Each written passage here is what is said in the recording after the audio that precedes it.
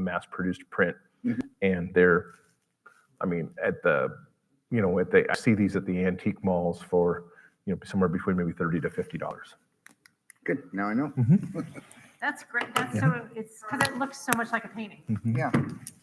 Well, and I'd put it up for sale on buy sell trade. Right. And a couple people from Seattle said, "Hey, you better get that checked because it might be worth something." So I was like, "Oh, okay." Yeah, it's beautiful. Yeah. Yeah, it's aesthetically very pleasing, and that to me is fascinating when people bring those into the gallery and Grant looks at it and says, "Oh no, it's a print." I'm like, "What? No, it's a painting." Yep. So yeah, no, it's a very nice looking piece. Yep. Thank you.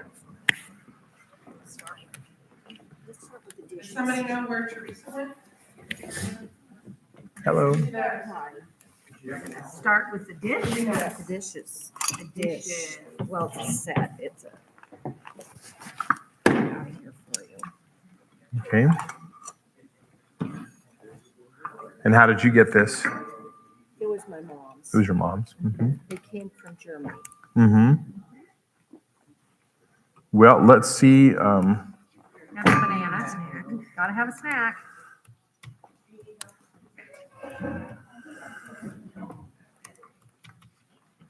Looking at a set. I know.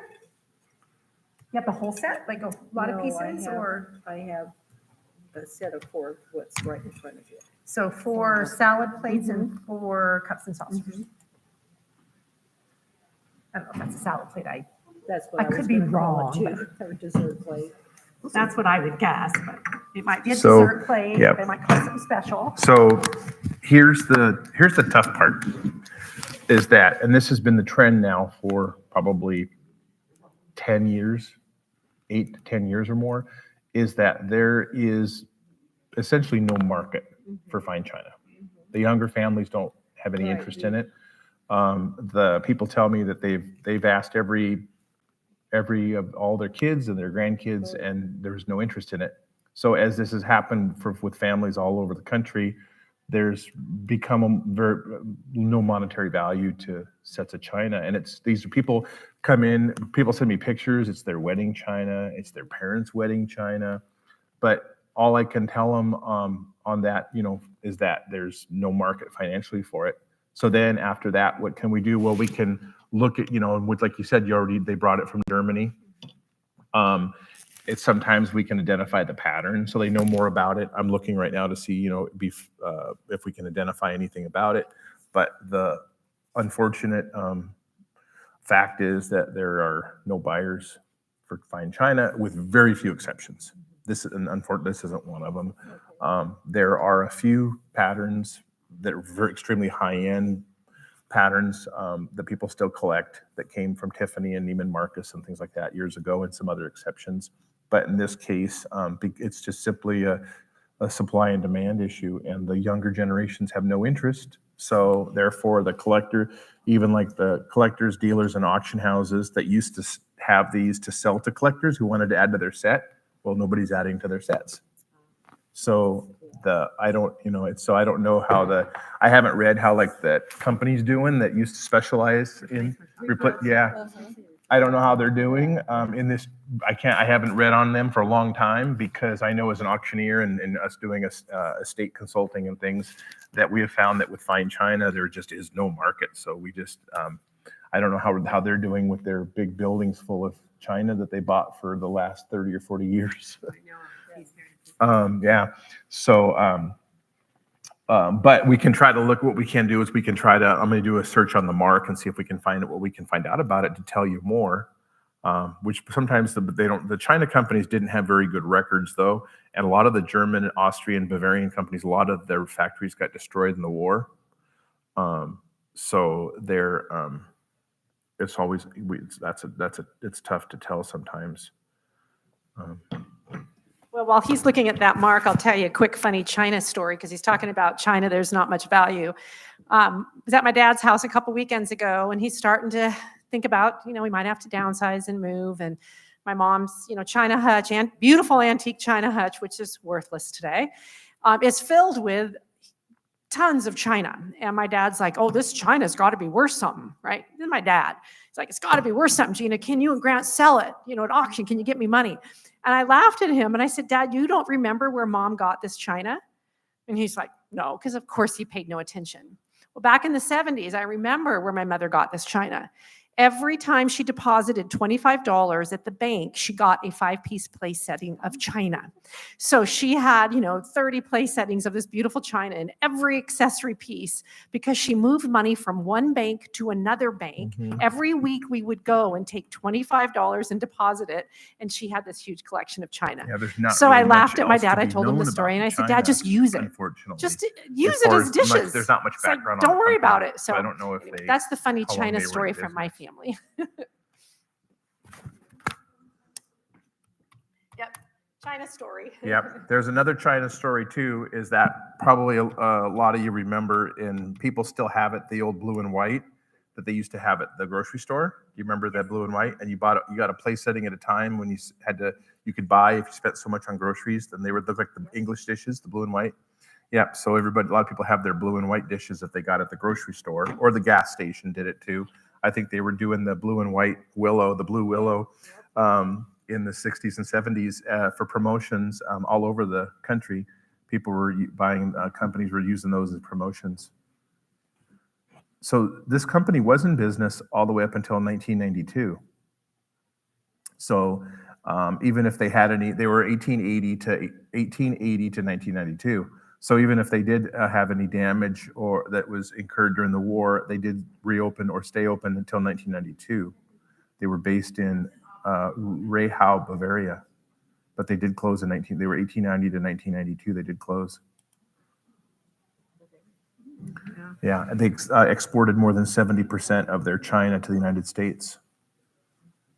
And they specialize in tea sets, household dinnerware, like this, animals, figures. But they actually closed long before we had this big drop in fine china. They closed in 92.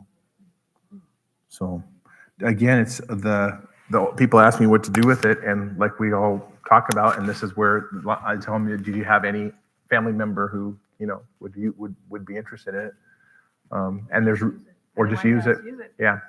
And then they ask me, there's otherwise, as far as there's no reason to add it, have any, no reason to put it on your, any sort of an insurance policy or anything. It's like, it's just utilitarian. It's got to the point where it's just like your other dishes. Next time you have dessert and coffee, use it. Can I have water? There we go. Mhm. And I have 2 more seconds. Sure. Yeah, of course. Yeah. So Have the water. my dad thought he was stationed in Korea. Oh, yeah. So this would have been, he would have brought this then in the 1950s or 60s. Yeah.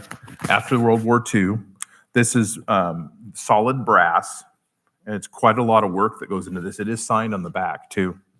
And this is from Korea, post World War II, and they have the export stamp on the back, made in Korea. So these are these were typically, so these were made by artists to sell to tourists, but also to sell to locals and things. This is what was made then to be a wall plaque, but this is made out of solid brass. And then they call this high relief. So this is all, raised features on this, and then finally polished on the edges there. You can see on the back all the work. So this is all hand pounded on this brass. So this is all hand worked. So that's what's nice about something like this, is this is all hand worked, typical of anything you would have bought at this time from Korea, Japan, China, any of that. So anything like this is all hand worked by somebody. And so a lot of work went into this. Unfortunately, brass. And it has the string on the back to be for a wall plaque. Unfortunately, the brass works metalware is not real popular. Yeah. So the two of the common metals used for wall plaques and display items from this period are going to be pewter and brass, but they're not really as collected as copper and silver for whatever reasons.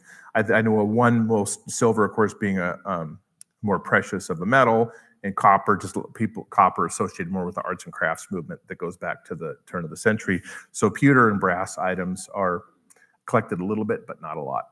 This is something like this in an antique store would only be maybe somewhere around $50 to $75, just because not a lot of people collect the brass items. Thank you. And Mm-hmm. then we have one more. Mm-hmm. Does brass have any metal value? Yeah, very little though. Yeah, they're about to, but yeah, a little bit. There's the. Yeah. Yeah, it's lamb. That's nice. Caracol lamb. Oh, nice. Swakara lamb. Yeah. Black line. Yeah. Mm-hmm. And then it was, what I was told was the collar was a mahogany mink. And well, you'll see it on your thing. Mm. It was supposed to be South African. Heavy. I mean, this Oh, coat, yeah. like 10 pounds? Oh, yeah, I put it on myself. 5 pounds? I mean, it's heavy. We're used to puffy down, right? Mhm. Nothing. Yeah. So so what we have here, this is a Canadian lamb. This is made out of Swakara lamb. It has a mink collar there, and you can see it's beautiful on that Swakara lamb. So it has just the fur collar. It doesn't have the wrist cuffs, just the collar there, and so it's. And I see there are some that have sold before. So, and of course, we don't have really any. It's a beautifully made in Canada, beautifully made. Yeah, it actually was, I inherited from my mom, and it was her sisters who lived in Germany, and it was tailor-made for her, is what I was told, in Germany. Mm-hmm. And then when she passed away, they shipped it over to us. Mm-hmm. Yeah. I do see I do see there's been some that have sold at auction of this coat, and they're selling for somewhere between about $250 to $300 when they go up for auction. Does the fur take value away from it, or? The fur probably would just, what the fur would do is it wouldn't take away value, but it would take away some of your potential buyers. You may have, if that was in a vintage clothing store, for instance, you may have a certain percentage of the clientele that would want the one that doesn't have the fur collar opposed to the fur collar. You'd have some people that would be okay with that. It would, but it would limit your your buyers. Is Michelle here? A good place to sell would probably be Aspen. Michelle Taylor? I think they're okay with fur and Aspen. Yeah, yeah. At the ski resort? Yep, yeah, exactly. That is beautiful. Thank you. Yes, and I'm sure very warm. Oh, well, yeah. Mhm. Wait, yeah, tired of packing it around. It's Yeah. Very heavy. Yeah. Okay, Thank you. Thank you. is this next are the bronzes? Yes. Okay, so, Is there an issue there? This one is actually lighter. Yes, I think that's- okay, I'll come over to you. Mm-hmm. Are you Michelle? Are you Michelle? Okay. Oh, yours. Who knows? Where'd you get these? Have no idea. Okay. They are inferred out. Turn off my ring Oh, bell. Larry's things? Is that Larry's things? Yeah. Yeah. Okay, that's plaster. That might be why it's more heavy. Okay, yeah. Yeah, so these are, let me see what the marks on both are these. Yeah, they both have the same, so these are, these bronzes, these are decorative Western bronzes. These are in the style of Frederick Remington or Charles Russell, but more of a Frederick Remington style of. So these are made by a company called Austin Productions. They're dated 1978, 1979. And what this company did is they replicated this is right about when the peak of Western bronzes were as far as decorating. I mean, price-wise now, an authentic Western bronze is worth more than it was in 1979. But these were to replicate the look of a Remington bronze for a fraction of the price. These are both actually plaster molds. So they did these so they would be affordable to sell to at a lower, much lower price point than a bronze. So if you can see on the bottom, they're just strictly plaster. Yeah, they're strictly a plaster mold, and then they did applied a bronze like finish to them, but they're and they actually put. I don't think they did anything copyright violations or anything because they did actually put Austin Productions with the date on the back. So these were just strictly plaster copies to give you that look without having to pay the price. And so you said one has a little chip. Yeah, this one's got a pretty Okay. big chip. Yeah, pretty big Here, chip. back here, Yeah, I would be and here on the nose. okay. Then I would be surprised to see the one with the chip sell for any more than $50 to $75, being that's plaster. And the other one, if there's no damage, you might be able to squeeze maybe 125 out of it. Again, because it still gives you that same look of a bronze. Yeah. Because a Remington bronze, even one from the 1980s, is going to run you like $1,000. So this is for $50 to $100. It gives people that look of a Western bronze, but they're a cast plaster mold product. What would an original Remington bronze go for? Millions. Original, Millions. yeah. Okay. Yeah. Yeah, no, that's cool. Gosh, what? Yeah. Look, Yep. Absolutely. and people look at them all the time in Yeah. the store. Yeah. And they So- just think that, oh my gosh. Yeah. Yeah. Let me take, They yeah. underpriced it. What are you checking? To see if they had any that sold recently. I'll try again. Is it Michelle Taylor here?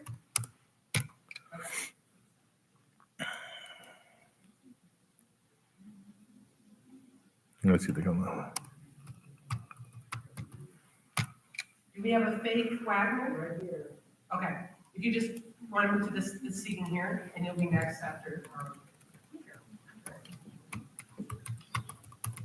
I've seen lots of these over the years. I was just going to see if I could find one that was, Recently. yeah, recently. Yeah, oh, cool, thank you. But I've seen lots of them. Yeah, when Larry's family brought it in, we were like, what are they? Because they bronze, but they're not bronze. And they thought they were Yeah. initially. Yeah, here's one that sold for $125. And this was the bronze style, they called it. That was a horse and jockey, but they're all going to come into that same category. I mean, if they have damage, they're going to be under. Descriptor, bronze style. Mhm. Yeah, well, because that's what they did. So they're plaster, and then they did apply that bronze The bronze look. look Yeah. to it.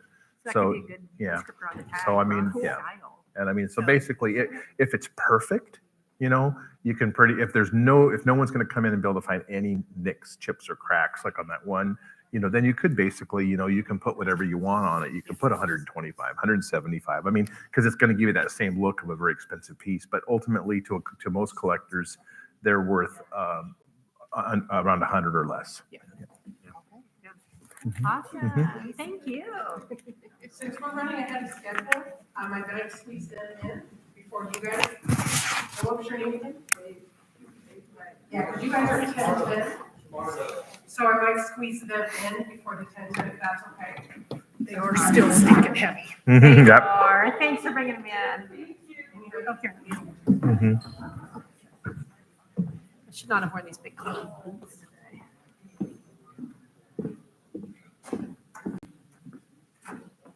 Did you try the front? I thought, okay. Then we're okay. Okay.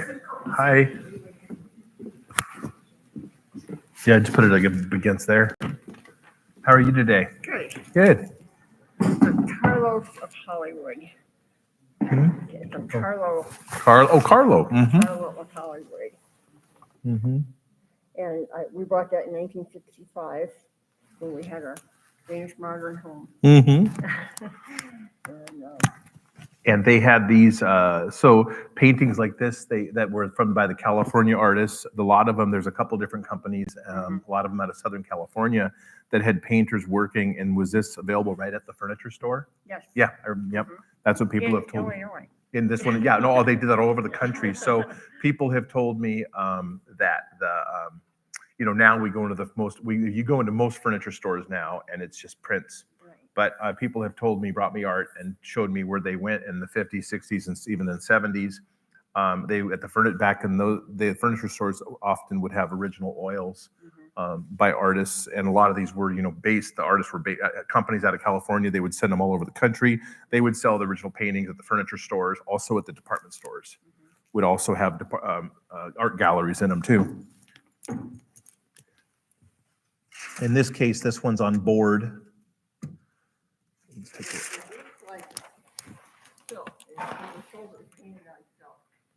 Yeah, so this is actually, no, this is painted on board.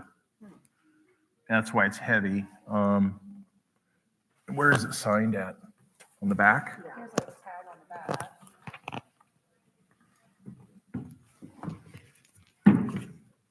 Oh, right there. I don't know. Yep, hand paintings by Carlo of Hollywood.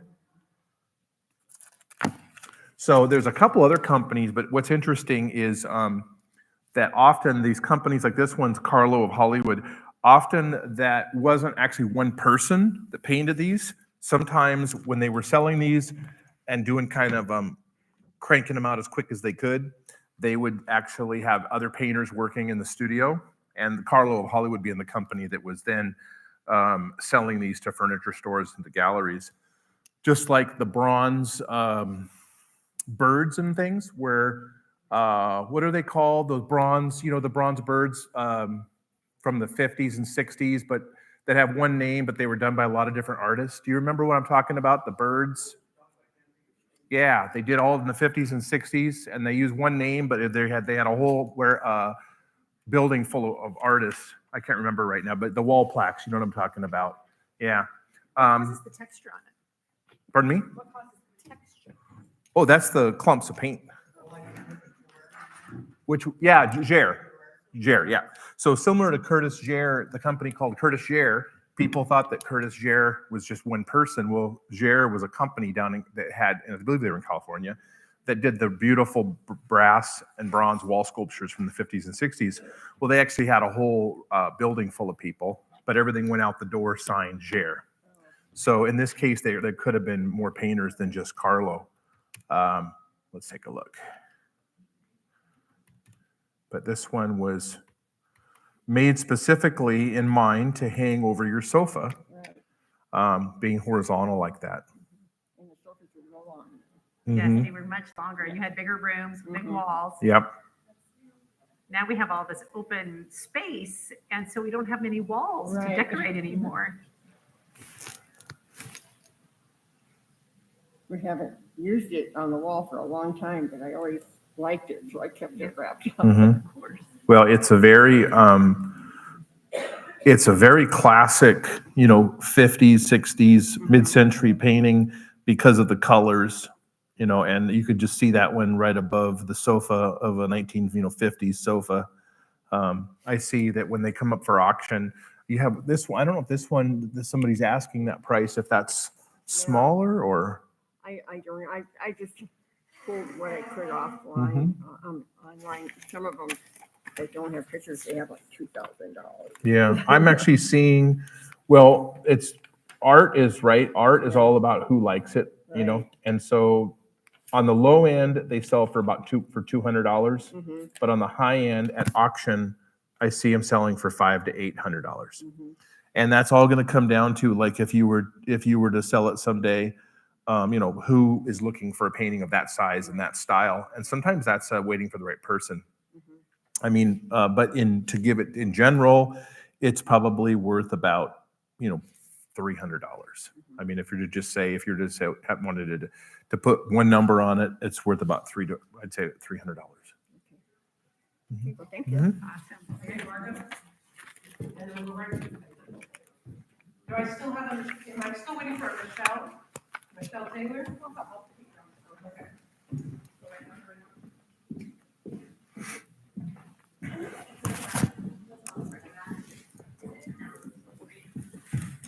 So exciting. Yep.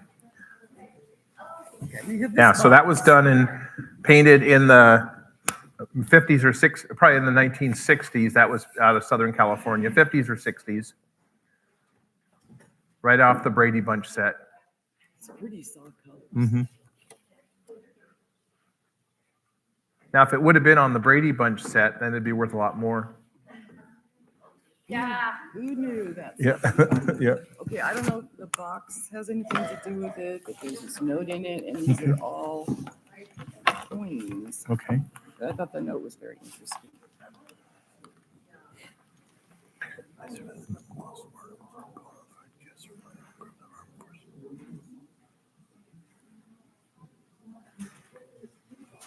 Okay, so this is like a customs waiver. Certified that the enclosed articles are bona fide gifts from a member of the armed forces on duty outside the limits of the United States and under public law are entitled to free entry. So this is like a customs waiver. So they didn't have to pay any customs or go through customs on it. So basically, I'd never seen that form before, dated 1943. So this is World War II. And somebody declared these, or somebody shipped this back and was able to get a customs waiver form. And how'd you get this? In a lot of stuff.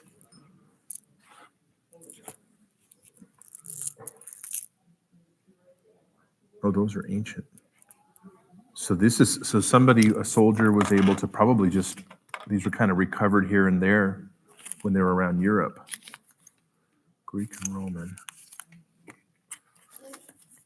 Roman Empire. Oh, that's interesting. Yeah, those are all authentic Roman coins. I don't know anything about Roman coins.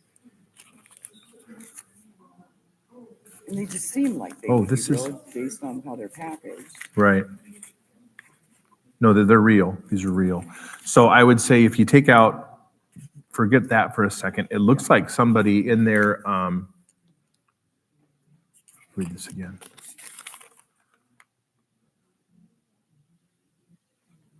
And you got these in a lot of stuff that you bought, yeah. So no one to explain. Right. The mysteries.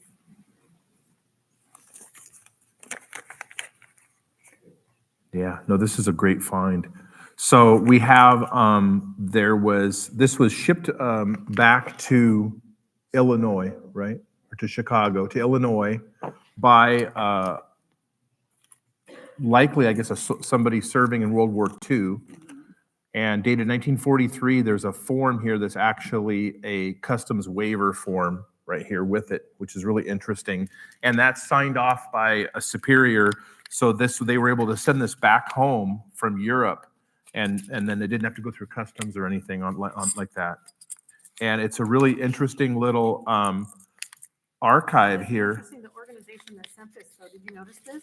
EVAC Hospital. EVAC Hospital. EVAC Hosp, right? That's what the 128th EVAC Hospital. I wonder if Maybe he was in the hospital.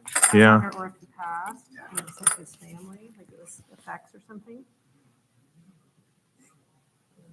Yeah, so we have a great little find here I'd of, love to hear that. so somebody, it's really not, in this case, we don't know how they got them. And it's not something where we need to immediately jump to any sort of conclusions, because a lot of times they were able to get things. Sure, some things were found in abandoned buildings. It was wartime, but also there was a lot of soldiers, people that were collectors that were able to go around and collect things when they were traveling abroad. So, but what we have here is they were able to collect ancient coins, gather up some ancient coins when they were in Europe. And so this one here is circa 325 AD. It's a Constantine II ancient coin piece right there. And so, yeah, these are great. So we have the Roman, these are all Roman Empire. This one mostly 4th century AD. And so they're going to be fragments when they're authentic like that, because these are, things that were either found, dug out of the ground and things like that.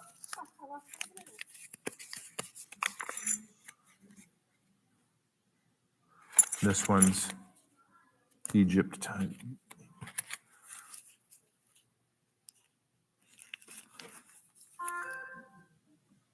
Oh, Hadrian. Can I open that? Yeah, we haven't even opened them. Yeah, these are really interesting, because what we love about this is just finding them like this is we don't have to have any really any reservations about authenticity. And we love to hear that. Yeah, when you find them like this, look at that. Get to say that. Yeah, I know, because I even had a collection, an estate in Spokane a couple years ago, where they had actually bought a bunch of Roman coins like this from one of the shops in the Jerusalem. And they were like, it was from one of the shops in Jerusalem that they'd bought them like 10, 20 years ago, and they were all fake. Bought right from a shop in Jerusalem. So, but these we can see, these are authentic. Yeah, that's a great find. Now, the thing about these coins, the thing about the Roman and the ancient coins like this is you probably have, there's a lot of different variables and factors and research that would have to be done. So you have some coins that are worth $15 to $20. You might have some coins that are worth $150 to $200. You might even have some big finds in here, but it's not something I know enough. It's not something I know enough off the top of my head to right away say, "Ooh, this is the best one." But you do know enough to say that they're Authentic, good yeah. find. Yeah, it's a good find. Yeah, it's definitely, I know enough to say, I mean, these are absolutely authentic and it's a good find. Yeah. I mean, is it something, it's a good find. No, What would we take then? we actually sell these. Yeah, we actually do. So I don't know if you've seen our auction house on advertised before. Okay, so I was in the Seattle market. We met before? No, we haven't. Okay. So I'm a third generation auctioneer. And so, okay, yeah. And so I was in the Seattle market for 25 years. And then Gina and we moved from the Seattle area to Davenport outside of Spokane 8.5 years ago. Yep. And because we bought a building there, and because what happened is in the auction business is it's completely transitioned to online bidding. Even our customers that have offices across the street bid from their offices when they can actually come up, but so, and our auctions are on multiple online platforms worldwide, which is things like this we ship all over the world through live auctioneers. I don't know how much online bidding have you done, but all of our auctions are on live auctioneers, Invaluable, Auction Zip, and our platform. And so we gather things from people all over the country, and then we ship things to collectors all over the world. So could we bring things to Davenport then? Yeah. Mhm. Okay. Yeah. Because we did go on the roadshow in Spokane, and we have. I was there. painting. Okay. Anyway, he Yeah. says it's worth about $5,000, but a way to sell it. Yeah. Did you make it on TV with that one? No. No. Okay. Yeah, I was there. Was it the first time or second time Spokane? This was the first time? I don't know. Our second time we were in Spokane was about 10 years ago. That's probably. That was it. Okay. At the convention center. Yeah. Yeah. It was. Yeah. Okay. So I was there that day at the sports table, and I did a Triple Crown tray that ended up making on Good Morning America that day, or next week. No. So what we do is The wrong stuff. Yeah. Is so I've sold coins for a lot of money, and yeah, we do coins. I have a big coin submission at the coin grader right now for a family from Montana. And so what I do is I research the coins, and then we put them up online worldwide so that people, wherever they're at in the world, they can bid from their phones or on their computer on these things. So if you were interested in consigning these coins, then we would be able to. Gina can tell you about that, how it works, and if you wanted to consign those to us, she could even write up the paperwork, and we could take those today, so I can start researching them. Yeah, and then because then what I'll do is once I research them, I'll send you an email about my fines are. Then we can put them in an auction, and then as far as other things too, you can come out and see us. We're there. We have a staff of 5 of us. We're there every day, researching, cataloging, doing all that. We have some Native American things too. Things that like this, I just put away till the right time to ask. Sure. Yeah, I and hate to so sell anything I don't know what it yeah, is. and so. This is fascinating. Isn't It it? really is. And I haven't found it yet, but I will because I like to dig into this. This is the soldier. That's his name. He's Thomas Dawkin. And that's his W number. I mean, that's the soldier. And the organization that sent this was the evacuation hospital and the APO address. It's a little hard to read on this, but I suspect he might have died in service and that this was sent. And that's why they sent on it his customs behalf free. to the family. And that's why they sent it customs free. Yeah. I suspect. I don't know for Oh, sure. yeah. He was either injured or he was deceased. Mhm. And we probably Because the bought it merchandise the came family. from the evac hospital. What's Yeah. the name on that box? Assuming that's the correct box. I think it is the correct box. Mm. Let me It's see. got the postmark on it, Chicago. So we'll talk. So let me talk a little bit real quickly too before we get back to more appraisals. Because people tell me we forget to talk about that, about us more, about everything. So Gina and I are here. We run our auction company and called GZ Auctions, and we're in Davenport, Washington. And because it's a wonderful place to live, and we get things from people all over the country, and we ship things all over the world, and our auctions are powered online on multiple online platforms. So we're here today as volunteers, to help raise money and awareness for the museum.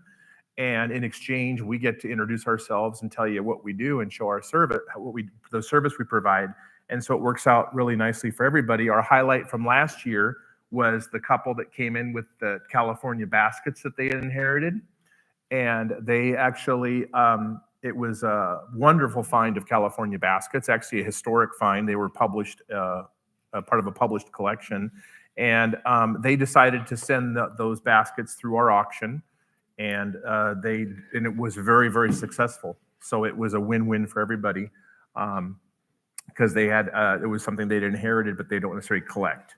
So so we, if you check out our website, you can see the great results that we do for people. This is, that's a baseball card that a lady brought into the TV show, and I appraised in Green Bay, and then she decided to send it to auction, and it sold for almost $50,000, and that was like 10 years ago. Now they sell for more than that. So we put things online for people. I know, yeah, and so there's going to be, I know, and Jake Paul wants to sell his $5.2 million Pokemon card. If you got 5.2 million sitting around, We know. I know. So anyway, so that's what we're talking about. We have the mic on today because we want everybody also to hear about what we say about things. We've had some things today. We've talked about where the markets are almost non-existent with some fine china. We talked earlier about the some of the controversial items such as Black Americana and elephant ivory, and we'll talk about more about those things today as they come in. And then in the case right now, we were just looking at a really interesting and exciting find of ancient coins that were mailed back during the World War II to a what looks like a soldier's family. And it came from APO 230, which was the Army Post Office for the first United States Army during World War II. Mm-hmm. And so now in this case, and so now in this case, after 80 years of these coins sitting like this in this box, they've decided to have us take these to auction. So now we're going to go through and sort them and research them and catalog them and then put them up for auction. And so collectors all over the world are going to be able to have a chance at these. What kind of coins were those? These are ancient Roman coins. So would we have been on TV? With these? No, because the Roadshow doesn't do coins. Okay. Yeah, because the coins are hard and there's security Everybody issues. turned in for their tickets for Roadshow. Too much to know. Salt Lake Yeah. City is not too far. Now, as far as anything else, and then anything else anybody has today, you have your items today. Now we're going to go through and tell you everything we know about the item. And then if you have anything else you ever want to send us pictures of or pick our brain on, then you can just call, email, text, or come on out. Like we made it here yesterday in like an hour and 20 minutes. And of course, yeah. And we did, yep. And we did, although I didn't get a chance to meet Larry, we did sell lots and lots of antiques for Larry Tracy's family a couple years ago.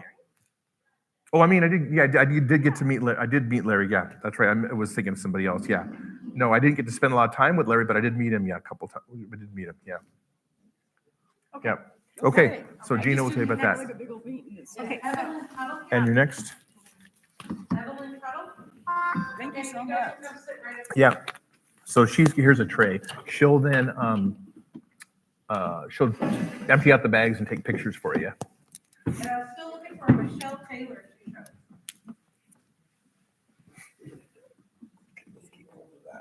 Mhm. She's going to actually take pictures too for you of everything. Oh, perfect. Yep. Yeah, plus authentication. Yeah. For grading. But if any, yeah. So the other aspect too, that anytime we do, there's a lot of things that can fall into this, but on the case of the coins, we were talking about the authenticity. It's, I don't have any question with the authenticity of those being the origin and everything. And then you'll see those sometimes if you look at our coin auctions, you'll see that there are some coins that are graded and slabbed and some that aren't. And in those cases, that's something that I'll let you know if it's, sometimes it's worth spending the $25 or $30 to have an ancient coin authenticated and slabbed if it's worth a lot of money as a result. So that's something that we let you know too. Okay. You didn't have an approximate value though for everything? Boy, that many, it's hard. I mean, yeah, because I know everybody, that's what everybody's here for today. My prediction, oh gosh, that's so hard looking at. Well, I'm not going to hold your. Couple $1,000. Okay. Yeah, and again, that's a hard, but I got a pretty good math memory. Just want a bidding war, right? Exactly. So I need name and Hi, Charlie Russell. How'd you get it? My dad Mm-hmm. bought it The main back thing is that's what in the 80s. Mm-hmm. Yep. Wait, don't do Yep. that. And we can set it right here. And, Yeah. But it does. yeah. Yep. and- oh, and we have- So this is a Charles Russell. This is a print on canvas. So we just had one of these a little bit ago, but this is a little bit different than the one we had. So of course, Charles Russell, the famous Montana artist, we're actually going to be doing a volunteer event. If you know anybody in Great Falls, to raise money for the Foundation for Montana History, we're going to be doing an appraisal event in Great Falls coming up in the fall. And that's going to be at the Charles Russell Museum. So that's going to be really exciting. That's going to probably be our biggest, again, that's me and Gina and another appraiser volunteering our time to raise money for the Charles Russell Museum in Great Falls. So this is post-World War II. Actually, they said they got it in the 70s or 80s. Based on the materials, it's probably, I would say, It says right here. well, he is when the original image was done. This is a print. So this is a print on canvas with simulated brushstrokes. So we talked about this earlier with somebody's piece too. So what they did, these were mass produced and then sold at department stores and at furniture stores and so forth to give people an opportunity to have a piece of Western art to hang in their home that wasn't going to cost an arm and a leg. An original Charles Russell oil painting, the last two that I saw sold for about $3.5 million each for Charles Russell original. So this is a print on canvas. This was produced much longer after he passed away. So this is probably printed. This is probably made in the 1970s, like we talked about, maybe 60s, but between the 1950s and 1970s. It's a print on canvas, and it has simulated brushstrokes. And again, this is to make it look on your wall like it's the look of a real painting, but it's a print. So what they did is they simply took varnish and they would use like a paintbrush. And so that way the strokes of the paintbrush that they applied the varnish with almost makes it look like the same brush stroke with an actual painting. So it's a decorative piece to give you that look of a Charles Russell for 99.9% of the people in the world that can't afford an actual Charles Russell. A print like this is a nice size one, real pleasing image. But again, it is just a print on canvas and there's nothing hand done about it. In an antique store, it's about $150, maybe $200 because it is just a mass produced print on canvas. Similar to what we call a giclée now. It's a nice drive in the summer, or it's a- Maybe $150 to $200 At an antique. at an antique store, yeah, retail. It is an auction. It isn't something that we auction because in order to kind of get that $150 to $200 for it, it's something that somebody's going to place in an antique store or a consignment store and kind of just wait for the right buyer, the right decorator. It's not something our clientele would necessarily pay that for. Okay. Yeah. Okay. And we're the next, I got the next ticket. Sure. All right. So yeah. And the next ticket is this. Okay. This does not have no insignia on it. Okay. This was a, you want to sit on that? This was passed down from my mother, my grandmother, to my mother, and to So I me. just texted those So I know we're looking at about 8 generations here. Yep. So something like that. That's what I we do don't, now, I- we and fill I, inventory. it's just beautiful. Yeah. So this is a very nice depression glass bowl. So this one, and we have the cherries and She the, lives here. So what's interesting is I was just looking at a piece the other day that actually was cherry blossom was the pattern on some carnival glass. What's interesting on this is we have the cherries on the base, but then we have flowers on the side. So it's it's not really consistently one pattern. But the depression glass, most depression glass is made in around the 1930s. This is, your pretty typical depression glass. There was thousands of different patterns made by dozens of different companies. But let me check real quick if we can see. But depression, so depression glass was made, mass produced to be very affordable. Let's see if I can get a pattern. And depression glass, as far as collectability, it had its a real good peak in the 80s and 90s. Started to tail off in the 2000s. Now it's it's a pretty slow market. Part of the depression glass. If he doesn't, Yeah, I know. See if this identifies the pattern. it shows delivered. Want me to send it to you too? Well, I'm the only one that has email on my phone, so I should have put it on mine. It's okay. What's your cell number? 509 Yeah, I'm not getting an identification on the pattern 8221. on this one. But the email should come to me anyway, so. It's not an email, it's a text. Yeah, see how it lights up too? Look at the Yeah, uranium I can't glass email the part of it. picture See that? Uh-huh. Yeah, that's just part of how that glass turned out. Seems opposite, doesn't it? Yeah, well, a lot of email servers have restrictions. So part of what happened with And the, images on a phone, a cell phone. I'm trying to see if I can find a pattern. It's usually pretty hard to find a pattern on the, well, maybe this is it. There you go.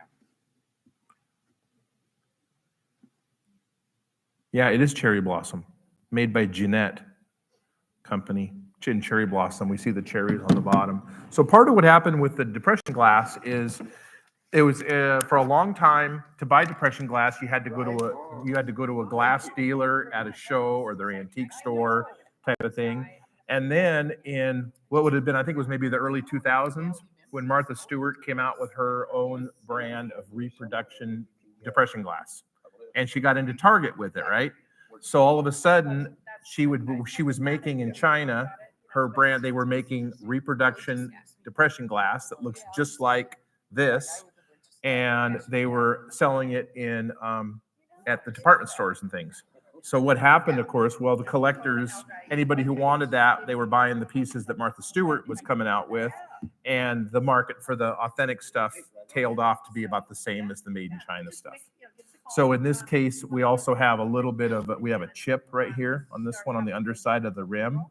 And so the state of the reproduction market affecting it and not as many collectors. Depression glass has kind of fallen into the same category as fine china, to where this piece has about as much value as you'd be willing to pay for it to use it for a fruit bowl, but doesn't have any premium collector value. So it's worth about $15. And so we were talking about like China earlier. And I have some glass bowls around my house that I've had for years, and I use them now because there's no sense in not to, and I use them for fruit bowls and things like that. But it's the cherry blossom pattern, but about $10 to $15 because of the chip. Mm-hmm. It's very pretty. It is very pretty, isn't it? How do they make things so beautiful? That's a mold. That's not a handmade, it's a mold. Yeah, it is, yeah. Awesome, thank you.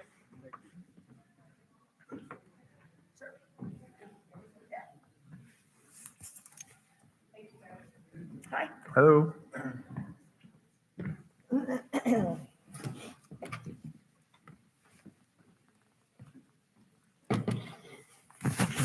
All right, so what can you tell me about this? Nothing. Okay. Other than it hung on the wall in my home ever since I was born. Know nothing about it. Okay, I'm gonna have to lay that one down over there. I'm gonna have to come out with my magnifiers. Let's lay that one over there. Got it? Yep. Yeah, just on that, cross on those tables is fine. I'll have to come out and.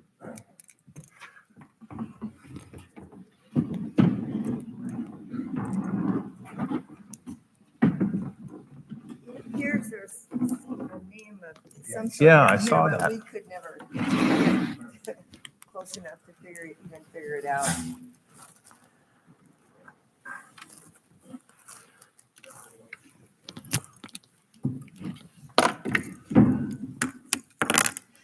So if you're just joining us, any questions, any of something that's on your brain while he's looking at this piece of art? No? No? Is this your first, who was here last year? Anybody? Quite a few people. So thank you for returning to the museum. They appreciate it. If you have any questions, don't hesitate to raise your hand. But we'll hopefully be able to tell you a little bit of something about your item or items that you brought that you maybe didn't know, and then hopefully put a value on it. And if you have the $1 million item, we'll have fireworks going off. No, I'm kidding. Yes.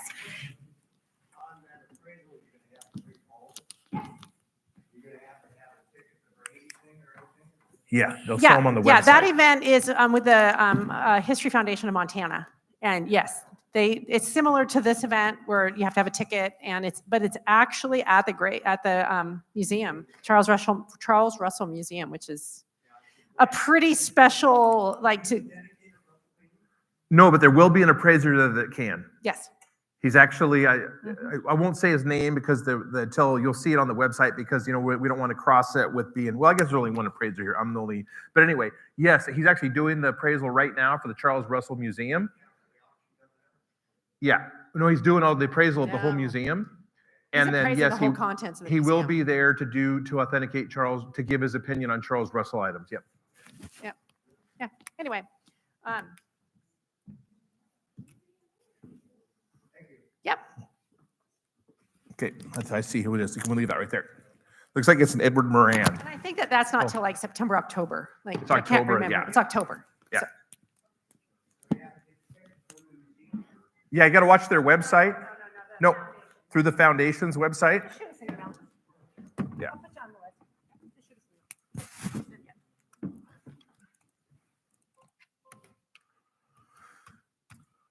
Okay, Edward Moran, right?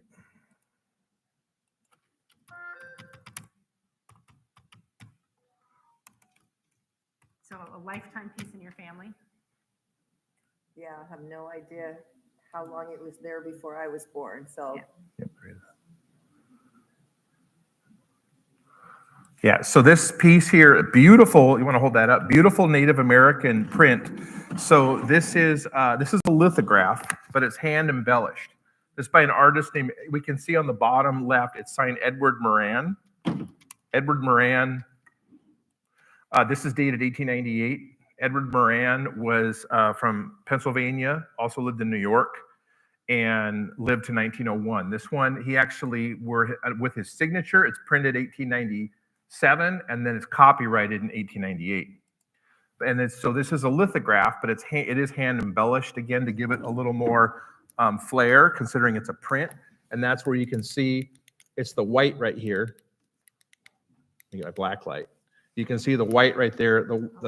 Is hand embellished. See how it stands out? The rest of it's just a lithograph. I mean, it is a lithograph, but there's some hand embellishing done on the figures. Yep. We And go it's- into the bathroom to turn off lights, so you get the black light off, painting, corrections, painting, and things like that. So on this one, you've got a couple things that are going to make it better than most of the lithographs from this period, is that it's a very nice scene with the two Native American men there, and then having some hand embellishing is nice too. But it is a lithograph, but it also, I inspected it, it looks like it's in really nice condition. I don't see any water damage or stains or anything. Let's see. I'll look for this particular image. Edward Moran. Yep, and it's a hand embellished lithograph. It's dated 1898. It was made in 1898? Mm-hmm. Printed in 1898.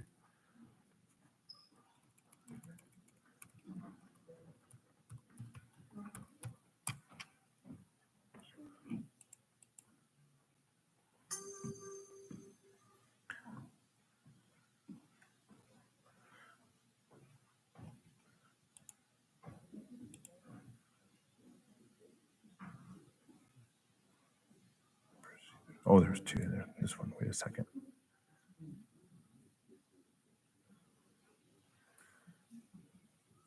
Yeah, so there's two Edward Morans. So I was just checking. Two artists that named Edward Moran. The signature, yeah, it definitely. The other one signed Edward Percy Moran. So as I talked about, the artist that lived to 1901 from Pennsylvania and New York. So, and he was Edward Moran. When you go read about him, most of his work were ships, and in this case, we have just the schooner ship in the back, and then the figures. So when you go look at his work, you'll see that most of what he did were sailboats and ships. This doesn't work. This was supposed to be a touch screen when they sold it to us. I got schnookered. Maybe a setting got turned off. No, I know, yeah. So if we see here, most of what he did, if I can turn this way. Let's see. Oh, now I messed it up. You can see, well, there's the one. Most of what he did, if you go look at Edward Moran, if you Google him, you'll see most of what he did was ships. In this case, he did get a little ship in there, way in the background, and then he has the Native American figures. So most of his work, though, are ships. So this is nicer, though, with the figures. What do his lithographs sell for? I didn't sort that. This one, because it's the Native American figures and with the hand embellishment, it's really, really a nice lithograph of the Native Americana for the time. I think it would probably sell for somewhere between $300 to $400. Which for a print isn't bad because it is just a print, but it does have that hand embellishing and it's a really nice image, very pleasing. So maybe, yeah. Okay, Edward Moran in Mhm. 1898. Yep. MORAN. Okay. Yep. Awesome. Thank you. Maybe I'll get some scratch paper so people could take little notes down. Yeah, I'll do that on your Scott. Mhm. Thank you. Thank you. Thank you. Okay, we have Carla, you're up next. And then Michael, if you want to come on down to our waiting spot. Sure. It is. Oh, yeah, it's you guys. You guys are fine right there. Go ahead and stay right there. Yep. Yep. How are you?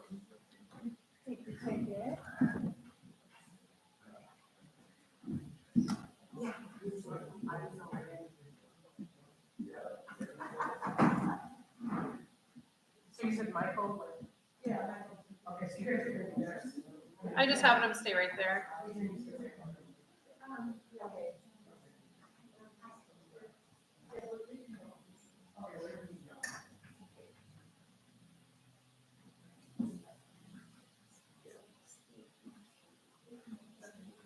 Okay. I'll get you a white table. Oh, is it? I didn't even notice. I'm gonna sign, I guess. So I had two cancellations. She is keeping her third spot. She sold 2 items. Okay. And then I'm gonna give you a white, I'm gonna get some scratch paper so people can keep notes. Yeah, that's what I did. Oh, well, I meant for the. No, I know. Yeah. Okay. So I will be right back with scratch paper, pencil, white. Someone is wanting sugar. Please, I have. There's a sugar. A whipped creamer.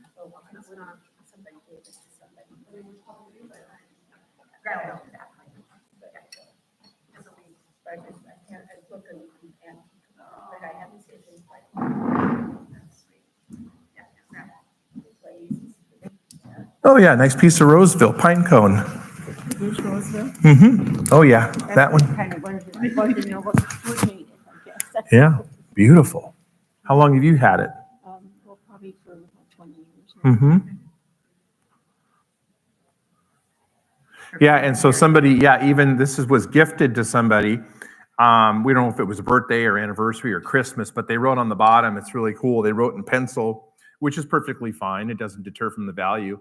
It says, from Aunt Janet, November 9th, 1935 on the bottom.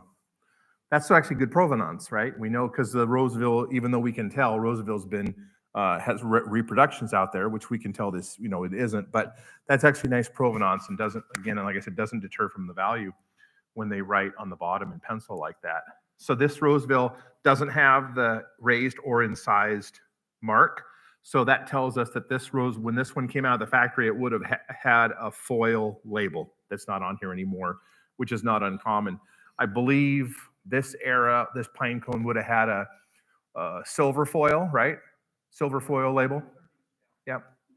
So it would have looked like a little piece, silver foil, like almost like the same as a aluminum foil. Yeah, little label that would have been stuck on the vase. Sometimes they did it right on the body of the vase. Preferably they put it on the bottom, but sometimes you see the person at the factory stick them on the body of the vase, but most of the time they stuck it on the bottom. So that's why it doesn't have the marks, is it came out of the factory with a silver foil Roseville sticker on it, is what identified it. So, and how they catalog the Roseville vases is by mold number and then by size. Often the size is included in the mold number. On this one, they have just the little incised numbers on that one. So we're going to look up this one then by size. And so this is going to be cataloged as probably an 11-inch is what I'm guessing. Let me take a look. And I want to say that of course, on all the Roseville patterns, they came in different colors. And I'm pretty sure that the pine cone in blue is the most desirable. Yeah, that's the.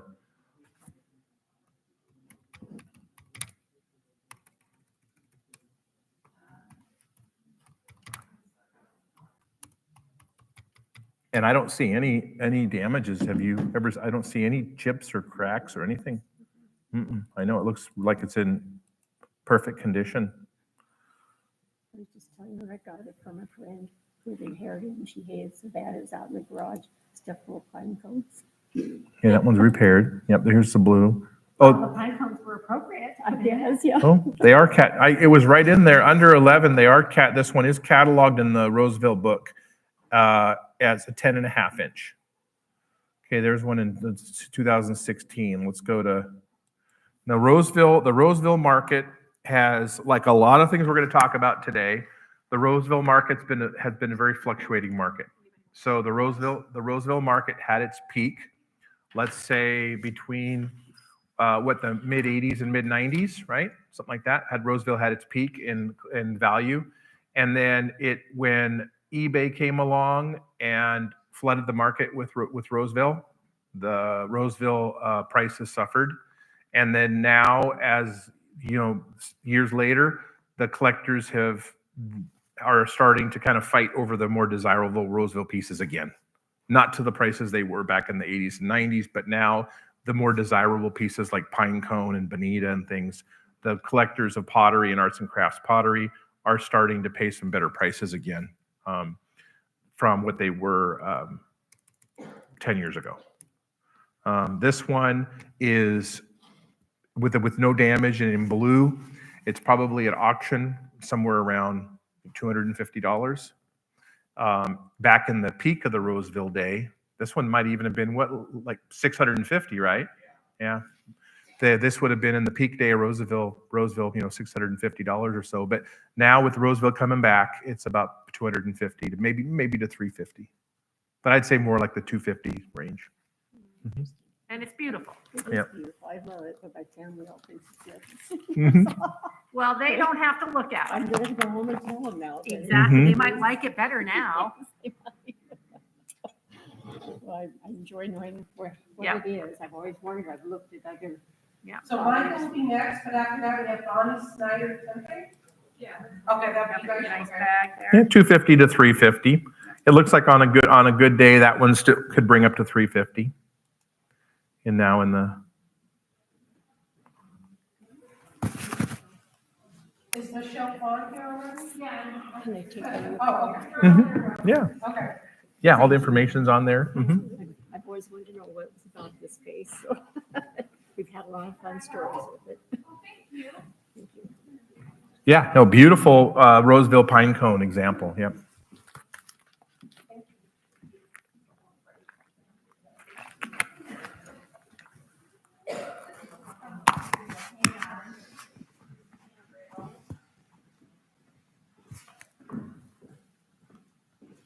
Anybody want to start?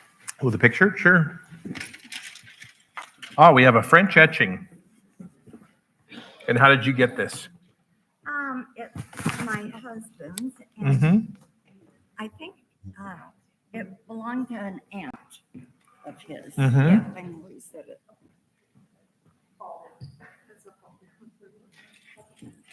Sabara. Okay. They always had very nice things. Mm-hmm.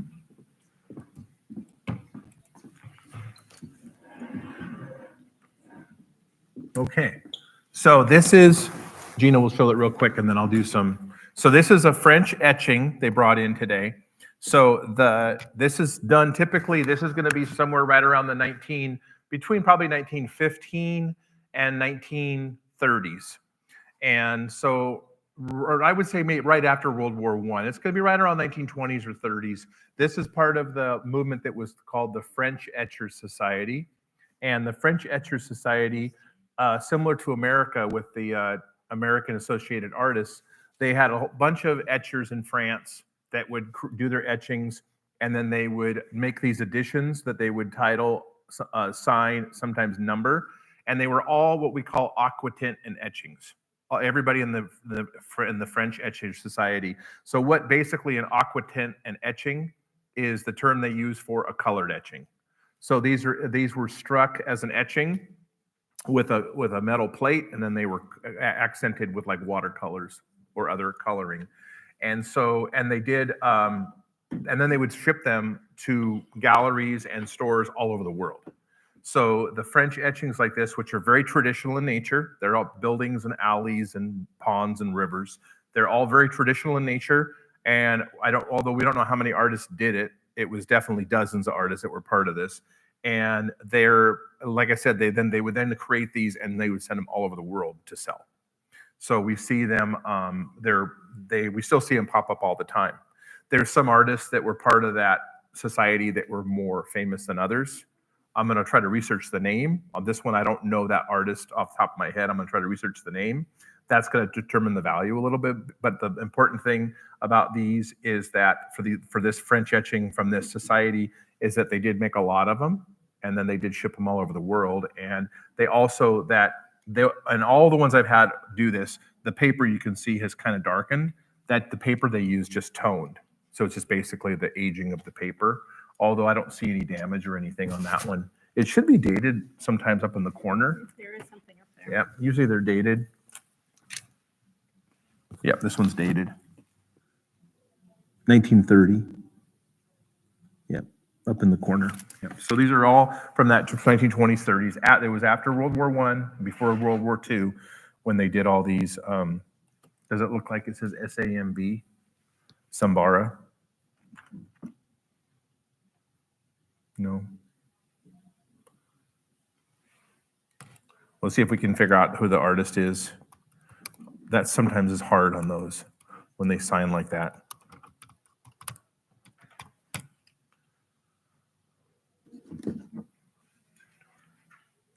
Is it right there? Yeah, that's the artist's name.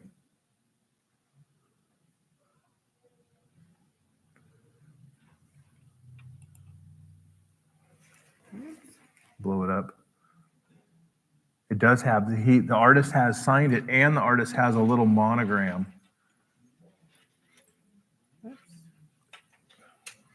SAMLB. Oh, Alberson? No. Oh, yeah, you know what? Is it? No, it's SAMLB. SAM. M as in Mary, Yeah. LB, ERTE. So, Oh, yeah. I mean, it's the big S, I know. right? AMLB, ORT, sound, Yeah. yeah.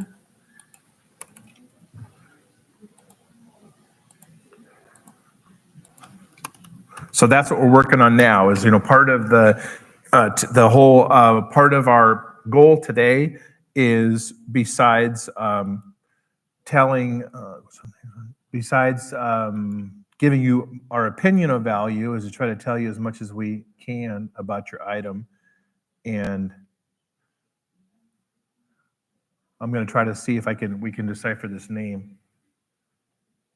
So it's, and specifically, I referred to it as the French, specifically, it's actually technically the Paris Etching Society is what it was called, this organization that did all the etchings at this time. You got it? Just a bunch of them. Yeah. Yep, they're, They don't have that. yeah. So it's always fun to be able to figure out the name. On this one, I can't. It's the way they sign it, it's hard to figure out the name.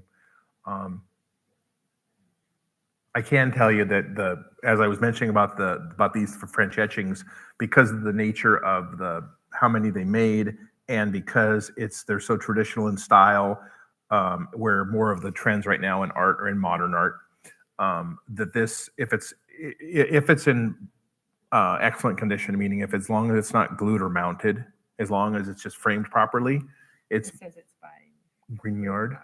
but there's no way. Not on that one, no. If it's framed properly, it's worth about $75 to $125 at the most.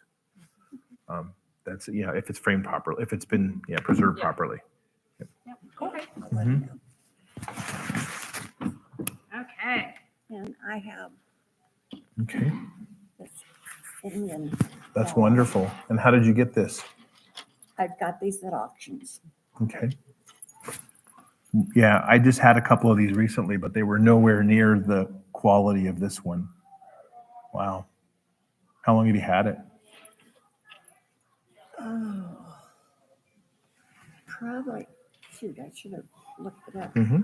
That's okay. Dale's been gone, what, 7 years, probably about 35 years. Uh-huh. Oh, wow. Was this a state auction or a specialty auction? One of the Allard auctions. Oh, I know. Okay, yeah, I know them. Mm-hmm. Go to, And it was, did they have it cataloged as planes? Plains. Yep. Exactly, yeah. Mhm.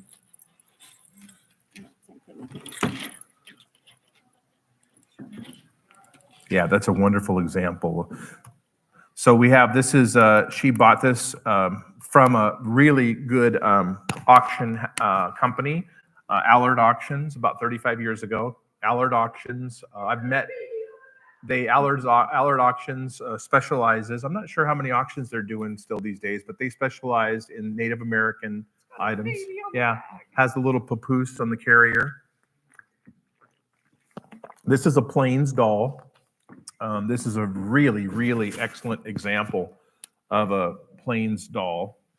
The condition is really nice. I'm still working on pinning down my opinion of the date and the value, but it has good age to it, but it's also in line with the age. The condition is really, really nice.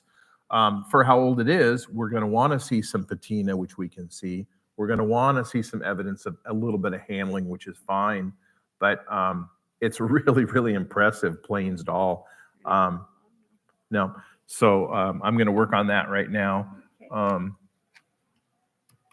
should have blown the dust off of her. Oh. Yeah, you gotta be careful, Yeah. right? She won't fit in my glass case, so. It's just so cute with that baby on the back. Yep.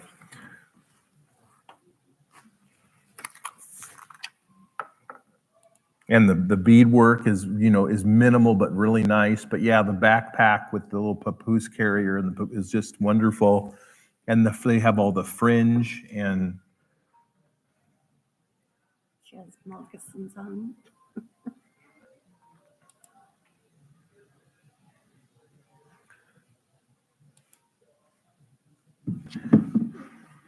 and the moccasins and Necklace and belt. yeah, it's wonderful. I'm gonna go to a different site too. I'm gonna think that for Allard, what I'm thinking, they probably Did they put it like 1910? Do you remember? I don't read. 1895 to 15 maybe. I probably have my catalog somewhere. Yeah, I'm gonna do some looking too. I think it's I don't quite think it goes to like the 1880s or earlier. I don't think so.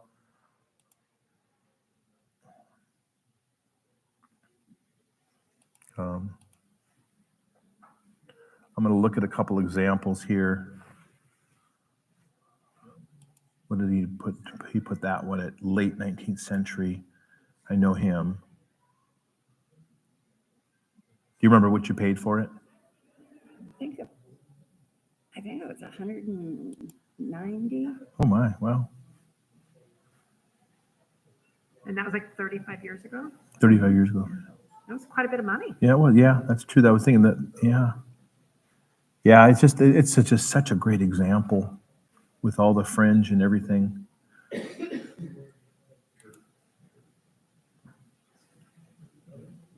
You really have to go on to here where you see the auction houses that deal in such the quality. And see, that's where you're getting older. So I think you've got to put this one at, let's see how that has the geometrics there. 13.5 inches on that one. Here's one that they did. Turn of the century, more beadwork. But how tall was that one? Because Danica would have done that one. Didn't say how tall it was. Yeah. So I'm looking one here that has more beadwork, but this one they called turn of the century. I'm leaning towards between like 1890s at the earliest, up to maybe like 1915, based on the materials. And there's a huge difference, of course, once you get before and during that period. Right. And I just did some beadwork last week where we had some things that were 1870s and 1880s. And then the price of put the difference into the things that were from 1900, 1905 is a huge, difference there. So I think this one's right around turn of the century. I think that they didn't give a size on that one right there. I think it's probably, at auction right now, easily like $800 to $1,200 in today's market. Yeah. The auction I went to, she was laying on the edge of a table with a bunch of stuff thrown over. When you go around and look, Yeah.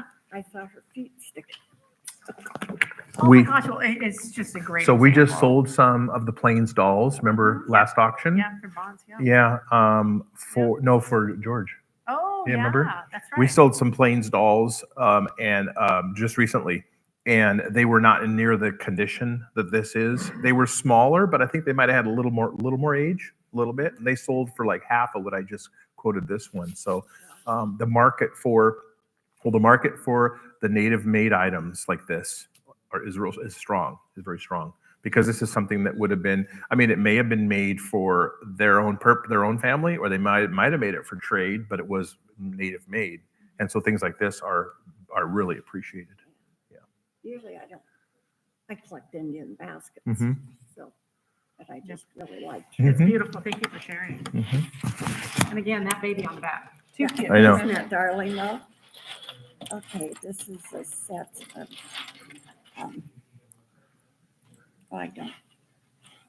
it was the awl and flint apparently was, couldn't think of flint. And this has markings on it. And then the for piercing and drilling, they have the bone. All case. Yeah, it has the all case. That's what that is. Yeah.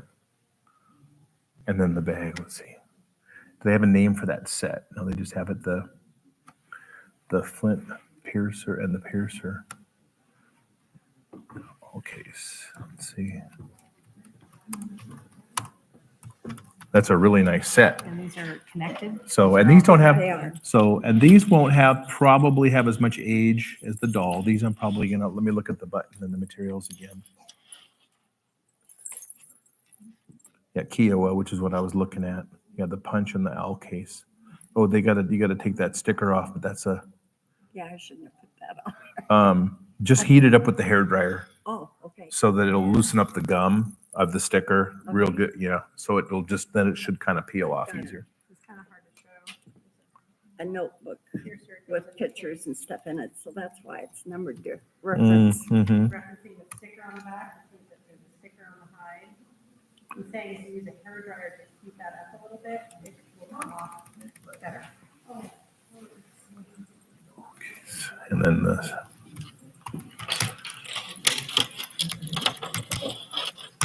Now, the good thing about that leather is that if it has a little bit of when you take that sticker off, if it takes a little bit of the finish off of that leather, is you can always just use a little bit of like shoe polish match. We'll do a good match with some sort of a shoe polish and just dab it with just barely, Like a Q-tip or something. Yeah, exactly. Like a Q-tip. Yeah. So, but that's just one of those, I get, Sure. overly. It's helpful. Okay. So now we're going to look at this set here. We have, it's a Strike-A-Lite. So you showed them already. Yeah. So this is what they call a Strike-A-Lite and all case right here where it has the all with it. I'd forgotten Mm-hmm. what it's called. Yeah, this one I'm looking at, it's a little bit older. This one's Kiowa, which we knew that when I saw that, and you saw your label then too. That, and that. The market, as I was just talking about a few minutes ago, the market on the beaded items has also been real up and down, and the only things that have really been really surging in price are the early beaded things, like 1880s and earlier, and then the pieces like this that are probably, this is probably from, it's really hard to tell, but maybe 1930s. Is definitely not. Definitely not 19th century. It's really hard to date these types of things. But this piece is, I saw your tag on there of what you I don't know if that's what you paid or what It is. yeah. And when did you buy this one? It had to be. Oh, my husband's been gone down there 30 years. Probably for this 40 years. Mm-hmm. And that was at a antique store, or was that an auction? Auction also. Auction also. Okay. Let me check one more thing here. So you then. wrote that tag. Yes. Stuck it on there. That's okay. That's okay. Is Laura Smith here?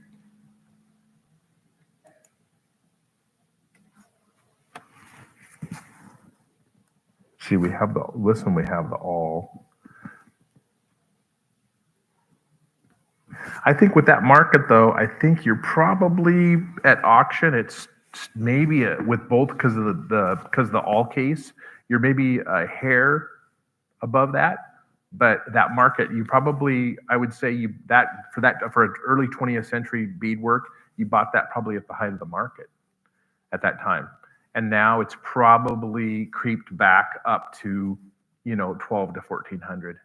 But on that one, I would say you bought it at the peak of the market, and the market's now kind of caught back up to what you paid for it.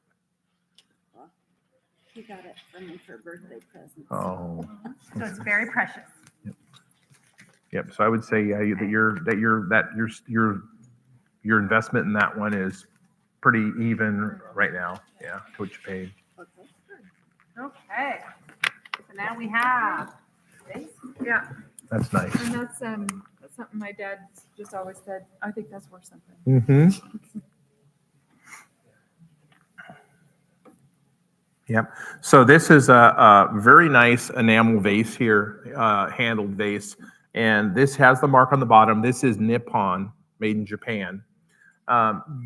Japanese antiques are really an interesting subject because we had it's really hard to fathom. So Japan, when they had their recession, and which has been now probably 25 years ago, I'm trying to think when it was, when they had their recession, their bad recession, nobody was buying Japanese antiques at all, hardly. I mean, it was just the market was stopped. Then when the market has come back up, and for all the beautiful craftsmanship that come in Japanese antiques, some of the metal objects, sterling and mixed metal things, have come back, and some of the 19th century important cloisonné does well, but most of the porcelain never came back and has never, and in fact the market, this is a little bit finer, has a little bit of an exception, but like the old Amari ware and things, there's almost no market for it. It's been really surprising how a country the size of Japan could have had their porcelain wares and things drop so much, but it did. But this is all, what's amazing, this is all hand enameled. This is all hand done. All of this work on top of what would have been a blank china vase, this has all been hand done. But for whatever reason, there just isn't a following for Japanese porcelain like there is for Chinese porcelain and for extremely high-end French and English porcelain. But again, with the English and French porcelain, they need to be, it's just the kind of the cream of the crop, the top. But so this vase, before that, in the 80s and 90s, this was a strong seller. Now they're not so much. Let me see what I can find comparable to that. It's all hand enameled. That's probably done in the 1920s on that one. So this is pre-World War II. I mean, that mark, I'm looking at the bottom. It's going to be between, like, I would say 1915 and 1930.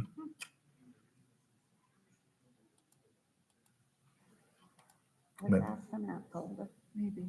She always had the nice stuff. It's really, the Japanese antiques, it's really been interesting how so much of their beautiful things have dropped to, but yet the metalware is still, and the cloisonné can still sell. I'm looking at that. It's just amazing how reasonable you can get something like that. Then I don't see any damage, right? It looks to be it's in good shape. So is that some wear, just the way the enamel turned out? And that's just the way the enamel is right there a little bit.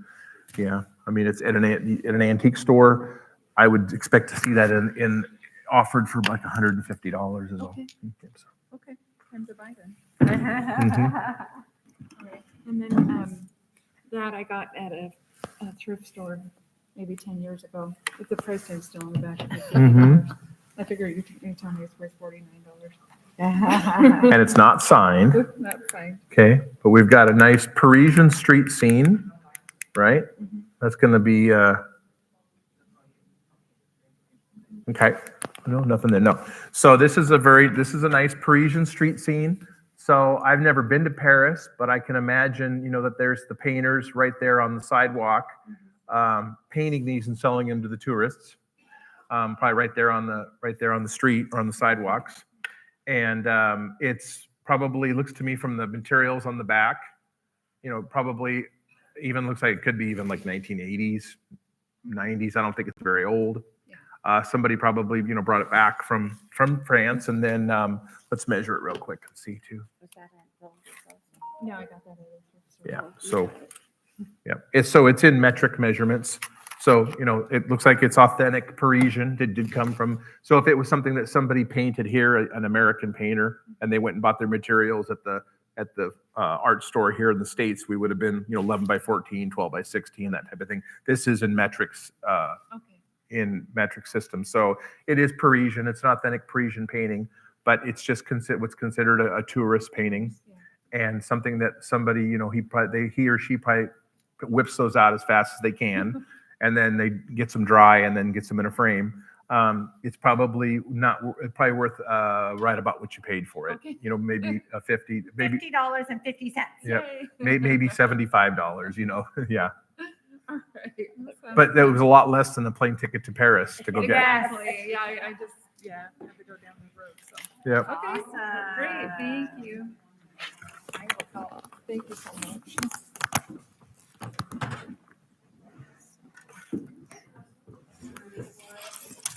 Thank you. Yeah, that's beautiful. Thanks for coming today. Thank you so much. Again, do I have a Laura Smith? Yeah, thanks for coming. We're gonna go ahead and move on to Dee Ramsey. We have somebody wondering, do you appraise the money? And we have a $100 very bill? call- Uh-huh. Okay. Yeah. I'm gonna sign up and pick the first call. Are you Laura Smith? Oh, okay, sorry, Dee. Laura's here. I thought your name was familiar, I was like, I touched the vendor. And you have your tickets? You're almost there, Dee. So she's going to come up and bring her paintings up. So, and then you guys can always grab a card and watch our auctions to see what kind of interesting things. We do travel all over the country as auctioneers, separate from the television show. Now, as you guys know, if you weren't here last year on the television show, we all of us appraisers are all volunteers. A lot of people don't know that. We pay for all of our own travel and boarding and everything to get that opportunity to go and appraise things for people around the country. And then when we get something really cool, we get to be on national TV for 2.5 minutes every once in a while. And so we kind of consider that a good trade. So, but we are all volunteers, just like today. We're all volunteers on the TV show. And we're going to be going to 5 cities this spring and summer for episodes for next year. So, of course, that's separate from today. They're real strict on how we talk about that. So we just call it the show when we're here today. But we know a lot of people watch us and follow it, and we appreciate everybody watching and catching all the treasures that come in. And then we'll be, like I said earlier, we're going to be doing a volunteer event for the Great Falls, for the Charles Russell Museum in the fall too, coming up. Yeah, for the foundation. That one, I'm sorry, that's at the Charles Russell Museum for the foundation. Sorry.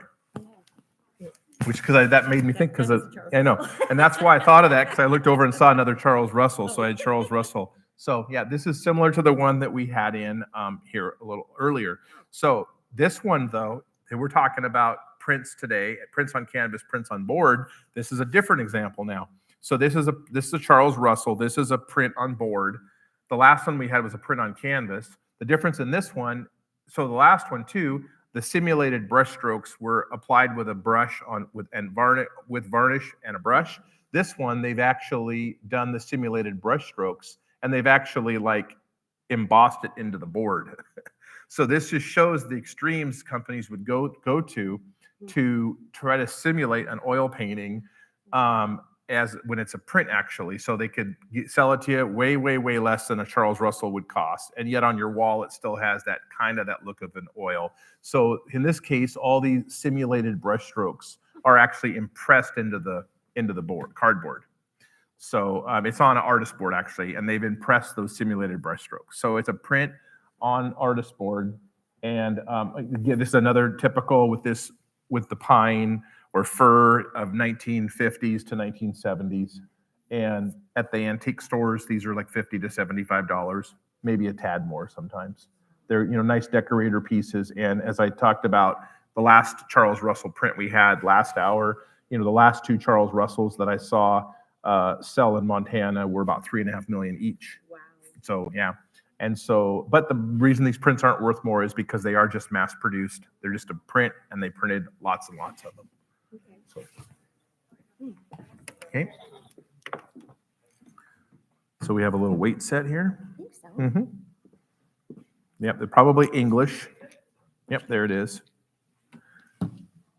Yep, this is a great little, so this is a wonderful little bronze nesting weight set. So this all goes in like this so that the vendor, the seller, could take this with them easily. So it's all like that, little compact. And then we open it up, and then look at all the different weights it has in here. Look at that on the little weight set.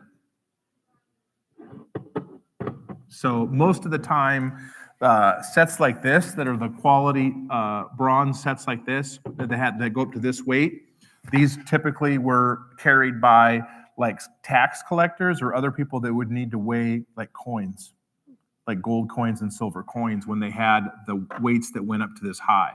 So now this actually, this is a big piece of bronze, but it's just like an empty cup.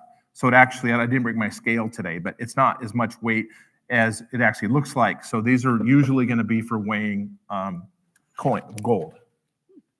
And something that was portable and they would travel with. Because the sets that had, for the people that weren't traveling with their scales, they had, the scales actually came in wood boxes, or sometimes even there was a row in the scale. So this is a complete traveling set.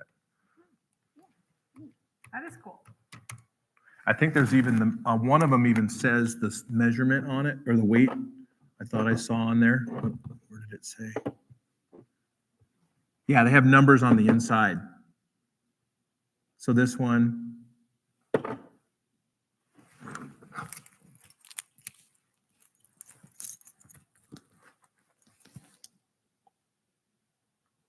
Does that one say? That one, some of them have numbers on them. Yep, this one has a number on it. So that one says like half. This big one, I think, says 7.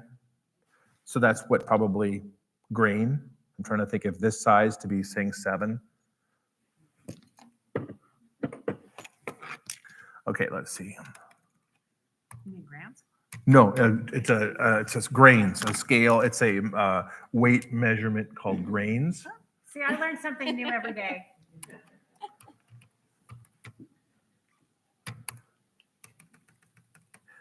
Yeah, and that's probably, and where did you get that? From a storage unit. Okay. We have encountered a lot of storage unit people in the last couple of weeks, Have you? or the last couple of months. It's interesting. I guess that's a big business around here. Oh, you know what? I'm going to take there's a portable one right there. I'm going to take, Ultimate bigger event is to Yes. buy a storage locker. Yes. It's the hunt. Yes, we have a brick store. Oh, yeah, so it's perfect. Yeah. Yeah.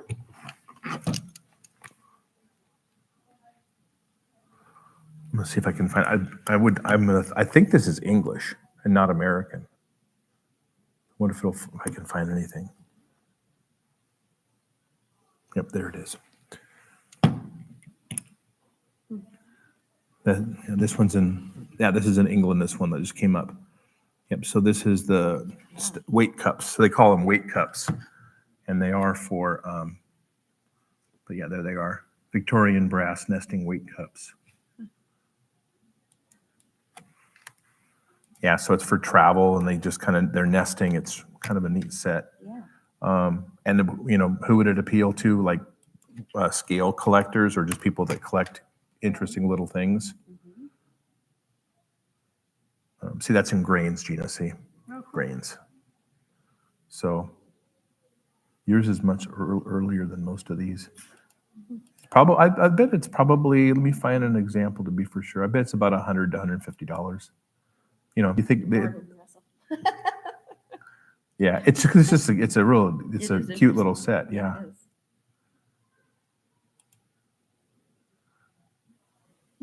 Yeah, and that's not too many of them come up. Because you think about how easily it could be to one of those to get for it to get lost. Yeah, the fact that they're all there. That It they're all appears that there. They're all there. Yeah. I would say probably 100 to 150 because it's complete. Here's one for 210. They're asking. There's real similar, almost the same one. Yeah, there's one they're asking $210. Yeah, that's in the U.S. They're asking 210. So yeah, 100 to 150 though, because it's all complete. Yeah, Nice. but I do think that's what that's. If you were to put it on your little jeweler scale, Okay. if you because on your little jeweler scale, in mode you can pick. Yeah. I think grain's on there. Yeah, I think it is. I think that's what that's why that says half and one says 7. Did I not get them in there right? Not sure. So I think you have to get it. There must be a way you have to get it just right for it to close. Here. Yeah, I'll figure it out. Okay. Cool. Yep. Thank you much. All right. Yeah. Thanks. Awesome, thank you. Do we have a Carrie Polly? Oh, I can help.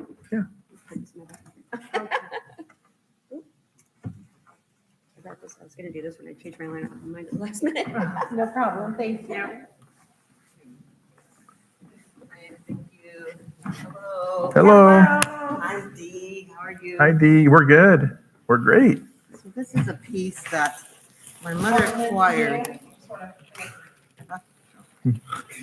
My mother acquired this from a friend who had traveled the world. I don't know, I have tried to find information about it. I can't locate that, and so I don't know, I'm looking for history on it or something. Right. Yeah, it's wonderful. It is broken, the arm broke a little I bit. see that right there. But that's, to me, it's like. Yeah, let me try to take a picture real quick.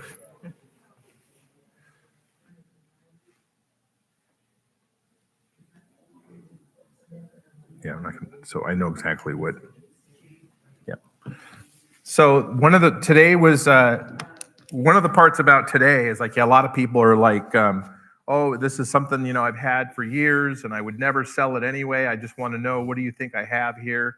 And this is, and she's exactly right. This is one of those pieces where we're really never going to know. And so so let's start at the top. So this is a wonderful Art Nouveau handled vase.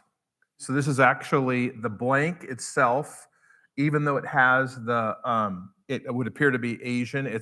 I would say Asian inspired is kind of and they have the little bit almost like the Chinese archaic little design here and the double gourd shape. But I think that was just because of how hot the Chinese influence was in that turn of the century. I think this is probably, I'm positive it was a French blank. Oh. So it was a French Art Nouveau handled vase. And then somebody who was, pretty good did all this work to it. Okay. So as a blank, it came out as just a white or cream colored porcelain vase. And then they added the red, because then we can see the scratches here. Yeah. Then they painted the gold.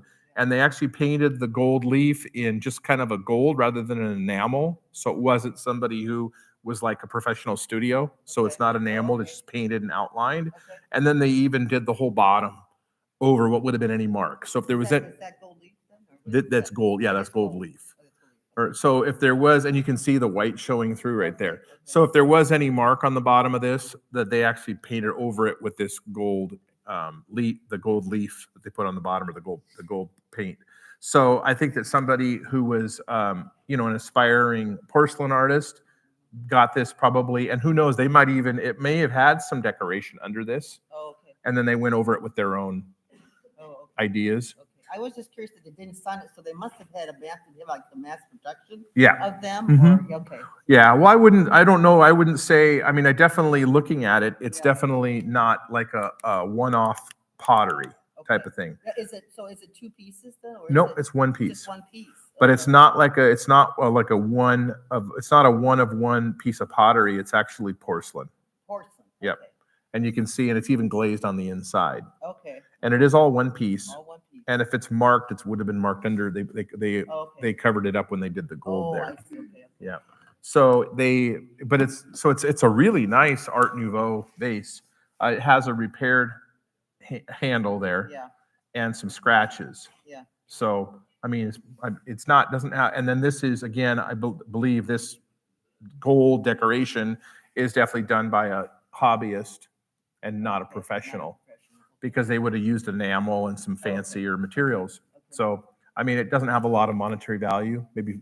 I just thought it was unusual. Yeah. It's a fascinating piece. Mm-hmm. But I would say for sure with the shape and everything, I would almost guarantee that it was a French blank, Art Nouveau. That's why I couldn't find it. So I looked all in the Asian. Somewhere around not even 1895, maybe more like 1900 to 1920. Oh, really? Yeah. Wow. My mother got it from a friend. It was like late 1960s. Mm-hmm. So yeah. Oh yeah, it'd probably been, and then who knows when somebody decided to, do their own design on it. Would it be considered an antique then? Oh yeah. Oh, it would be. Yeah. Yeah. No, it's 100 years or older. Oh wow. And so, but the person who did the gold work, they didn't sign it. So again, I don't think it was, they were good, but they weren't, I don't know if that necessarily they were a professional porcelain artist. Wow. But that's why that's why the marks covered up and everything. Well, my goodness. Well, then I have another piece for you, and I know that you don't do necklaces. I know that, but if you could just look at it and tell me where to go to get it appraised, I would appreciate it. It is an heirloom. My husband family got it in the 70s down in New Mexico. And it's a squash blossom Yep. necklace. I just, We have to correct that. I don't have a clue Oh, yeah. No, we do that. Yeah. where, or, you know. I think would that like to have it appraised, but and I can't clean it because. No, I can help you with this. Yeah. Too Yeah. delicate. Yeah. So we'll do and like Gina was saying, you'll see, we'll add to the, for next year when we do this, we'll add a little bit of a revision to what we say about what we appraise and don't appraise. Yeah. One of the reasons we don't do jewelry in there is because we don't have really the time to bring our diamond testers and our gemological testers and all that. And I don't know if you just saw an episode on the Antiques Roadshow where Gloria had to, on the spot, put a country of origin on a sapphire, and she ended up having to correct herself because we can't bring everything with us, right? So that's why they say no jewelry, is because it's hard because we can't bring all of our materials. But because we definitely do Southwest jewelry at these events, and a lot of other types of ethnic jewelry, and as we saw today, we can even do coins and currency. Oh, okay. Yep. So we'll revise that. Yeah. Okay. And Southwest jewelry has been extremely popular. I don't think it ever lost its popularity. It looked like it was molded, the metal part of it, that Mhm. part of it, that horseshoe part, looked like it was what they call the terminology of that, but gilt nut, but you know, welded. Right. Solder marks. There you go, solder Yeah. mark. Yep. So this is a beautiful squash blossom necklace here. This one is a vintage, but not antique. How long have you had it? My husband's family, grandmother had it in 1970, Mhm. so. Yeah, it could be from the 1930s or 40s, as far back as that. Okay. And if you can see, we can see on the squash blossom like this. So this is Navajo. This is, of course, tribal made.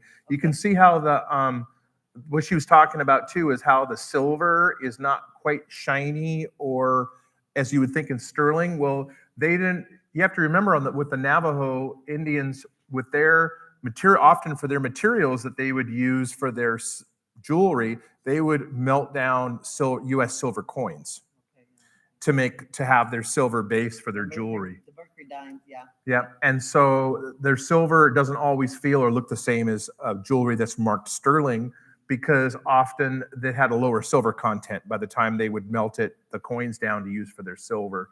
So, but this is really a wonderful, it has the horseshoe pendant. Again, it does have good age to it. This is probably from the 1930s or 40s.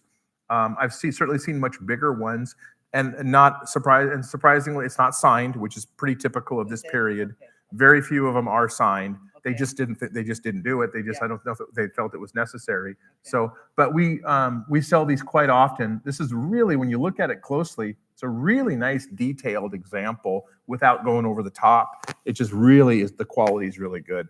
And so this at auction, because of how strong this market is, because people are, wearing these like they always have, this one would probably sell for somewhere around $800 to $1,000 at auction. Mm-hmm. You see a lot of the country music stars Oh, wear yeah. a lot Mhm. of Native American jewelry, Mhm. or South Okay. West Yeah. jewelry, lots. Like you look at Lainey Wilson, that's every finger Yeah. has a big, beautiful ring and squash blossom, and Mm-hmm. so they brought the popularity.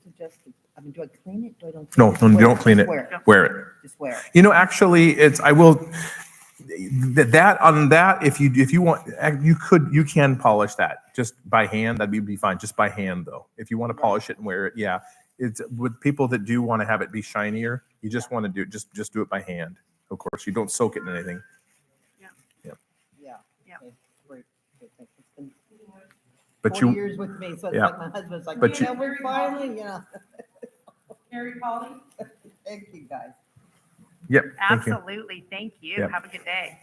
Yeah, I have seen people wearing them, the old ones where they have polished them, and they will look beautiful. It's just you want to just do it Be careful. by hand, just through the cream and a towel, and Okay. yeah. Great. Oh, we have money. Yep. Money. Are you paying us? Mm-hmm. Wish. It's It got a serial number. Mhm. It's only got 4 digits in it. What year was this one from? I don't know. Looks like a newer. It's a Husky. 2009. Huh. A serial number with only 4. I wasn't familiar with that. 150. And then the first one, I didn't know. Where'd you get it? over the counter. Just got it. I've heard through this guy that was on Facebook. If you find something with only a 4-digit number like that, there's money. And does he mean only 4 different numbers? Right. Is what he's talking about. 4 different digits.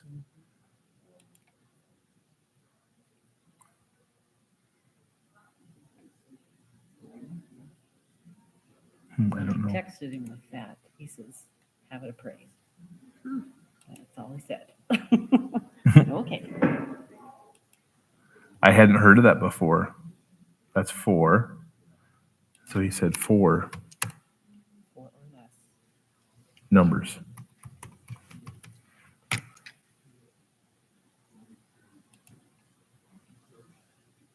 Four of a kind. What is that? Just Oh, there it is. eyeball. 4. Here it says 4 pairs serial number. It has 965 and a 2. What does 4 pairs mean?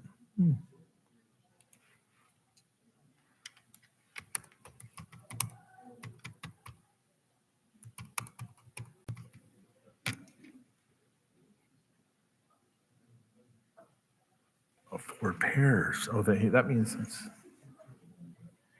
Are you guys carrying Holly at all? Oh, pairs.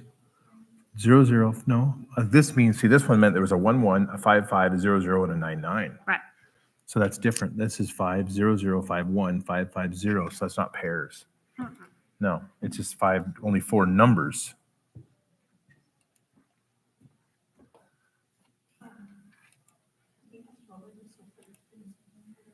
Okay, so I know people, and for collecting, people are always trying to look for something to make something stand out from the other things. And so I found a couple different angles. One is if it has 4 pairs of numbers, like 55224400, so 4 pairs consecutively. And then I found, what was the other one? 4 7s in a row. Like oddities and numbers. Yeah, and they're all only like $10 to $40 premium to $100. And I'm finding in this database I have for all different types of little quirks on this monies. Here's 135, 110.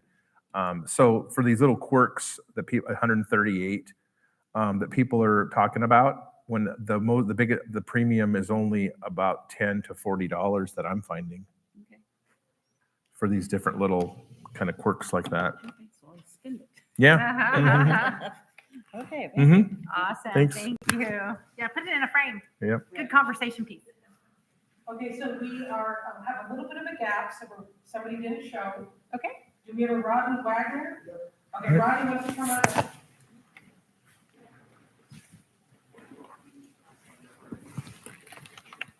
That'll probably just be a little late. Yeah, so we're just figuring we'll take this here. Yeah.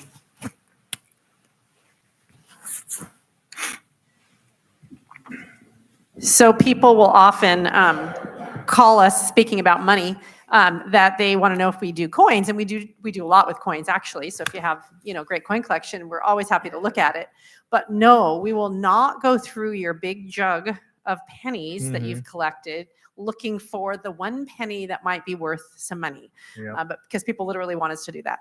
And so no, that's one thing we don't do is pennies. And so do you think that the pennies will be worth more if they stop minting them? Will they become collectible? Yeah, who says yes? Yeah, who says no? Yeah, no, just, I have no idea. But it will be interesting if they do stop minting them, what that does mean. We know of someone who has on the west Oh, side, that's okay. No, I can literally tell. I a can see. garage How long have you had it? full of a stack of pennies that he thinks that the copper is going to be worth money once they can melt it. But I don't think they'll ever be allowed to melt it privately. So it'll be interesting. Back to Grant. Family for generations. Uh-huh. And on the back, if you take it apart, there is, you look at the paper, it's gold, it's sold. Mm-hmm. And underneath the border, it says Old Ironsides, and then Here, I'll hold it for you, honey. there's a little circle with a, I think a C or something in it. The copyright symbol. Yeah. Yeah, because this is a lithograph. So this is, there it is right there, Old Ironsides. I'm trying to see. So where it says the copyright, it didn't say the artist's name though that did this one. No, it's just a little circle with a, I think a C in it. And then before that, it just says Old Ironsides. Mm-hmm. Look at the way the light is in the ocean. It's really well done. So there's Oh, Gordon. there's thousands of prints like that. but Yeah. It's really an old one. The paper is golden yellow, crinkly. Yeah. I think it's his name's Gordon Grant though, not Grant. Let's see, Gordon Grant is the artist that came up with that. Very old frame where the wood is on the back. And the rusted nails. We deframe most everything that we sell. Obviously, there's exceptions, but we take most things out of frames because people want to know if they've been mounted. And I have had to have many tetanus shots because these rusty nails will rip out and I'll just. So be very careful if you deframe. And even just holding it, the nails stick out. Yeah, yeah, they do. Yeah, so this, yep. Well, let's see. So this is Old Ironsides by Gordon Grant is the artist. And I've seen this before actually where his name was still printed in the image. And let's see. So Gordon Grant. Yeah, I don't know if his name is in the image. Yeah, well, he's definitely documented that this is his image on this one. Yep, by Gordon Grant. And this is Gordon Grant lived 1875 to 1962. This particular one came out probably in the 1930s, 20s or 30s on this one. This is a lithograph. It was a very popular print. They made quite a bit of them. When it comes to collecting this one, it just comes down to the condition of the print and the condition of the frame, because this is what we just consider a decorative print. There's a little bit of collector value, but it's mainly just for the print's more pleasing than than the money that is that it generates. This one, the frame is a nice complementary frame. The color schemes all match. Has a little bit of nicks on that. But this was a lithograph that was mass produced, and there's lots and lots of these in the world of this particular Old Ironsides print. So there's something at an antique store. I see these out for between maybe $75 to $125. Then there's this. This, I don't know that it's valuable or not, but it's got some kind of a thing on there. So it's out of a hotel or off of a ship. No, it was in a sunken ship. It was a ship. Okay. Well, it was dredged up, scallop dredging off of Winter Quarter Shoals off of Virginia, 145 feet of water. So back in the 1970s. And that was back in this 1970. when it Wow. dredged up. So it could have been, that could be old. Oh, yeah. And it's But gonna it be was- Sydney, huh? It was out there where the Meridian is sunk. And there was 2 or 3 other older than that ships. They actually dredged up 30 blocks of silver. They thought they were just, because they were black, they thought they were just bricks, fire bricks. And they used one of them for a doorstop on the captain's door, go outside. Right. And the boat rolled and it tipped over and it fell on its foot, so he got mad and he had them throw them all overboard. But one of them got saved, and that's when the guy took and kept one of them and found out they were silver. And he spent 2 weeks trying to dredge them back up, and he never got them back. You Yeah, couldn't. but, Oh, wow. but there's a lot of wrecks out there that are lost. Mm-hmm. So I'm kind of curious of that little crest right there, because you can see the thing's not really working. Right. All the value in this would be is if you can identify that mark and identify what ship it was on. Little mark right Yep. there. And that's if it didn't have any mark on it, it would have very, very little value. But this was a shipwreck find, and he said dug out down 145 feet deep off of Virginia. Winter Quarter Shoals. What material is that? It's silver plate. So it's a real heavy, so it's kind of a cast, what we call a white metal. Then with the silver plating's pretty much gone. So it's more, I guess I should, rather than calling it silver plate, I should just call it, it's like a pot metal. Yeah, I wasn't looking for ceramic or metal. Yeah, it's a pot metal. Does ceramic survive under the ocean that long? Or? Yeah. Yeah, there's a big one in the Midwest right now that was pulled up that was in the Mississippi River that they're unpacking and cataloging. And then there's going to be another one coming up. And these are all items that were down there since the 1850s or 60s. And it's a private museum in the Midwest. I can't remember where they're at, that a friend of mine's working on. And these items were under the muck for like 150, 175 years. And so a lot of them are like perfectly preserved. Yeah.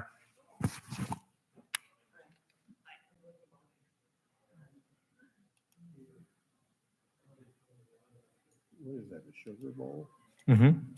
Yeah. Or a little porridge bowl, actually. Yeah, it's like a little porridge bowl. Yeah, that marks. Worn out. Yeah, I don't know what that mark. Oh, I can see it. It's just I don't know what that mark is, and we don't have anything else.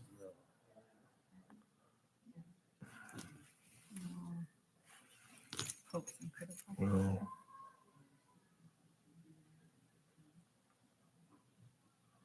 It does have a little. There's some letters there, but.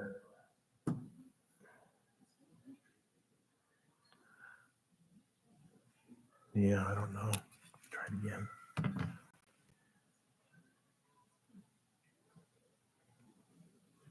Yeah.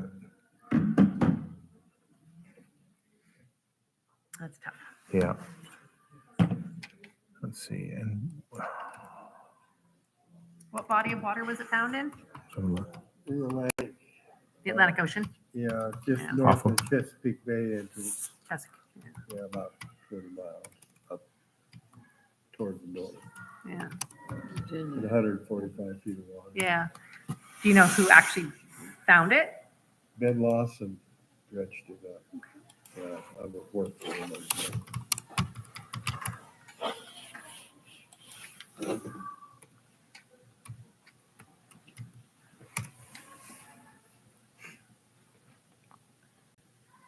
And Susie's here? He was a Bowl Islander captain. Susie, okay. You'll be next if you just want to come No, on was up. really good captains, good fishermen. Mm-hmm. Do we still have no Carrie Holly?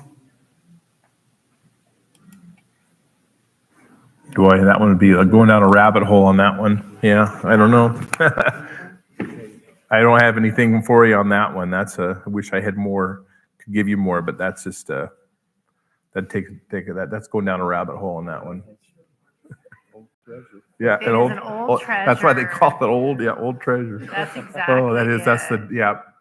So that was one of our ones today that there's so his shipwreck bowl he has a little mark on it. It's nothing that I could identify. And that's one of those mystery treasures that you could really go down a rabbit hole and just decide how many hours you want to spend on it. Days Yeah. weeks. Trying to research the mark. And I mean, it's, so anyway, I mean, it'd be fun for some, not something that we can obviously do today, but it's fun for somebody because he knows where it came from, what body of water and the person involved. So you have a few things to start with, Yeah. to go with. It's just And, finding every ship that wrecked in that vicinity and And seeing then, if you can yeah. match that mark. and then, once you have a little write-up about it, then you've got that history that finishes that history on, what ship it came off of and when it went down and who was involved. And then you can kind of say, okay, here's what's the monetary value is. But just to get the history assembled takes a little time. Yeah. It could have came off the Meridian, may not. Mhm. Yeah. Yeah. So hard to know. I don't think it came off the Meridian. I think Are you Carrie back there? Thank you Carrie, so you want- much. Thank you. Yeah, it looks to me like it looks like it's 18th century or early 19th century or early 19th century at latest. Yeah, I don't think it looks to me like it's 18th. really were valuable treasures on them that I never found them. Because a couple things too, there's no marks on the bottom. And the import and export marks, you know, they were instituted worldwide by like the 1860s, 1870s, and there's no marks on that. So it's before that. 60s, even 70s, yeah. There's no import export marks on it or anything, so. Yep. Awesome, thank you. Are these, Yeah, that's my card. You can take them. Yeah. yeah, I want one of mine. I think I got that card too already. Don't forget your print. Nice to work with you. Awesome, thank you. Have a good day. Thank you. Take care. Thank you, guys. Hi. Hello. All right, I have a couple things. First thing I have, my grandmother gave me this, probably 69, 70 or Okay. something. And I really don't know much about Okay. it, but she's cute. Yeah. I don't, Could never find it markings. right there. Oh, Don't you hate that? He does that. That just says patent.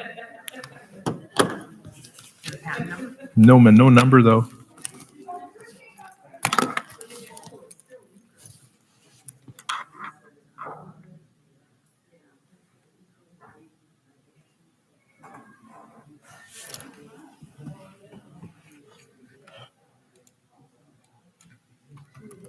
so I just look on eBay or whatever to kind of, and I've never seen anything like it. So I have no idea. She lived in Idaho, but she was from, I think it was Illinois. Okay. So I don't know if she had went, back there and brought it from there. Yeah, there she is right there. So what that says right there is it says Poland is what it says right here. Oh, really? So this is right there. It says Poland. So this is a rag doll. This is a black Americana rag doll. So this was made in Poland. This is all composition, the head. It's in really good condition actually, because composition, is just like paper mache. So it's got a little bit of crackle on the forehead, but not bad. So this one, and that's where you can kind of also see, if you think of that, the Polish mid-century kind of colors and schemes of their clothing. So this is probably from the 1940s or 50s. On this one, let me see what the doll people said here.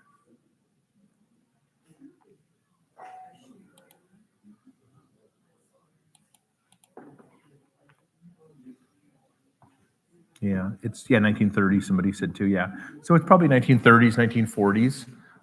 It's a rag doll, and so made in Poland, and it was made at that.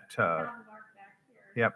So this black Americana rag doll was actually made in Poland in the 1930s, and so Poland was trying to fill that need for the black Americana at the time of the popularity of the children's books, like Little Sambo and things like that. And so it was, but it was considered somewhat generic, that doll. And so I see they only sell for about $30 to $40. But it is composition head, so that's like a hard paper mache. So they were pretty fragile, and that one's in really nice condition. It's survived a long Yeah. time. So that one, yeah. Okay, cool. Just had no idea. The other one is Donkey Kong. Patent pending, Does it still work? Yes.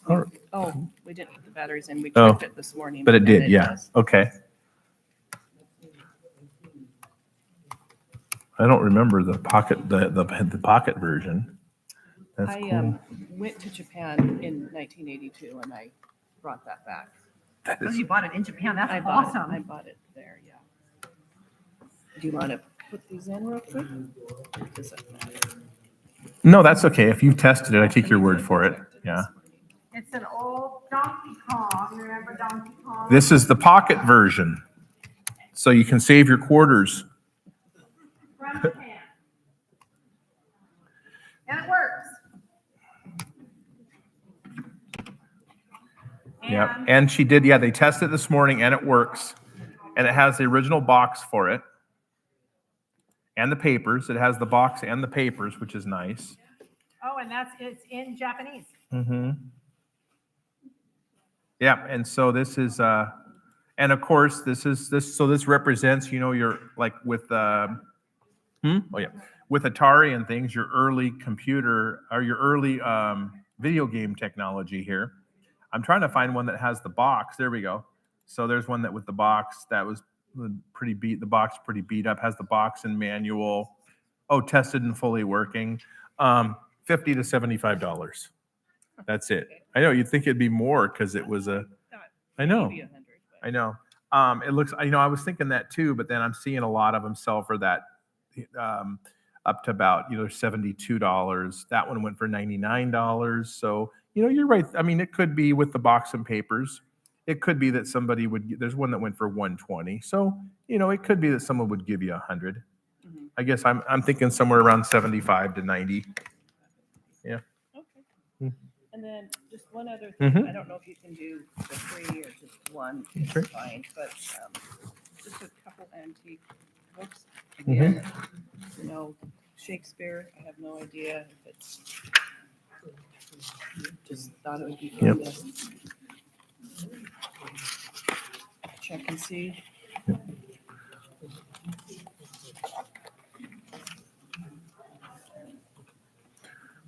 So this is a Shakespeare. This would be something that would be like at a school, like a schoolhouse book. This is originally came out in 1905. This is a later printing, 1913. So it's only worth to a Shakespeare collector, maybe $5 to $10. It's just a schoolhouse. And same thing with this one. This one originally 1910. This is a later printing, 1915. Of that one. Yeah, so these are all these are these are really not anything that would be of interest to rare book collectors. These are just like I said, these would have been something that would have been for students at school. So they're all in that range of $4 to $10 each. Okay. Awesome. Mhm. Thank you very much.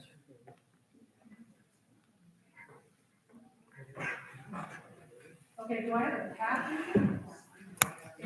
Yep, you'll be next. You guys you can go ahead and just wait where you are. You're fine. Yeah, we really love doing this event here. This is such a great room. You guys have the great seats and it's really a nice room and How much was the Nintendo Donkey Kong worth? 75 to 90. Oh. Yep. I know.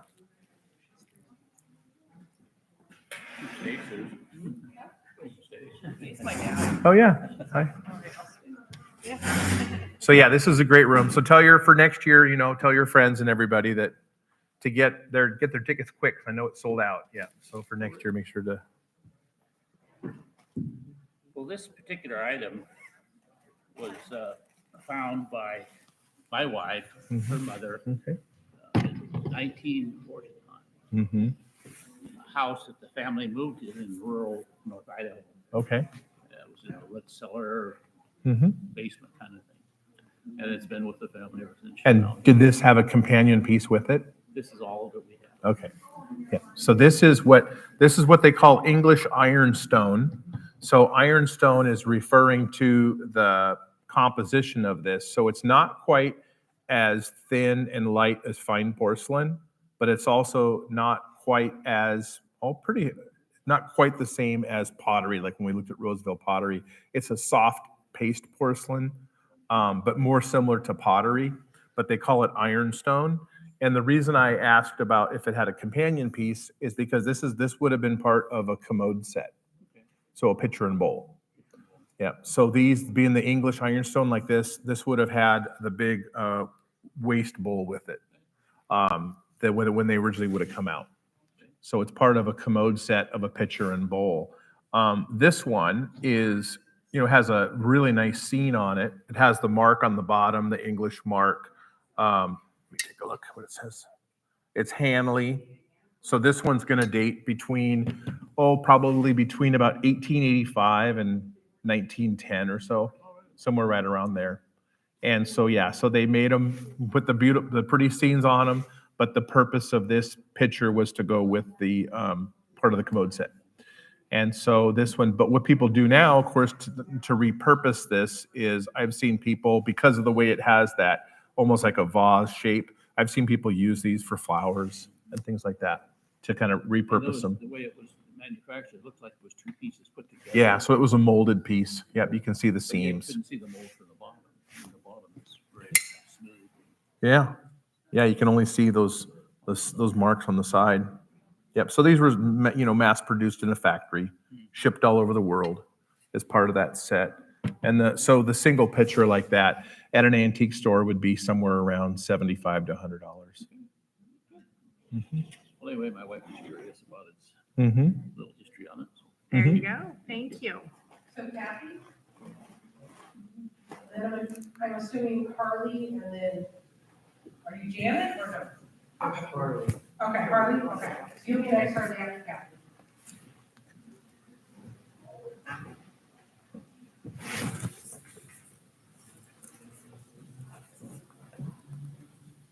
And you have your tickets, Kathy? Yep.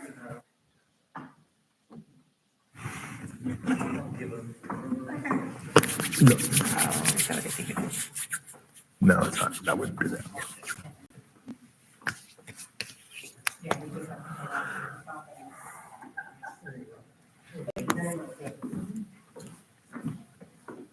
Hello. Beautiful necklace. Thank you. I know they're not the most comfortable chairs, but that's what they. Okay.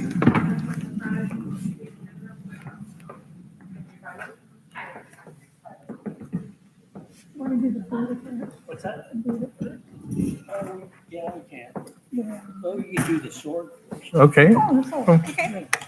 What can you tell me about the sword? Well, I've looked it up a little bit. It's broken, of course, but what's weird about this one, I think it's a military, around the late 1800s maybe, but the full length of the sword on both sides, it has Roman emperors' names on both sides. There's like 90 of them or so, something like, all the way down the sword. That's what made me curious.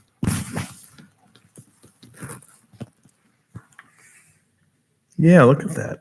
Yeah, I've not seen this one before. I know. I couldn't find it on anything I looked up.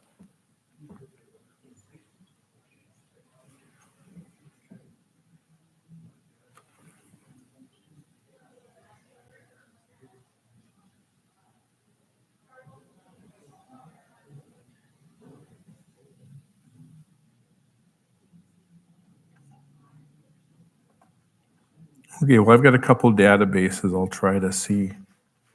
And the blade looked a little weird too for the material. I'm not sure.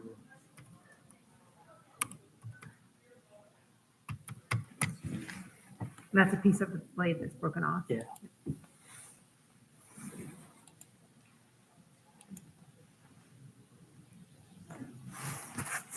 And it's on both sides. Uh-huh.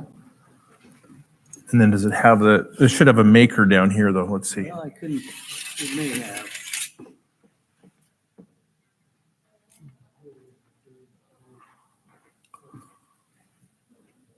Yeah, it sure looks funny, doesn't it? Yeah.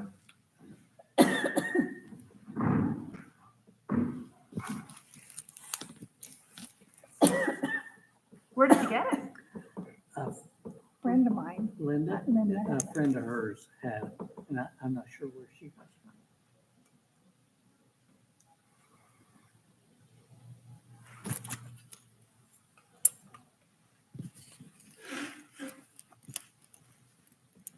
How does the measurement line up with the scabbard? Does it line up right? Yeah, I think so. I measured everything and I don't have my measurements. Goes all the way in.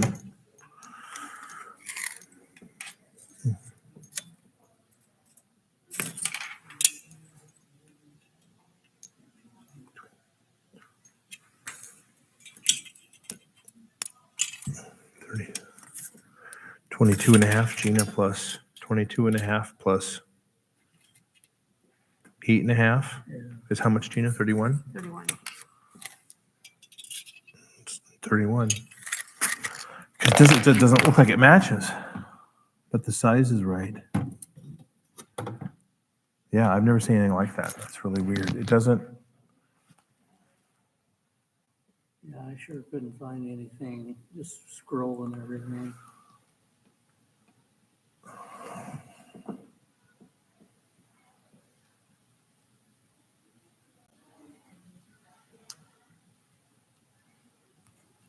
Okay, why don't you help him get his other items ready, and I'm gonna make a phone call, I guess. He's phoning a friend.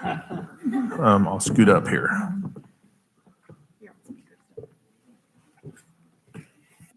Well, unpack this other item. Pardon? So since we're ahead, you have a choice. I can squeeze and tie it.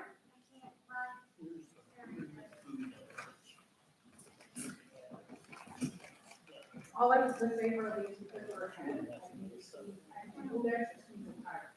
Like there's a wall. Okay.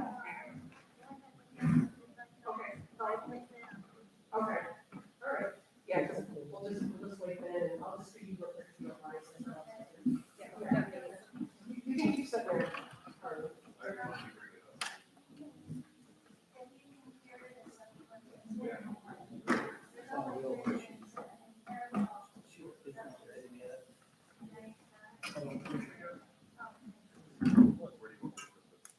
They're not quite ready, so you can just, I would just wait a couple more minutes.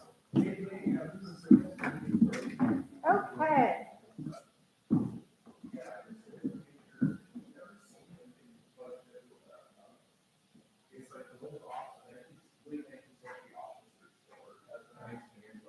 Yep, go ahead.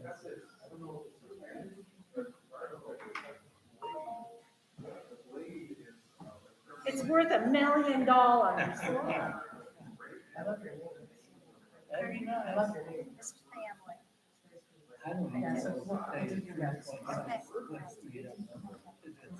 Oh, Grant will tell you.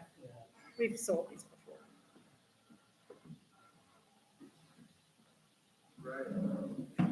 Does it still work? Yeah. Yeah, I know. It doesn't look like Andrew.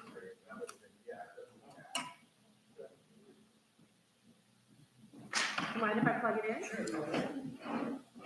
I think I can previously lit, okay? Again? We had figures like this that were like this tall that we've sold. And they were supposedly from like the entrance to like the World Expo or something. Anyway, we could never prove it. We couldn't get provenance, so we couldn't sell them as that. Okay, so it looks like it's been sort of new electrified.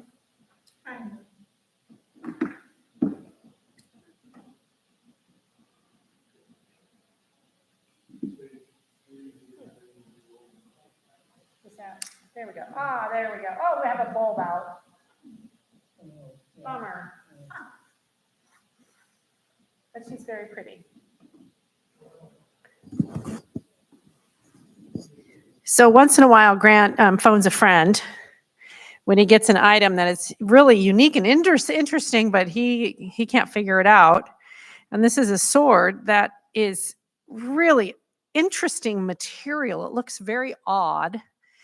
Yes. I don't know. That's a Grant question. I can just show it to you. You can come look at it. But it's got Roman Empire's names, Roman emperors' names, hundreds of them, engraved. It's a weird material. I'm not sure what it is.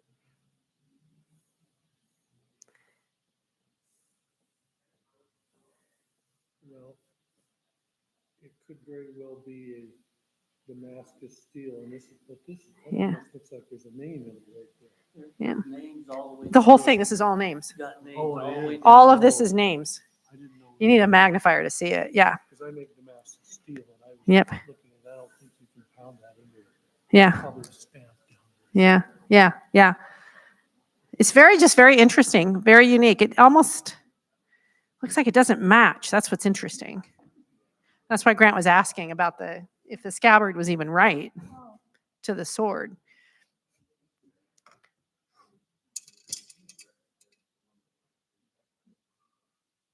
Yeah, it's all the way to the end. I mean, the same, just different ones. I looked up a bunch of the emperors and they're all there.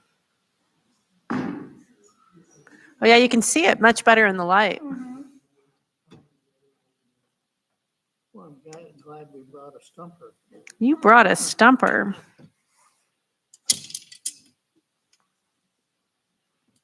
I was pretty sure it was like an officer's sword. Yeah. Yeah. And then I looked up the design of the, what do you call it? The scabbard. Yeah. Oh no, that's the scabbard. I can't remember the name either. I forget what they call that. So tell us a little bit about the lamp. When did you get that? Oh, I've had it for like 20 years.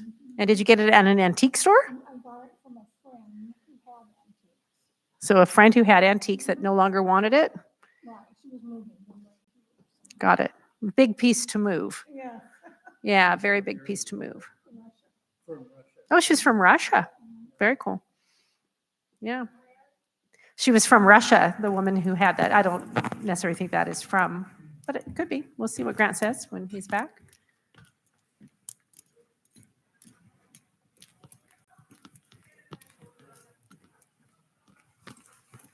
Okay, let me look at this blade again here. I talked to my friend who's been doing militaria for long time, and he said he's never seen anything like it.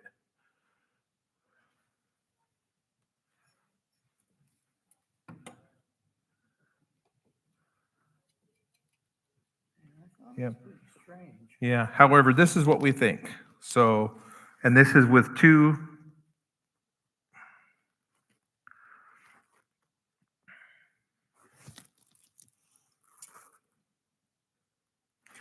appraisers, you know, with a lot of experience. First of all, I definitely think it's a marriage. A marriage. Okay. So even though they made the size right, the blade doesn't match original to what this sword would have had. So the scabbard's original to the handle and the handguard. I think, and also we were looking at the pictures. He was looking at the pictures. This sword would date late 19th century. The material's not right for it to be of the period or older even. And it really, if it had been a proper material, stainless steel or other proper material for a sword, it wouldn't have broken like this. So we think this is like possibly a maybe mid 20th century add-on that somebody did to kind of create a real interesting, kind of a unique item, conversation piece. It also appears to be cast, not hand etched. Yep. Which is also why it's, and so those reasons with it breaking, with the cast, here the casting didn't take as well or wore. Somebody went through a lot of work to make this blade, but it's not, it didn't end up adding up to be something that's real. It almost kind of backfired a little bit on them, I think, as far as it doesn't quite, there doesn't really seem to be any rhyme or reason why. This could be Spanish, of course, but that doesn't give us any, it's kind of hard to figure out why they did it. You know what I mean? Yeah. So what their real intention was as far as making this presentation piece like that. So anyway, a little bit. So yeah, he looked at the pictures and thought about it too. And that's kind of what this is a modern, I say modern, somewhere around, he was even saying, mid 20th century or something like that, added to it, placed in there, and then with it being broken and being cast, it's a conversation piece, and it's definitely worth having repaired to then have it as a conversation piece. And I could see it still being worth maybe $300 or $400, but I don't think it's it doesn't jump out to me or my friend as anything was a special presentation piece of significance, real significance. Yeah. Yeah, I thought the blade itself was some different material. Yeah. So and I've seen actually some important engraved swords before, and they're always real shiny stainless steel. And the hand engraving then becomes like frosted. Often there's gold applied and things like that too. So I think somebody was just trying to make a conversation piece. Okay. So the lamp, you got There's an artist stamp on the back, Mhm. and then there's a title on the front. and where'd they get it from? I bought it from a lady that had antiques. Mm-hmm. Probably we've had it 15 or 20 years.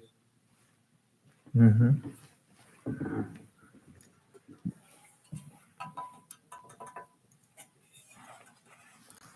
Signed right there. It's also, Plug it now. yeah. Okay. And it works, and it looks like it's in good condition. Yeah, you got the nice patina on it. I still use it. Mm-hmm. And then does she have the little plate on the front? Yep. Harmony. I never could find that. It's spelled that way. Mhm. Looking it up. No, I don't need to look at the bottom. Okay, let's take a look at my one piece here.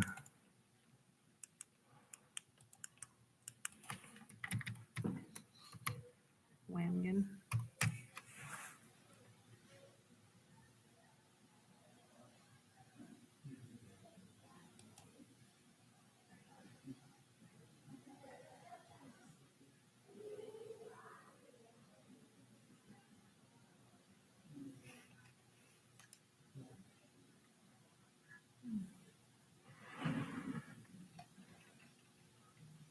Yeah, I'll double check which one. That looks like this is who it is. Those Arthur Wagon.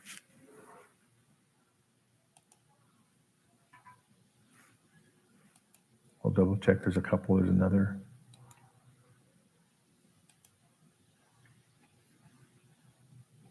That's what you're right. WA. It's this one. It's this Arthur Wagon. I think when we go look at on the bronzes, I wanted to see that little curl, that little curl on the G. That's cast metal. Mm-hmm. We have a couple of those. We don't remember. Yeah, this is his name, Arthur Wagon. 1833 to 1898. What was active and lived in France and Germany. Yep, and he did ladies like this.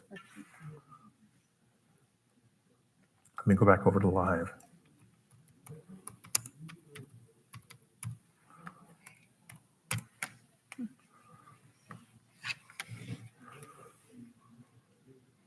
So yeah, this is what's nice about this one is it's an actual lamp, and she's got the little harp. She's called Harmony. A lot of his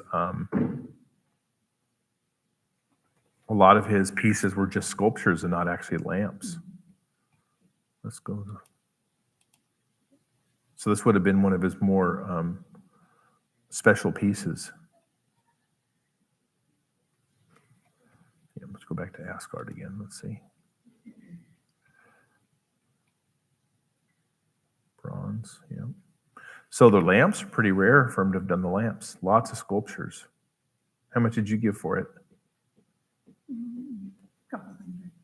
Just a couple hundred? That's good.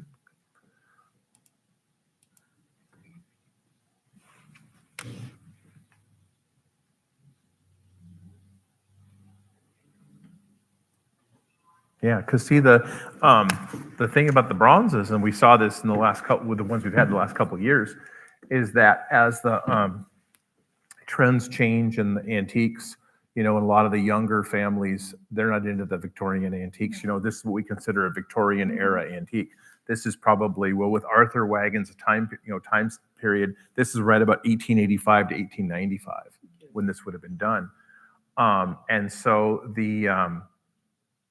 or even if they had, I'm trying to look and see, even if they used that sculpture and made it a lamp at a later period, it's still, you know, going to stem from a design from 1885 to 1895. Yeah, if you look up here, Grant, Yeah, has it been added? can you look at that? It is kind of the finger, I saw that, and I thought that was just a little repair. or that could be where they added it onto her hand. Mm-hmm. You're right. And Yeah. back here, look, they did. Yeah, they made a, yeah, Look at this. yeah, so they added Oh, that. they added this. Yeah. That's what I was saying, at a later time, they took that one figure. I think that they made it into a lamp. They made it because into a look at lamp, this yeah. is Mhm. Here and the way it's Yeah. attached with the finger. I So, think you're right. yep, so the original, so like I said, the original bronze, the original period of the bronze would have been 1885 to 1895. And then later on, they converted it to a lamp. See that? Where there's Yeah, a, see? this is So, like so it bolted is on. bronze? Because I didn't know if it was bronze or smelter or whatever you call it. Yeah, I think, and I thought of that too. I think and because yes, they a lot of times they did. You can, based on the way that patina it's bronze. It's just not solid bronze. It's hollow. It's hollow inside. Because I thought of that too, and that would affect my price. Because if it was, let's see, check right here though. Oh no, look at there. Yeah. It's bronze coated. Mhm. Yeah. Just like those that we had in those Yeah. two big statues. I Boy, think that so. patina sure They did it good. did it good right there. So it's a bronze patina. It's a bronze patina on a base metal. Do you see? I'm just going to show her that this Yeah. is the way this is attached here and the way this is under the finger. It appears that the light part. is Yep. added. So like here's one right here where we kind of start off with her, and this one is so here's what we had to start with. So what we had to start with was we had a patinated bronze spelter figure, what we started with. And that's where she was here to there without the marble base and the electrification and the wreath. So we started with a circa 1890 patinated bronze spelter figure. And then they added converted her into a lamp. And so this Victorian era antiques had taken a big dive, as the younger families are not into that type of thing. But what this has going for it is it was converted to a lamp, so it's functional. Yeah, and it actually they did a really good job.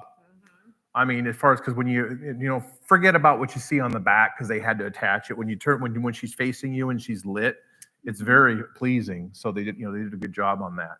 So, because if we look at just the figure here, so here's a close example of what they call so it's the patinated spelter. So that's why it looks so much like bronze, but it's a spelter with a bronze finish on it.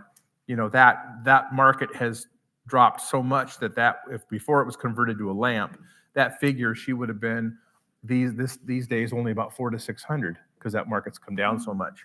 But now that's been converted to a lamp and it's functional and nice, it's still not a real strong market, but it's still probably $500 to $800.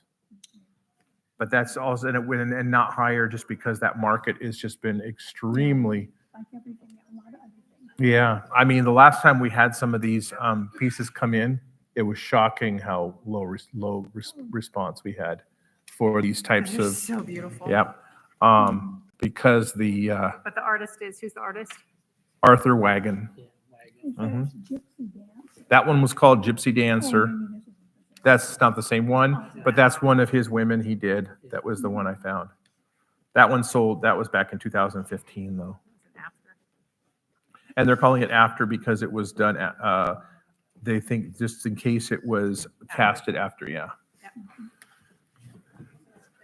Okay, where'd you get this one at? Same lady. Okay.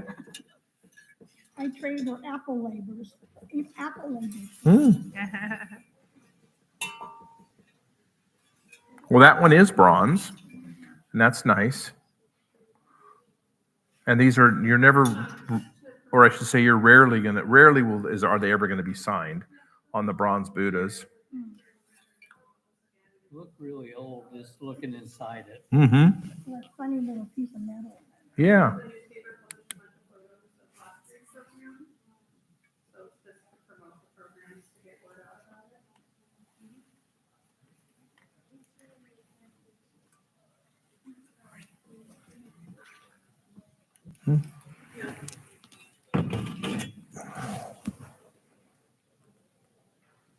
Yeah, I don't think it's, I don't think it's as old as a lot of them I see. I think it's probably,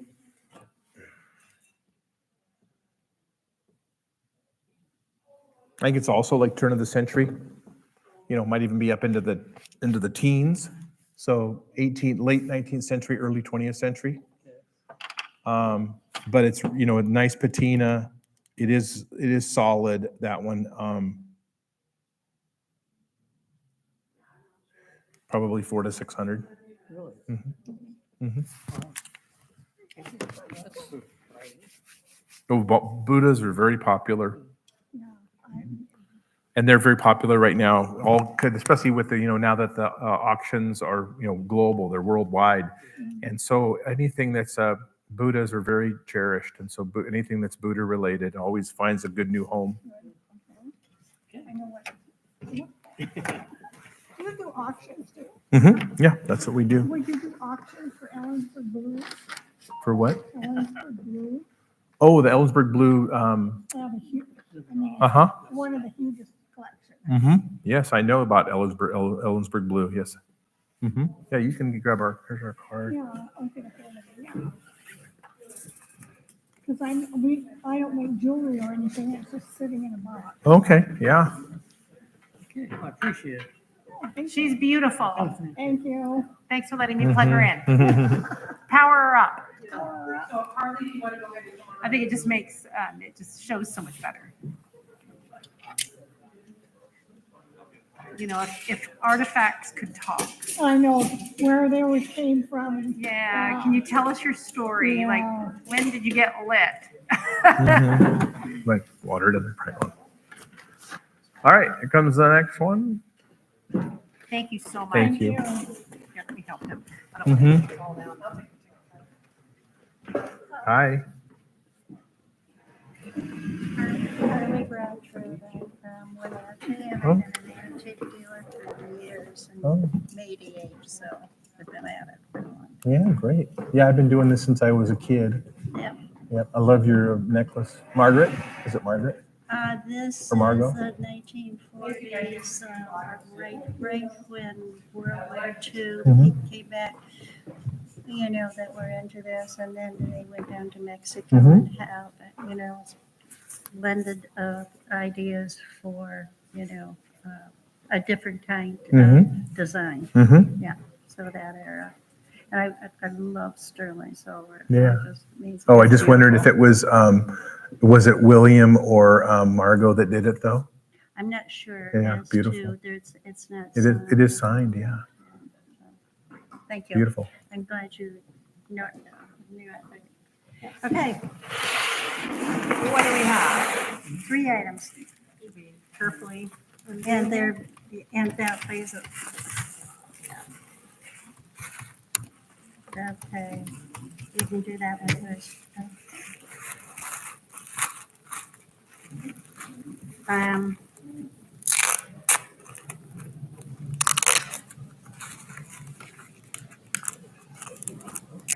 This explains itself because it's well signed. Yeah, Williams. I bet you William Spratling made your pendant.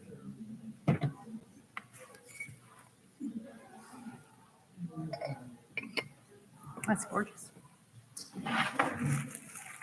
French, then See, Gina? Nancy. William Spratling is who made her beautiful pendant. Yeah. William Spratling, I bet made that. I bet so. Yeah.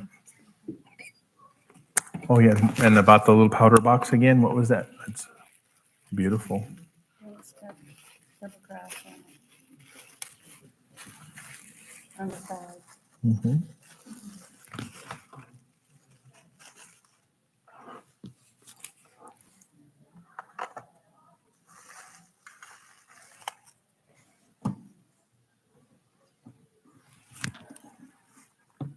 I'm just interested in what you think the price is. Mm-hmm. I I know know what it is.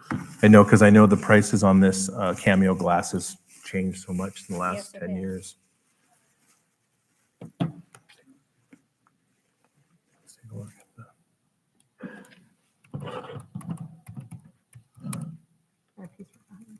Mhm.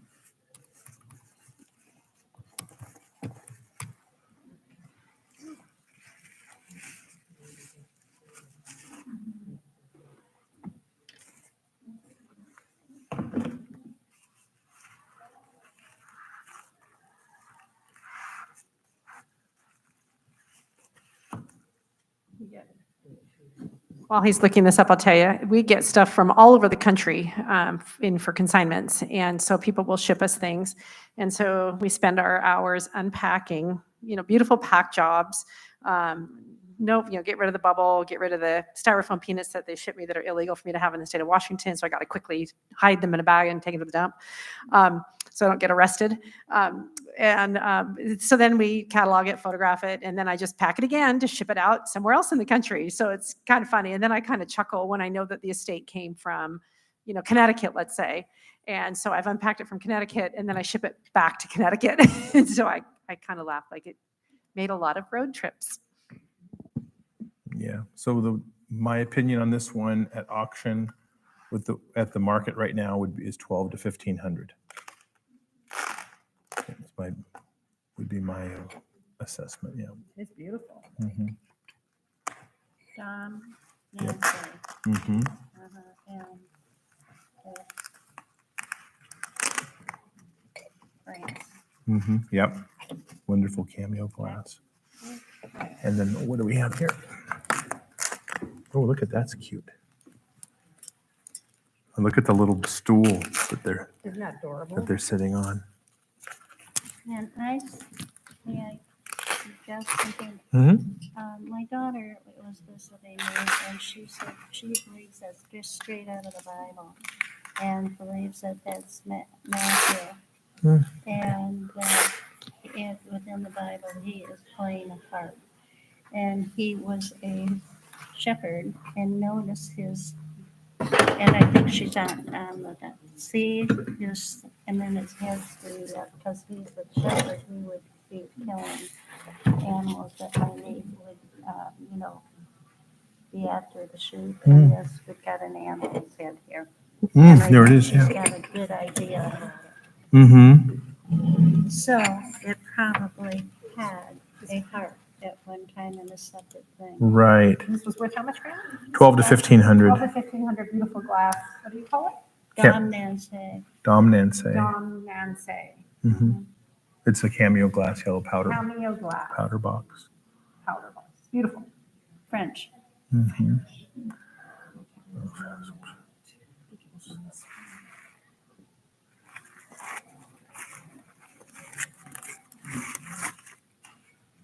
Okay, I'm going to work on this bronze now.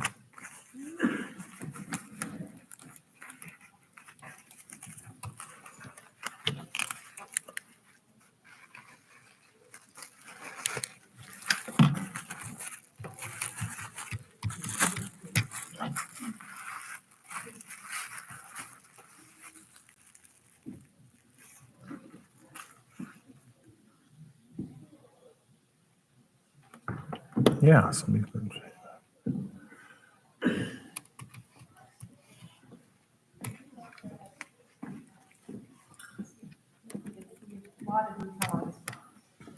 Mm-hmm. Yeah, and that one is signed on one of the legs of the stool, and it's by a French artist named Jean Salmson. The fingers are so detailed and the toes. They're perfect. That's really incredible.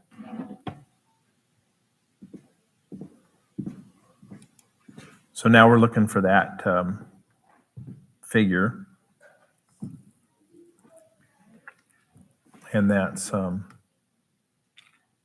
math. Is that it? And where did that one come from? The bronze? Yep, there he is. Remember, I have had Yep. it so long, I can't. It's just you've had it a Yeah. long time in your house. So he was playing a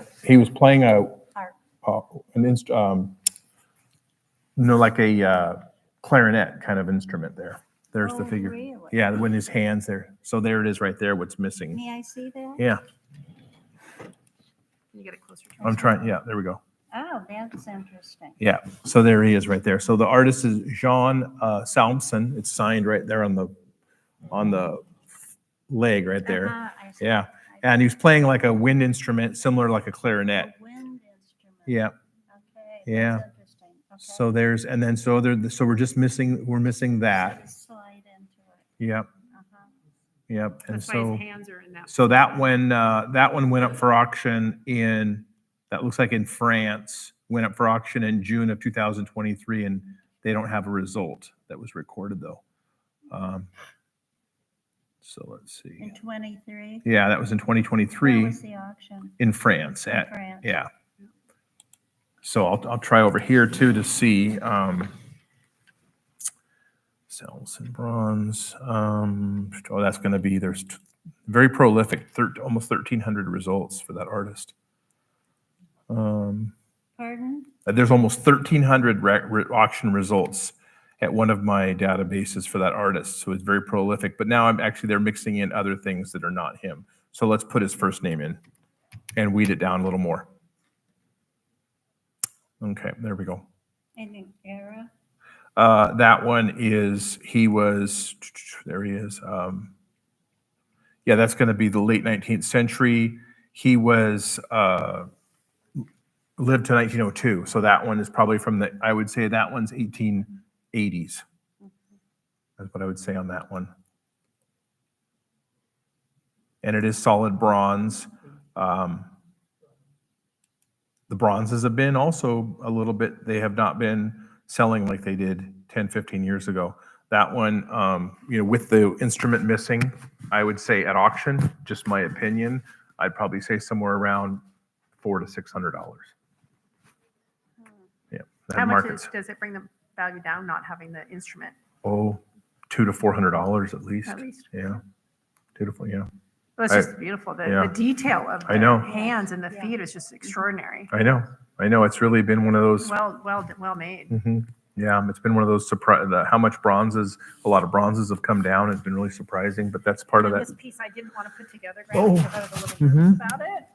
Yep, I see where it's signed right on the side there on the Lalique. Electricity is in there. Yeah, it's a lamp, Mm-hmm. but I was afraid of putting it in there. I didn't want it to fall Okay. off. Yeah, beautiful. Mm-hmm. Madonna and Child, So it's Lalique. Madonna and Child, Lalique. And it goes in this. Yeah, the base it has is a lighted. Yeah. Lighted base. Very neat. But I'm a little nervous to put it in there and then have it crack or something. Lighted is really pretty, it's spiffy.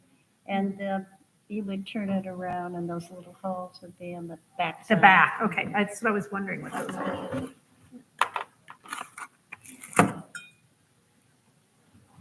Does it stay in there pretty good? Straight. Mm-hmm. There you got it. Is that good? Want me to plug it in? It's up to you. It works. Mm-hmm.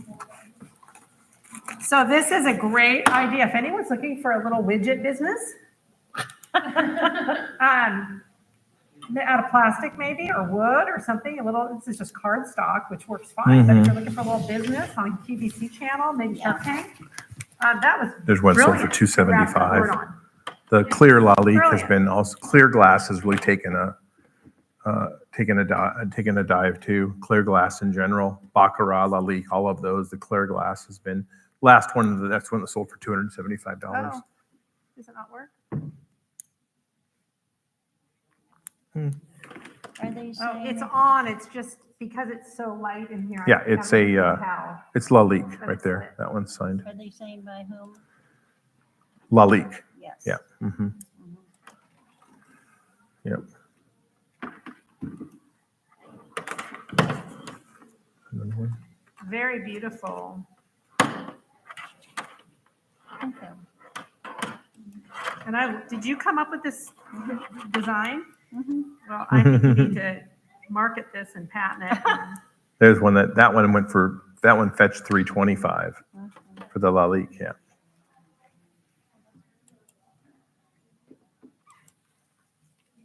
That's a different signature too. Yours is a block letter signature. That one was inscribed. Yeah. Yeah, how much was this worth? $275 to $325 is what they bring at auction for the Lalique, Mother and Madonna and Child. And what did you say? $400 to $600 on the Jean Salmson bronze. $400 to $600, and then yeah. So if the Pope does pass, Mhm. because he's very sick, do religious items go up in value for a period of time? They might. Yeah.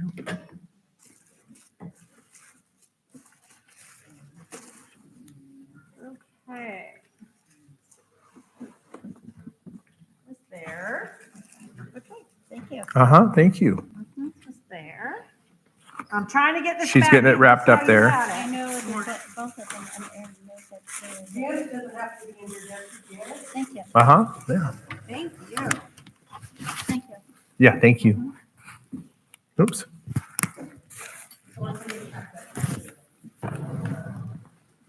There you go. Thank you very Mhm. much. Okay, so now, those are in there, and then this went in here. Yes, I The way think you that did was that, and that separated, that was so smart. Well, it was just simply because of the glass, you know, and the other. Was it just sitting like that? I can't remember. I saw you. Or was it on its play. I'm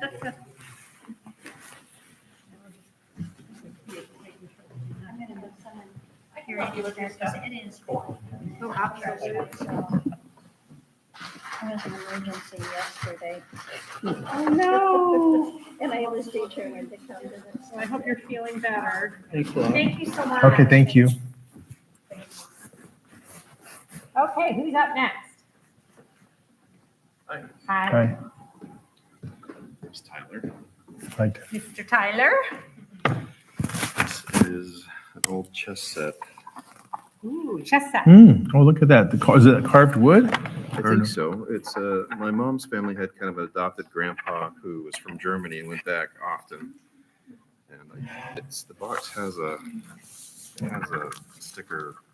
I don't know if that means anything. Oh, yeah, I'll need to get a picture of that with my phone so I can look at it. Yeah, those look like they're carved wood. Oh, they're Henri. I got it. Okay. Oh, it's an Henri. That's interesting. So does that ring a bell? Probably a lot of you are familiar with the Henri carved wooden figures. And typically the Henri figures, which are always hand carved wood and painted, considered some of the highest quality of the small figures. This is a very ornate Henri chess set. The whole set here. Wonderful set.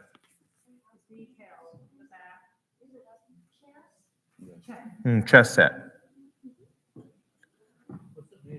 So it looks like it's a combination of, as I'm inspecting it, of some pieces that are carved wood and some pieces that appear to be a resin on the horse there, this one.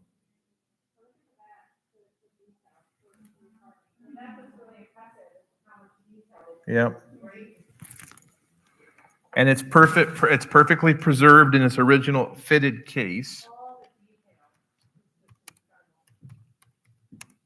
I've actually never seen one before in all the years of selling these, and There's something he hasn't seen. yeah.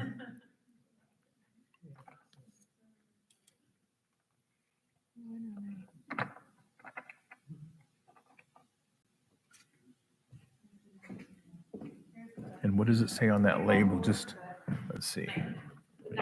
Let's do this. Yeah. Close it up and look at it.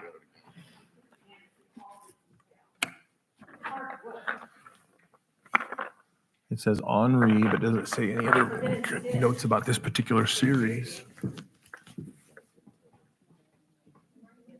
Yeah, Tory art. Henri Tory art. Okay, open that back up again, Gina, and then I'll. Sorry, I took this away. It's just so beautiful. Do you play chess? I mean, I know how. I won't tell you I'm some amazing player, but Have you played with this set? I have, yeah. Yeah, cool. Yeah, I think that the key part here is that here it is right here. Yeah, is that how they did they painted the wood, these wood, they painted some of these figures. So in some of the other sets they weren't. So they made all different qualities of these chess sets. Henri. That's a different one. This particular one, called the Tory art, must refer to the maker of this particular one. Sells for this for auction, because all complete in that condition, it's $700 to $1,000. Yeah. Is there the board with it somewhere? Yeah, there was once upon a time. There isn't anymore. Yeah, there isn't anymore. Got it. Yep. Okay, that's You what could I was looking replace for. that for Probably not too much. You Yeah. can probably find that on eBay. Yep. So, Yeah. am I right in thinking this was German? I believe Henri. I believe is from Switzerland, right? Yeah, I think Henri originally. I don't know if they're still based there, but The time frame when this probably would have been. yeah, 1980s. 1980s. Did your family ever go to Switzerland? And my mom's family had kind of adopted grandparents from Germany, which I Okay, guess makes so sense. Europe, It was often A lot of things. Yeah, and things mixed up back over there a lot. And people go between countries so much more than around here. Yeah, absolutely. Well, fun. Yeah, he's looking up the more specifics for you.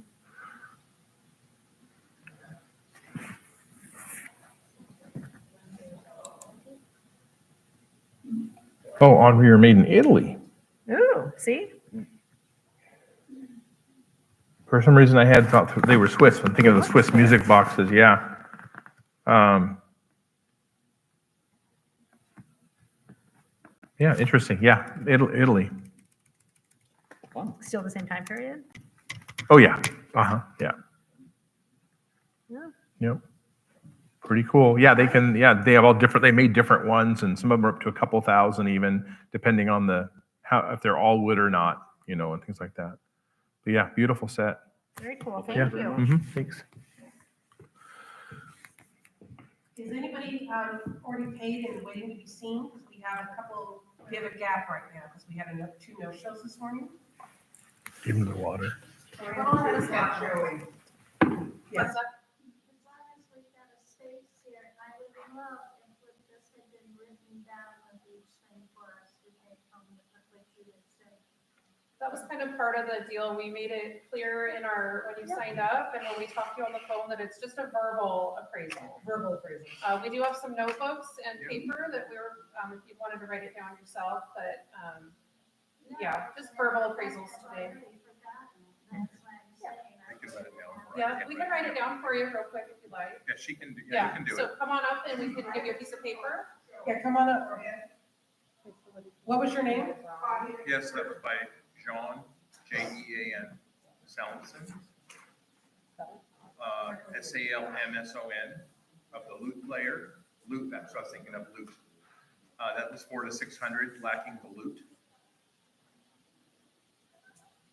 And then we had a Dominance cameo glass, powder box, Gold and red tickets. auction estimate 8 to 1200. Yeah, I've watched. Powder box, 8 to 1200. No, I'm sorry, 12 to 1500. 12 to 1500. And then we had a Arla Leak, Madonna and Child glass sculpture on stand for 275 to 325.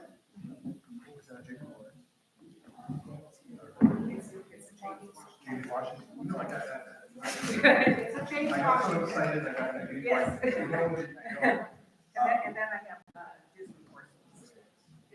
that's so excited that I know. I know James Washington. Yes, I'm a Seattleite and my mom purchased it in Seattle. And I'm not sure exactly when she purchased it, but it is. So, yeah, I'm going to see Okay. My mom probably shopped there a lot. And so I wrote up. Your mic is off. Your mic is off. Did our batteries finally die? Oh yeah, so I was born and raised in Seattle and Ballard. Okay, And I was the Green Lake area. Green Lake. Okay, I used to ride my bike all the time to Green Lake, and so of course, being born and raised in Seattle, and we got to see, all of being, as we were raised in, in Seattle, we got to see all the wonderful things at the University of Washington and downtown Seattle, and all, and then of course, I met a lot of the artists over the years at auctions and other events. And I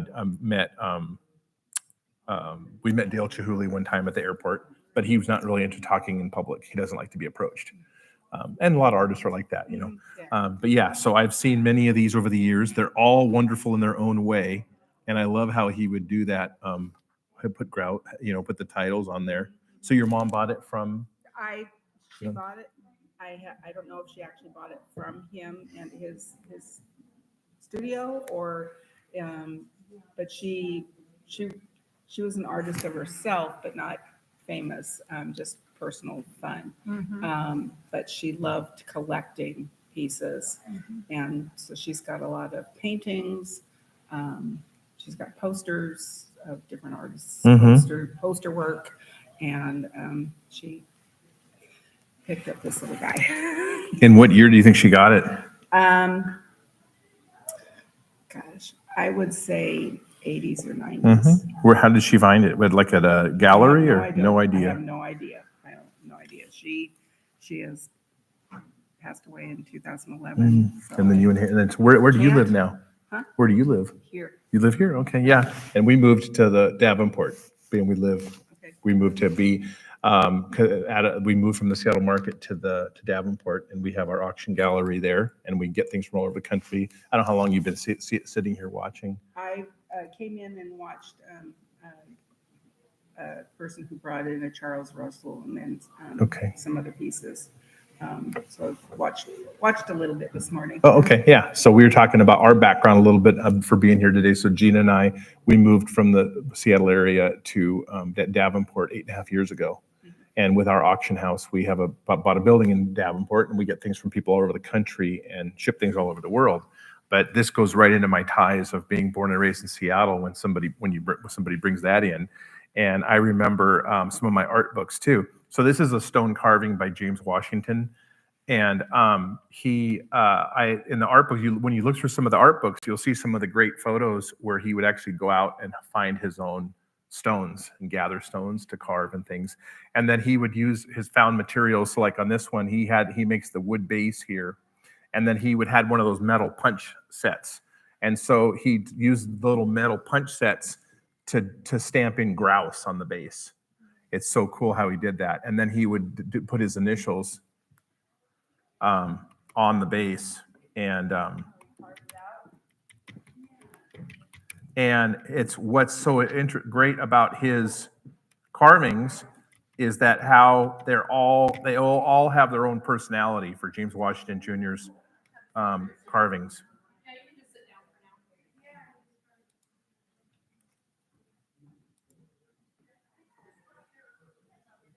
Let me pull up one thing.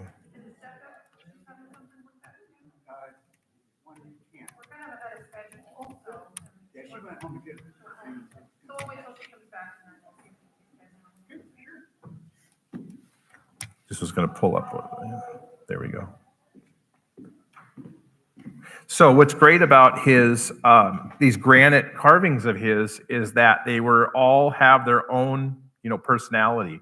As he did all these different little animals and things, they all just have their own little personality, even though he had that generic name of. His face is grouse. Oh, there we go. His face is grouse. And so let's see. So yeah. So this is quite the wonderful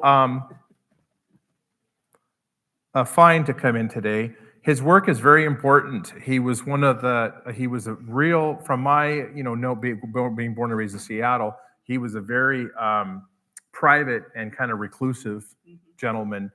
And then he wasn't really appreciated in his lifetime because of how he was so reclusive. And then it was more so after he passed and now his pieces come on the market that people have really, really started to, appreciate how wonderful his pieces are. He passed in 2000. I don't think my records go back that far. That's 2000. He was born in Mississippi and came to Seattle. Yes, that's 2012. So yeah, but it's really been in the last 10 or 15 years as people have been downsizing and collections have come to market that people have realized, he was from Mississippi, how important his pieces are. And the market is very hot for his market. It's considered folk art, although I think it's much more refined as that. but but because he was using these, granite and doing it out of and found materials, it's just not, it wasn't considered fine art quite like on a canvas. But this is one of the funner pieces I've seen in a long time for his work. Very important piece anytime we can see these. Yeah. Have you ever had this one appraised? No. Yeah. Yeah. Like I said, his market's pretty strong. That you're probably, that piece at auction, you're probably looking at like $10,000. Yeah. I'm wrong. James Washington Jr., he's, like I said, he was so quiet and such a reclusive man and when he was alive, but once he passed and his pieces come to market, people realize how important he was, how talented and important. Being a Black gentleman and then having being able to carve Martin Luther before Martin Luther had passed was another, like you said, an amazing feat for somebody. And maybe it was because he was African American and he was so quiet, he was kind of left out of the big scene, Seattle scene with all the biggies, with Mark Tobey and Guy Anderson and Kenneth Callahan. He wasn't part of that big group, and maybe that was because of he was so shy and because of his race. But now he's now that his work is very highly appreciated. Yeah, that's a wonderful. Did he ever do animals or like that twice? Does he have another grouse out there, or is it? Let's did he do see. a grouse and then never do a grouse again? Oh no, he did great. He did repeat animals. He did. Yeah. So let's see. Is They this probably one? look different because they'd be on different rocks. Yeah. Yeah, I'm looking here. Yeah, he did different. But they all looked, because it was such, granite and stone is so hard to carve. They all turned out different, They all were different based on, I'm just looking at looking for a grouse. Yeah. Yeah, no, that's wonderful to see that today. That's why I got my words fumbled when you put it down and said Jacob Lawrence. I'm like, James Washington, wow. Didn't think I'd see one of those today. Yeah, I know, look at him and look at just so wonderful. cute. Yeah.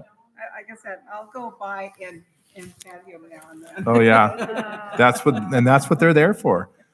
That's what the art like that is there for, is to put a smile on your face. That's exactly what you should do. Is you should walk by it and give it a little. And another fun thing. I mean, I inherited it after my mom's passing. I got it then, but my husband hunted grouse. Oh. We live off of Grouse Drive. Yeah. Yeah. Well, thank you for sharing them I'm today. gonna slide that one to the side here while I pull the others out.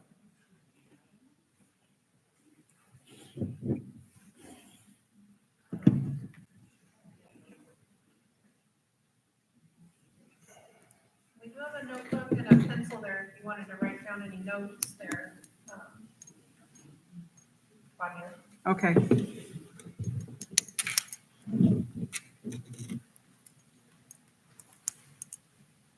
Oh, aren't those darling? Okay, so right now, those pictures I just took, right now are for my own personal use to enjoy.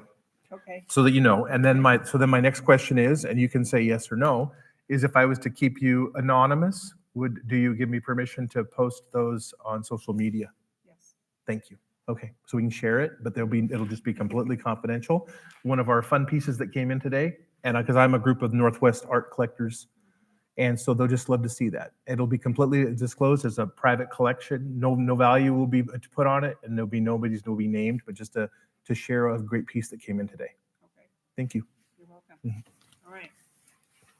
And we have Bambi. Oh yeah. So yep. I actually got a lithograph in the 90s when Bambi came back out that has flower in it, and minus it's this and flower, and this is Bambi's girlfriend. Mm-hmm. And they all have their stickers on them and everything Yep. like that. My husband's aunt probably got them back in the 50s, and she passed away in 80, her husband passed away in 89, and that's when I acquired him. Mm-hmm. They're so cute. Yep. So this is American Art Pottery, made these for Disney. And they made a whole line of all the Disney. They did the Snow White and the Seven Dwarves. They did a bunch of other characters for Disney. And they were pretty prolific. And so, and they're well done. And they did have like we've talked about a lot of things today. They had a surge in the 80s and 90s. And then they kind of like stalled, I think, because there were so many of them, mainly on the Seven Dwarfs set. Let's find the Bambi. But they did come out in the 50s.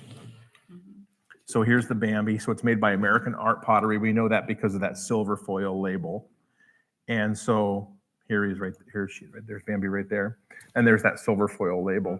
So this one, if it doesn't have any damage, it's going for about $100 now. Okay.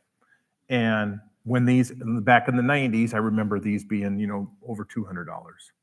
But that's just what a symptom of the fact that they continue to kind of surface, and a lot of collectors already have the ones they want. Yeah, I want flowers. Because like I said, they sit on a shelf in front of the lithograph. And you want flowers and and flowers. Yeah. I'll just keep looking on eBay. And then Never know, Thumper, one might come up. and then Thumper's only $30 to $40. Yeah.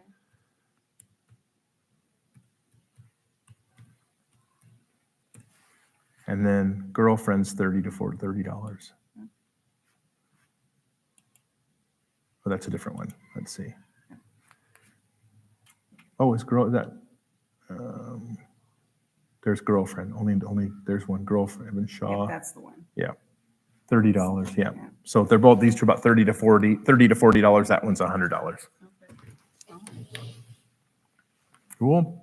Very cute. Well, let me make sure I got my one favorite picture of this You want me to turn him around so I can enjoy this. He's all about the grouse. Oh, he's Yeah. worried about the grouse. I want to get my one favorite picture. Just sorry. He's really enamored with my. Bambi's cute, but.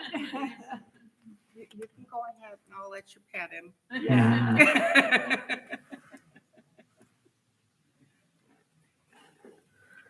Grant's a third generation auctioneer. So he's been doing this his entire life in Seattle until, we moved here 8 years ago from the Seattle area. And so he's very familiar with this particular artist and these items. So, you don't see them often. Like I said, from being a Seattle artist, and you're from Seattle, it's just like you say, Who was it, James Washington? James Washington. James Washington. And Junior. Yep. James Washington Jr. Okay. Are you sure? Yep. Did you pet him enough? Yeah. Thank you for bringing that. That's why we're here, is to see things. Right, Yep. So if I was to desire to let him disappear. Yep. Yeah, we'd be able to help you. Yeah. Okay. So basically, yeah. So what happens is, so we're an auction house. And so with some of the sites we were looking at, so we list the items on anything we get for consignment. In this case, a listed artist too, there's more, but we list things for people. The reason people use us from all over the country and why we moved to Davenport is because we utilize the online exposure, realizing you can reach way more people than in-person event.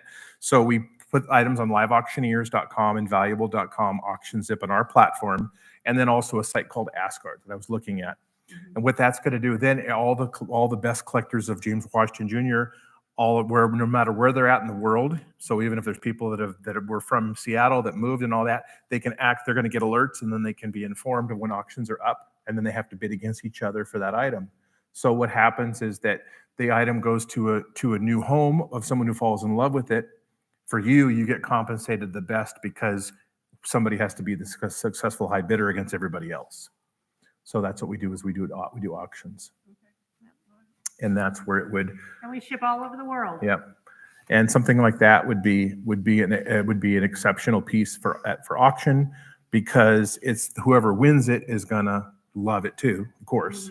But it's going to go to, but you're going to, like I said, you're going to get compensated because for all the people that fall in love with it, it's going to go to the person that loves it the most. Auction fever, we Yep. like it. When I'm ready. Yeah, when you're ready, yeah. Of course. Yeah. Thank you so much for Yeah, sharing thank you. it. Oh, It's- yes. It's beautiful. Yeah. Get him back in here so he doesn't. Hurt Bambi. No. Bambi, Yeah. no, we don't want Bambi hurt. Yeah. Awesome. Thank you so All right. much. Thank you so much. Thank you. Janet, are you here? Are you getting it? All right.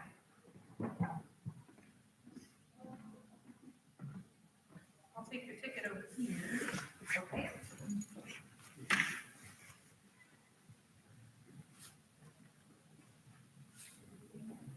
Thank you.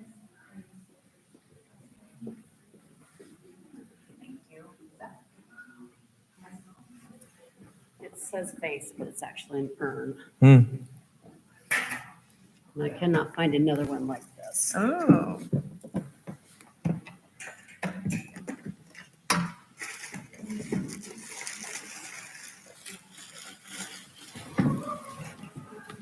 Oh, okay.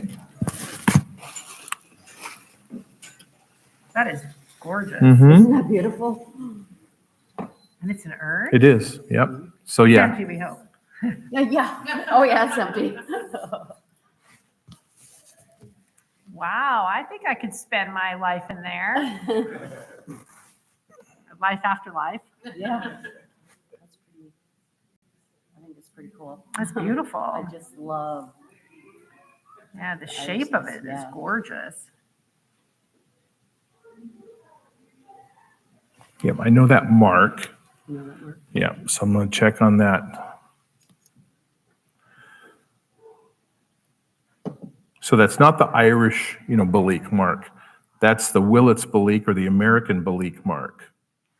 So we see that's the one thing that we see on the bottom here is it does have, this is a wonderful hand-painted porcelain urn.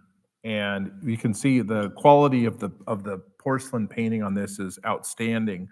So the first thing I was checking was the maker of the blank, but then we're going to also look for an artist's signature because of how well it's painted.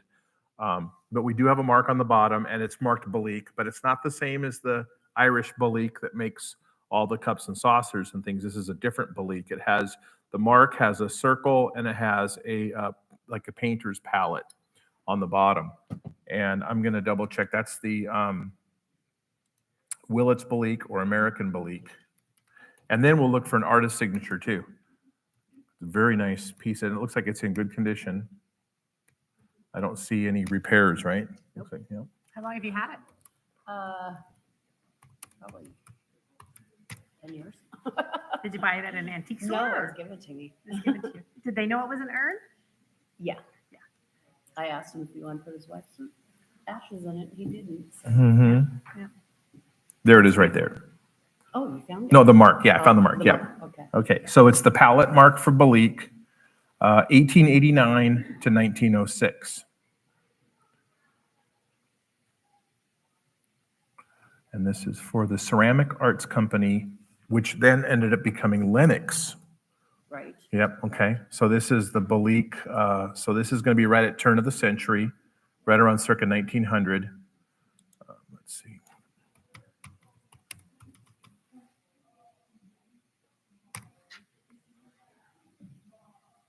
I wonder how I can narrow that down.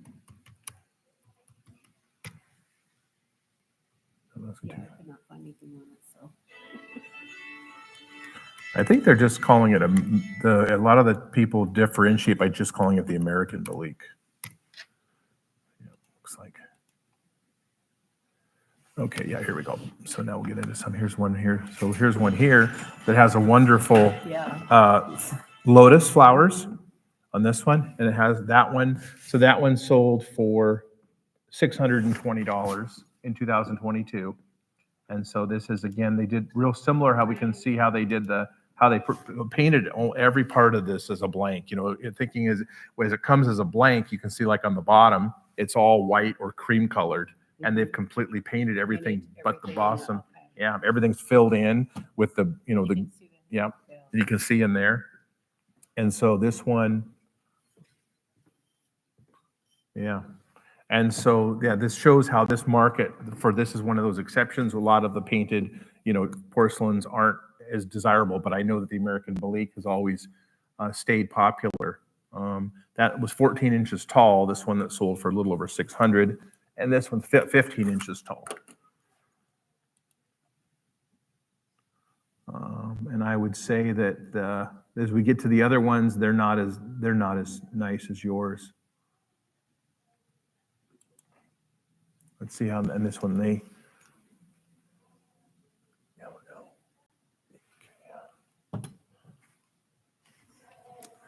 So as we compare the other examples here, and we have to also look at the timing too, because the porcelain and pottery of this era, they don't sell for what they did 15 years ago. Here's a really nice one too. Yeah. That one sold for $1,100, but see, way back in 2008. And it shows how the demographic has changed on a lot of these things. Right. So we look for one that one's 2011.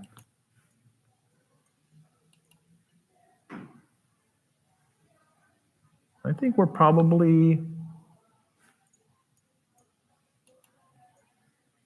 like it's one of a kind.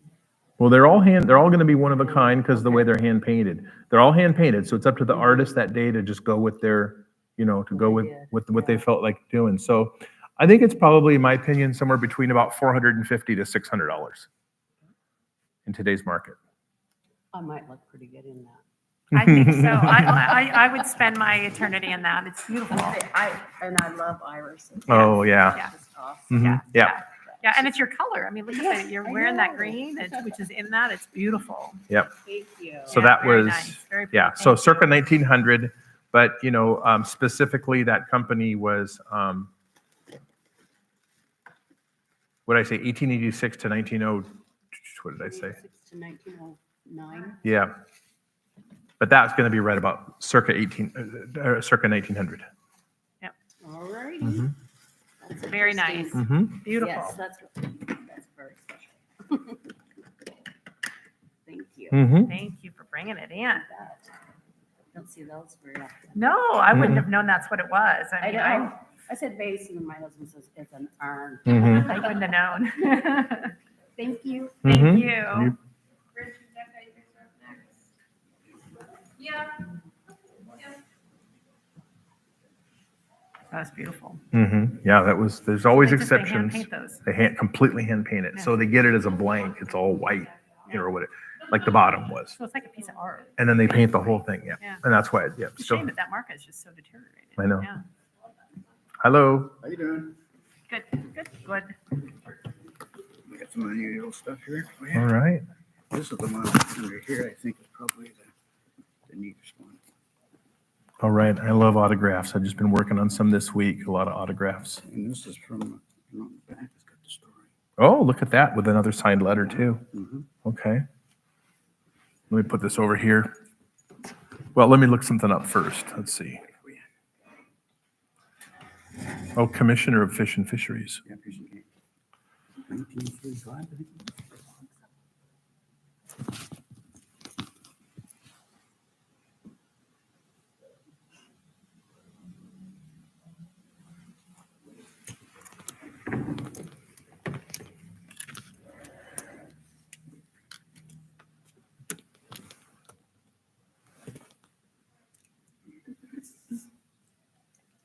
I like that these things like 20 years ago and they've been sitting in the basement forever.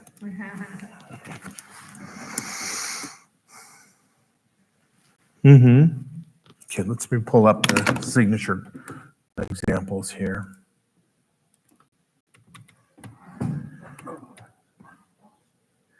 Oh, let's go this. Is it raining outside yet? No, Oh, good. actually sometimes they're not. Love it. We are transitioning into spring. Yeah, well, mostly get you a quicker. All this week's gonna be the 15th. Oh, I'm so excited. So since I moved to Davenport from Seattle 8.5 years ago. After I had to, just being a history buff, I had to start collecting local history. So we live halfway between Davenport and Lake Roosevelt. So part of what I've been collecting are all the FDR related things for him coming to for the Grand Coulee Dam and for the reclamation project. And so, because FDR actually visited the dam, I think 3 times, right? Yeah, 3 times he came here. And so I've been finding in estates in Davenport and around Lake Roosevelt, people have been finding for me, which I never knew existed, little invitations and brochures from when FDR came to our area, came to Davenport and Spokane and went to check on the project and things. And so that was really neat. JFK stopped down in Moses Lake too when he came down to visit Hanford. It was actually shortly before he was killed, but yeah, he touched down in Moses Lake. There's a lot of tall tales. He touched down up at the base. They got from an airplane to a helicopter. So there's tall tales out there about how he came over to my grandma's house for dinner, but he didn't. But we have some photos of it, so it's pretty cool. How fun. We've had a few presidents visit Moses Lake. It's kind of neat. Moses Lake is so much bigger than you think it It's is. spread out, I think, From a lake. importance standpoint, like in what's Oh, down yeah. here, right? You don't think of it, but My wife was quite a few years ago, We're such a young town too. passed away a couple months ago.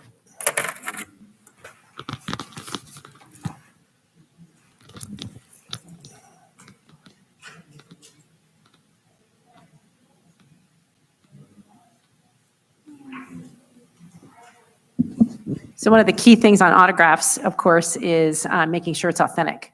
So make sure that if you buy something that's an autograph, that especially if it's of value, that it comes with a very solid authenticity, which would be Beckett authenticity or PSA DNA. If it's somebody you haven't heard of, some little something of handmade certificate someone made on their printer, don't believe it.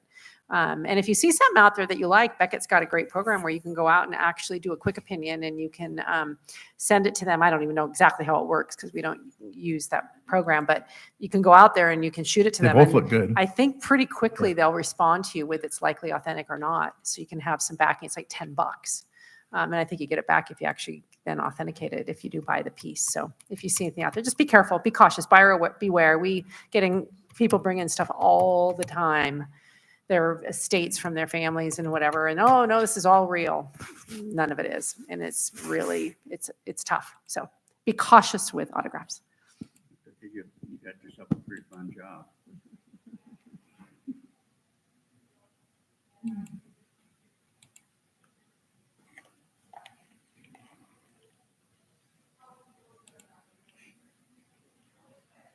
Yeah, so the FDR, what I was looking at too, so the FDR signatures both look good. When I say that, what I mean is, and I'm not an autograph authenticator, it's a really, really hard job. Autograph authenticators, it's one of those things where you can't pretend you're one, right? So it's kind of like you can't pretend, that you're a brain surgeon. There's no pretend, right? So people, the people that do autograph authentication, this is what they do. Literally every day, they're looking at piles of autographs, and they've got databases where they've archived tens of thousands of signatures that they know are authentic, and they can compare and all this. And so I try with big collections, go through and I do a preliminary assessment. And then I'll pass it on to the authenticator, who then will issue a certificate if they agree it's real, authentic, or if they deem it authentic. These both look, when I say they look good, meaning they look spot on, similar. They look spot on to his recognized signature. What was to also you have to watch out for, though, sometimes, or if they're printed or auto pens and things like that. This is the one I had the hardest time with, the one that's the strongest ink, but I have a good feeling about that one. That looks, that one, the one that's a little more faded, that looks nice. That looks good. Yeah. FDR's signatures on documents, this one's probably because it's a little bit faded, but it's nice that it's loose seal on it. It's like $350 to $450 probably at auction. This one, it's mounted. but it's strong. So it's probably about the same. They're probably somewhere like that. There's his signatures are sought after, but they're not scarce. I mean, you can get them, find them. Here's one that sold for $475. That's about as bright as that one. So yeah, so they're somewhere around in that range. Yeah, they're nice. Yeah.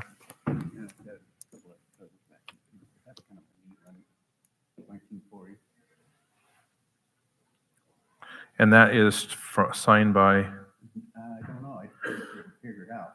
Fortune and then the dogs, long-term occupant. It's a alcohol thing. Yeah, it's a Martin Scotch certificate. Yeah, it's a certificate that you're in the doghouse. Yeah. It's the doghouse certificate awarded to Frank Bell. So he got a certificate for being in the doghouse. I love that. Yeah. Grant needs that. Always related to Frank Bell. He just Hang it up. recreated next town over here. Oh my gosh, that's cool. It says, move over Rover. The above named has qualified to share your home as a result of persistent effort and perseverance in the observance of many of the dubious honors shown below. Overworking, the same alibi, going to bed before guests go home, going to sleep at movies, lack of admiration for the wife's new hat, not always serving Martin Scotch to guests, uncomplimentary remarks about guests and neighbors, unsatisfactory attention to anniversaries. Candidate is duly admitted to the doghouse by Martin Scotch, given under our hand and seal this first day of November 1940. Keeper of the doghouse and long-term occupant. A good dog drinks martini scotch, 88 proof, blended Scotch whiskey, New York. Yeah, that's cute. Yeah, and That's it just shows how almost everything has a value of some sort. I did find actually an auction record for this for a Martin Scotch doghouse certificate, and it's worth $15. There we go, $15. I thought it was just kind of cool. And that's what Cute, it's adorable. And that's what they always tell us when I'm doing the television show. Is they always tell us in the meetings before we do it. They said, just tell them what it's worth. Tell them something. So even if it's only worth $15, that's a fun collectible for $15. Yeah. But if somebody brings you a piece of sheet music that's only worth 75 cents, just tell them it's worth 75 cents. Okay. Let's see. And so that's signed by a Kentucky governor, Ruby Laffoon. And it looks like Mr. Laffoone's autograph's not worth much, $15 to $20. And then this one is signed by the governor of Oklahoma in 1937. So we'll see who that was. These are appointments. This is commissioning the colonel on the governor's staff, Frank T. Bell. Okay, that's signed by Ernest Marlin. And let's see. Now, not many governors, moved on in politics to be big enough then to have their autograph be worth anything. Yeah. So Governor Marlin's signed document is worth maybe $30. That's it. Yeah. So the FDR documents are of course, your highlight there. Right, Yeah. sure. Yeah. Okay, All right, yeah. thank you. Okay. My grandmother wrote this letter about the doll, trying to get some information. So it has some family history in there. Love that.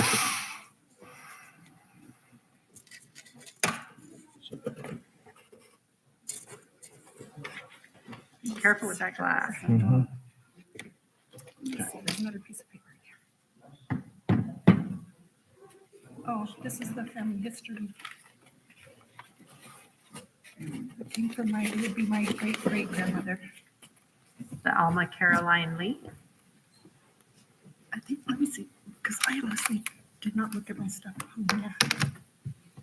Yeah, and then that's my great grandfather, great grandfather. Okay. You can set it down right there, yeah. Or you blanket for it, yeah, a towel. Let the blanket down.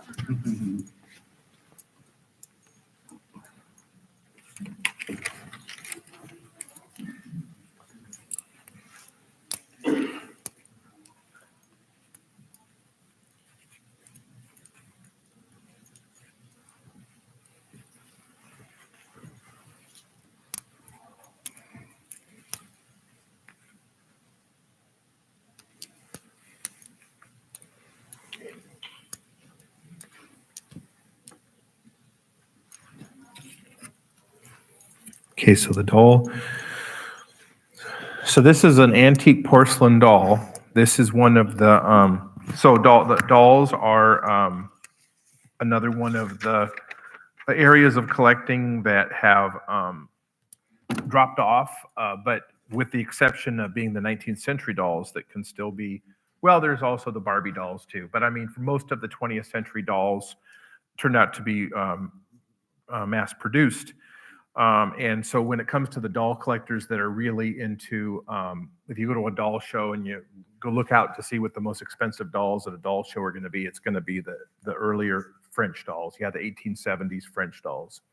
And so that's what still probably tops the market.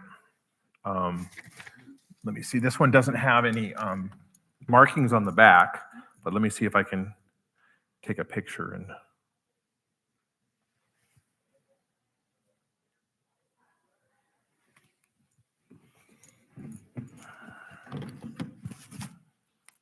So there it is right there, mid-19th century. So like 18, that's her hair is right there. Not that one, Jenny Lind.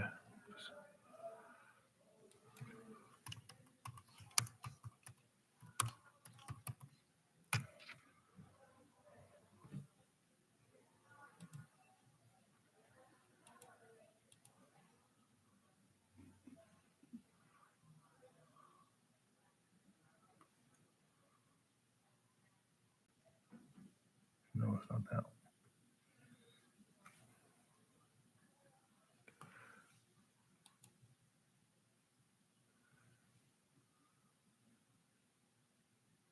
one. Let's take another picture. I lost that picture of her because of her hair. It was really the way she has her hair parted.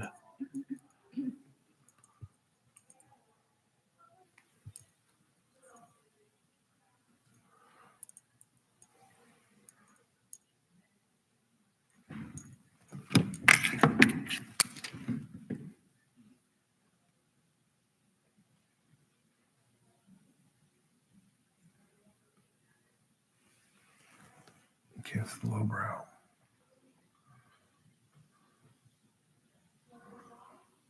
Is that pretty close? So it actually could be German, not French, especially since it's not marked. Yeah. You see? Oh, yeah, that's pretty close. It's a different angle. The eyes are a little different. She's Mhm. looking up. And she's looking straight out. There's so many. Yeah, see, they call it they also, so they tend to call these that are the mid-19th century up to the 1870s and 80s, they tend to call it a Jenny Lind, which is a form of a portrait doll, they call it. Here, her hair is a little bit different. That one sold for $425. It's hard to see. It's a small picture. That's interesting. I'm almost thinking maybe the feet were Yeah. porcelain. I don't know. There's another this is what they call the Jenny Lind. There's the part in her hair. This one dates to 1865. It's too skinny. Yeah.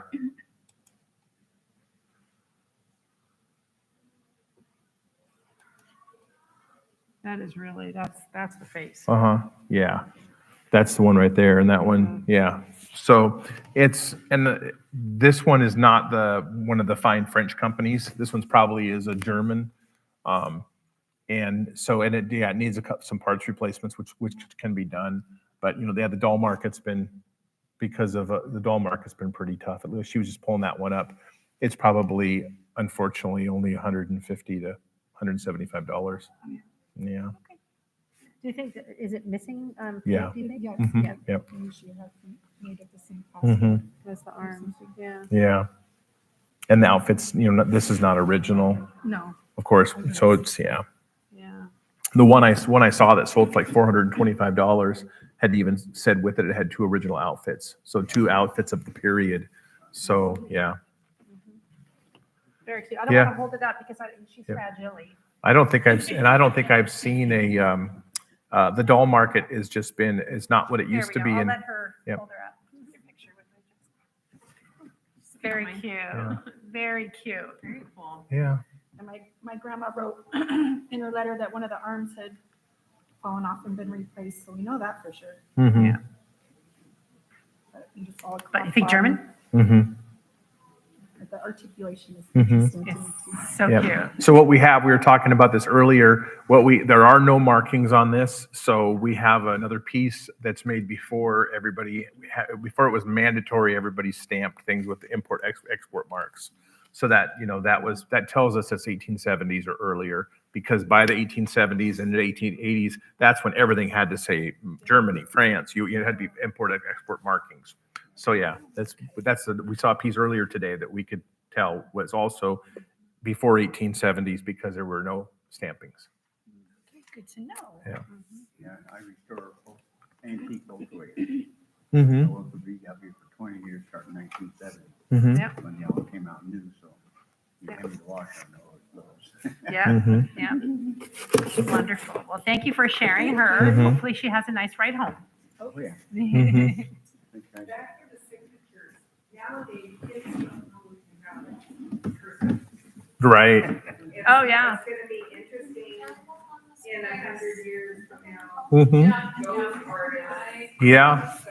Yeah. With not having signatures. Right. Yeah. And and they're having a hard time. So even I think it was the Smithsonian, it might have been, they're looking for volunteers to come in and help transcribe old letters, because the art history major kids coming out of college right now, they don't know how to read old cursive. So they're looking for volunteers to come in and help read these letters and put the transcription into their records. So they need people that can actually read old cursive. Yeah. We have Dawn here. Hello. Hi, Dawn. So I'm out here in a booth and I put $50 with both these items, so you're gonna tell me what, good or bad. Okay. Oh, okay. All right. On this one, no. This and this. Okay. That one I wrapped because I think it's fragile. Oh, pretty.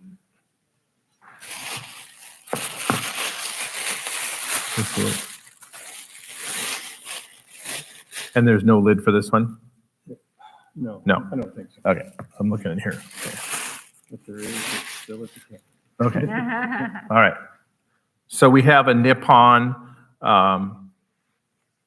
creamer with lacking the lid. And then we have just a little, is this also the same, yep, same pattern. A little Nippon, I guess, Bread plate.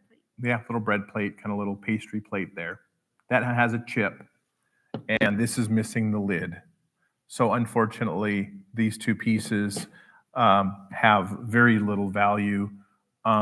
They basically have they have as much value as you would pay for dishes to use. Okay. In other words, so there's no premium Value for it. value. This because it has a chip, this with no lid, and they're just kind of random pieces of Nippon. So, I mean, as much as these would be good to use, so $3 or $4 a piece kind of thing. I'm glad I know that. Yeah. And so you could just wash them up and use them instead of buying something made in China. I think it's a 2-book set. Yeah, I see it's volume 1 and 2. Forward March. I've seen this set recently that looks like it's good. Well, my dad was 1898 World War I, so I got his uniform and I got a few books. I put $50 on it.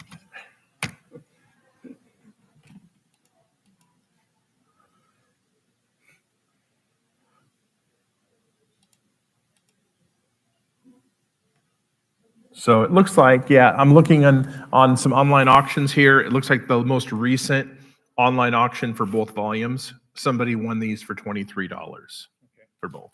Okay. And then before that, somebody snagged a pair for 20. So, So I better go change my $50. yeah, yeah. You know what they say, the true value of anything is what someone's willing to sell it for Mhm. and what someone is willing to pay for it. So if you think it's worth 50 and someone's willing to give you 50, then it's worth $50, right? Right? I might. Yeah, no, I don't mind. I can take it off your booth if you like. Are you taking a break for a quick second? Okay.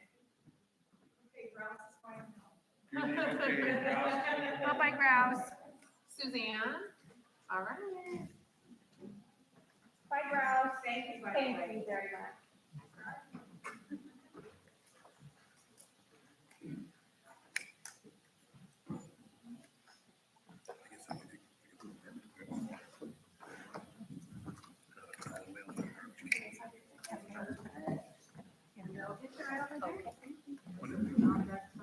I'm not. Yes, this is your. All right. Yep.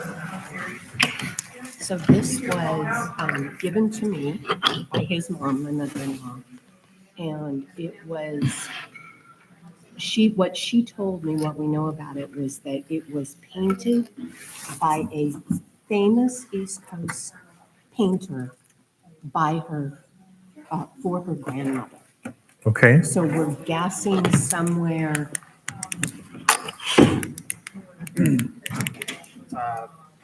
My grandmother would 1870s. have been born around 1865. Oops. Or great grandmother, excuse me. Is it out of the frame? Mhm. Yes. No. I think that that's the original frame as well. It sure looks like it. Yeah. It got duct taped at some point. Not us. Yeah, you can just drive a couple new nails through those holes. Is what I always do. It's not signed though, huh? Damage there. I never No. found his signature on it. It is not signed.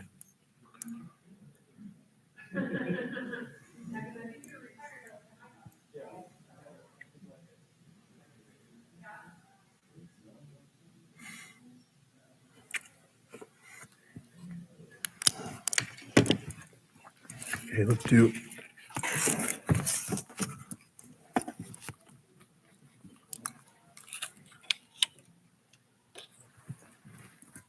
It's basically 12 by 16. So it's it's close enough. It's closer to American measurements than metric. So I'm good with that. I mean, it's a little bit, just a hair over 12 by 16. But a couple things, it's not signed. So there are a couple things that are lead me to believe that it's somebody who was a hobbyist rather than an accomplished professional artist. So it's unsigned, which is one thing that's not good. That we don't know who did. And then the framing, the stretcher is homemade. It's not something like purchased from an art supply company. And then on the front, we look at the quality of it. And although it was somebody who was not new to painting, it lacks a little bit of fineness. So I have, literally done hundreds of thousands of reviews of paintings like this in 35 years. I think it's by somebody who was a hobbyist and not somebody who was not necessarily a professional. And so all those kinds of things kind of fit in with, somebody, but although it is pleasing and they were, some of the things that are executed pretty well, I think it's still by somebody who was a hobbyist. And then the fact that they didn't sign it, we don't have any way to attribute it to anybody. So it's what we call just an American school. Okay. And because I do believe it is American, then because of the coastal scene, and like you said, coming from the East Coast and the size being closer to 12 by 16 than metric. So I'm fine calling it American school. It probably dates from the late 19th century. And it has a real nice, that's the East Coast. I can just, there's a little, indentations. Yeah. It might be from these wires. Yeah. So Oh, yeah. Okay. you might want to, Just put that back take those out, or I don't know what you want to do. Anyway, but it's got a nice, East Coast feel to it. Why don't you just, okay, there you go. Put that styrofoam back in there. Yeah. Nice East Coast feel to it. And the wire's not adding any value. You could just get rid of it. yeah. Just little snips. Yep. And I think it's probably, once you get it secured back in that frame, and at an East Coast antique store, it might be maybe $150 to $200, something, in my opinion. Okay. Yeah. I don't see any any reason to believe that it has any sort of significance as far as who did it or anything. Okay. Awesome. Okay. Thank you. Thank you. Yeah, you can just snip that off and, Yeah. yeah, not even worry about it.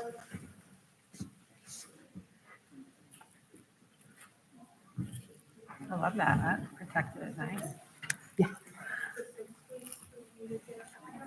have Debbie. Awesome. Thanks, you Thank guys. you. Oh, I might have to go down and do a piece of furniture. Now.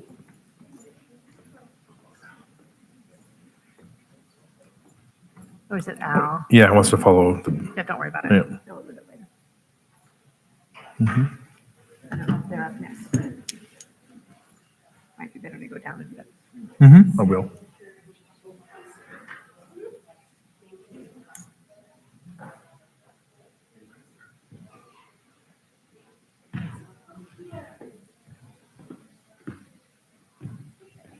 Hello. I love that coat.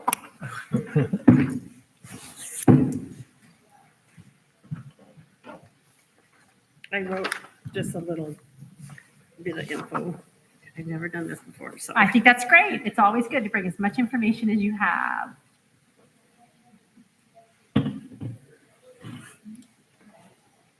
Handsome man.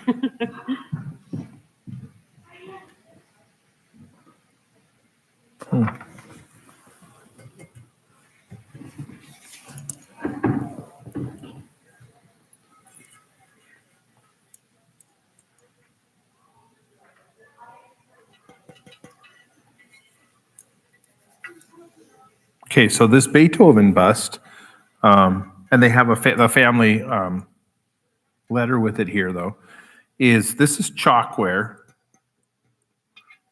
So it's very light when I picked it up, actually. So this is chalkware. So this would have been a mold. And so we can see right here how it Beethoven didn't quite print all the way. And then we can also see some lines, some mold marks here. So it's a chalkware mold. So it doesn't, I'm a little bit surprised that the letter is stating that it's been around for 116 years. I wasn't aware they were making the chalkware figures that far back. But it is chalkware and not marble or anything like that.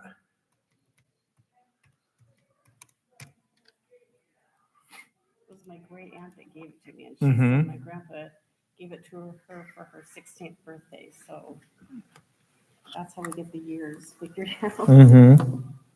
Yeah, I mean, that's it right there.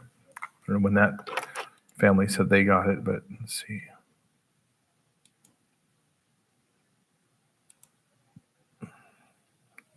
Same as this one right there. He always seems precarious to me. So when the kids had friends over, I'd move them to the bedrooms so nobody could knock them over. Yeah. Yeah. It's got like a dye on it or something? Or Yeah, I think it's just like a stain of some kind? yeah. Yeah, some sort of a glaze. There it is right like there glaze. too. Yeah. So they didn't say, like this family the person didn't say how long they've had it. I mean, so it's actually, now I'm looking at some of the records too. The common belief was, like that chalkware items started to be made for the circus and the amusement parks and things like that. The chalkware figures, that was in the 1930s. Some people that have sold this same one actually attribute this to the 1950s.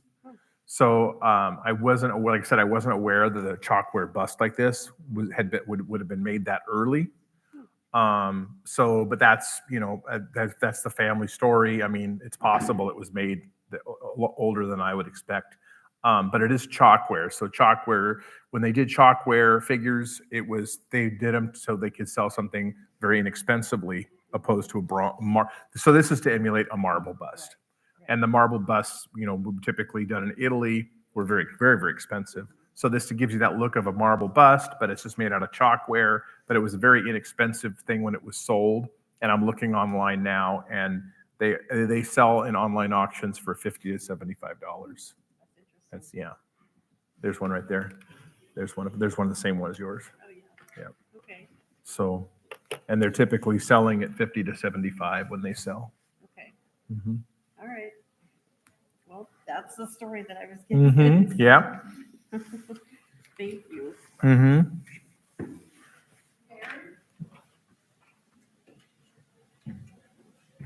Mary in the house? 1800s.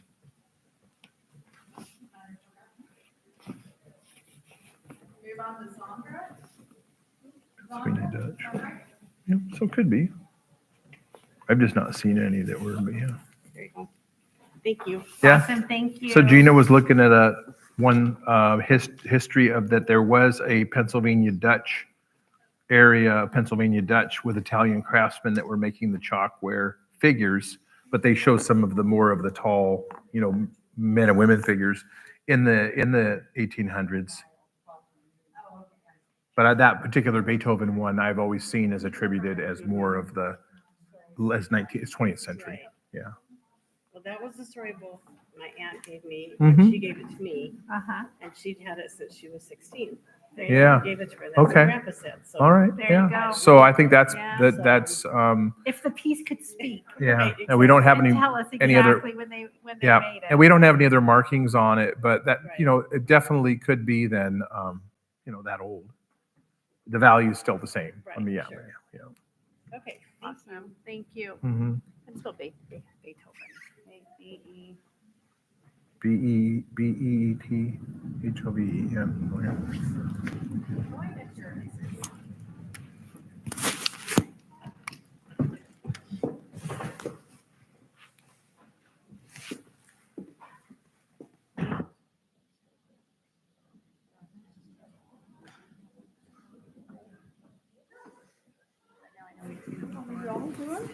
Hello, good. Good. This picture is is where this came from. Okay. And this house was built in 1891 in Custer, South Dakota. Okay. It's a historical marker. It's still there. Mm-hmm. This came out of the house. That came out of the house. Mm-hmm. That's all I know about it. Uh-huh. Okay. I know who built the house. It was great-great-granddaddy. Oh, wow. And when it was a territory, South Dakota was a territory. Uh-huh. They were from New York. Oh. So I'm assuming these things came from New York. Did you bring that card to bring that up here, or did they have that? I love it. We have cards like that at work at the gallery, but ours aren't as big. I like that one. I was wondering how I was going to get it down here. Let me know if you need me to tilt it up or do anything.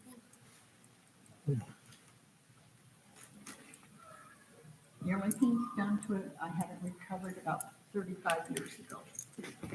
And it has the original horsehair still in it.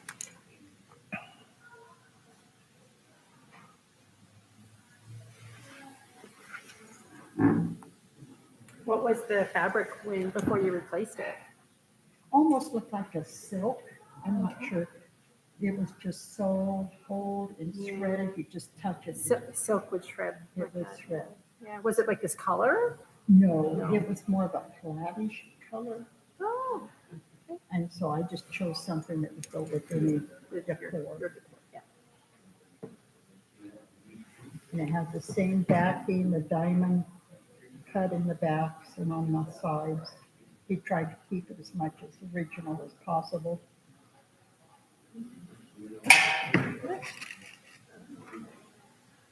Yeah, it's just the fabric underneath. Mm-hmm. Yeah, there's really furniture's been so tough to watch the furniture prices drop the last 5 to 10 years. But this is what we call, it's a little bit, it's not really typical of any particular style. Right when you, but I would consider it empire. Empire, yeah, let me look up the.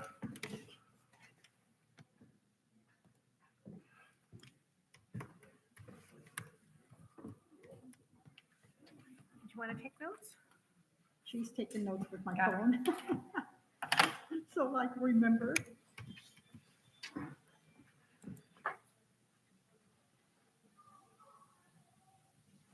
that's a different, that's not the American Empire, is different.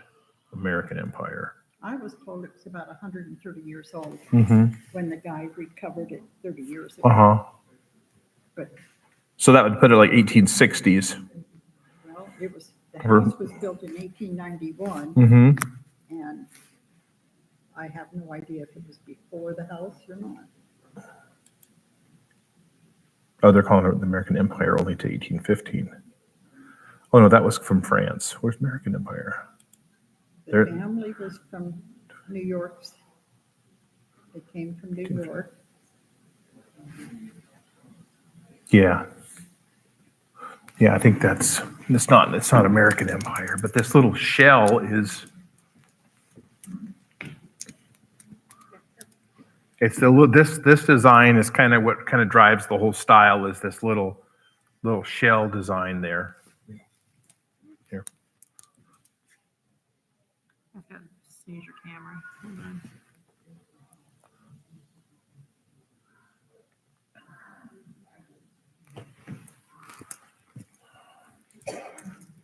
And so they probably purchased it from somebody when they built the home. Yeah.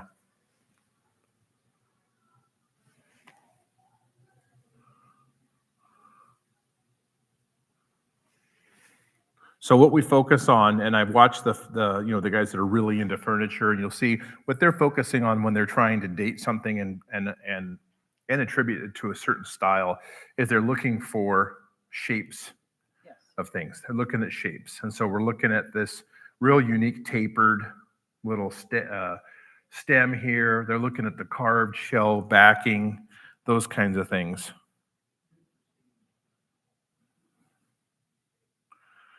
Where was that? That was, yeah, so we're looking at that shell. So they do have, this is why I kind of lean towards American Empire first. They have this little shell design right there. See right there? Oh, yeah. So that's a Victorian mahogany. So this is mahogany. We know they've got that as a mahogany, Victorian mahogany, circa 1825. American Empire would be 1815 to 1825.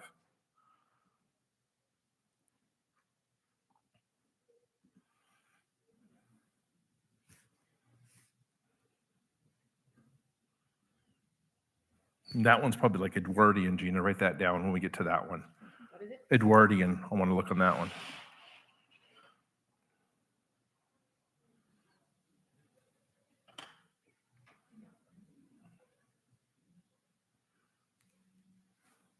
A lot of different styles going on here, because I'm looking at Colonial Williamsburg. I know you said it came from New York. We got a lot of different little styles going on, but what would be the most intriguing probably is that under the arm there, the spindle.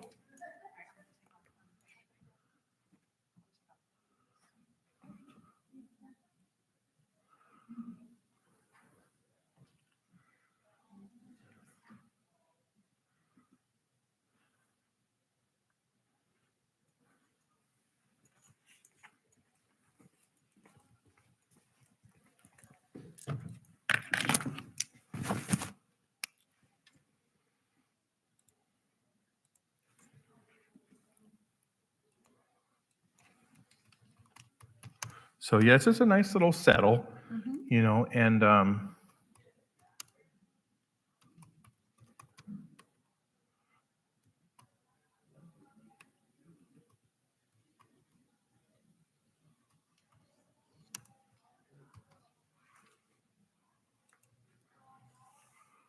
here we go.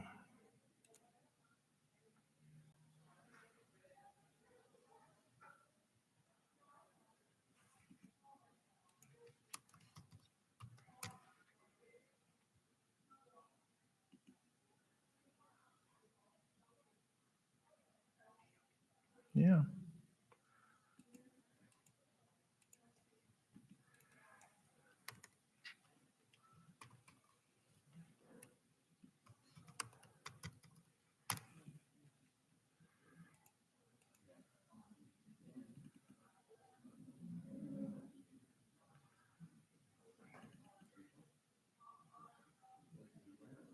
That's kind of a baffler the way they're mixing those styles there.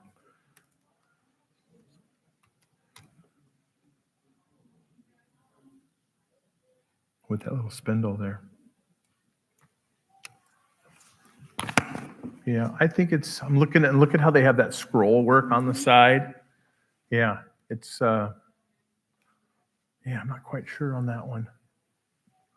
Do you know when they brought it from New York? No. No. It's been in the family Mhm. forever. Nobody else has had it but us and the great granddad. Mm-hmm.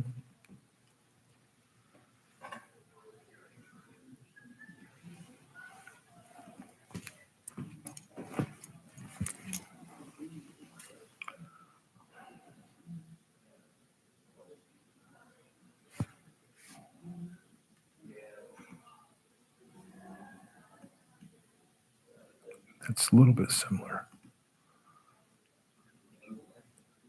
But that's English, yeah. George II and George III, but that's English.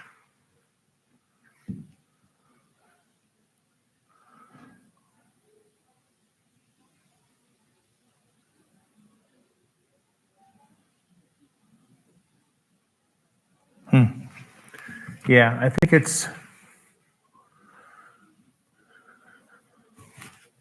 I don't think it used that dome. I think it's probably, so it's mahogany.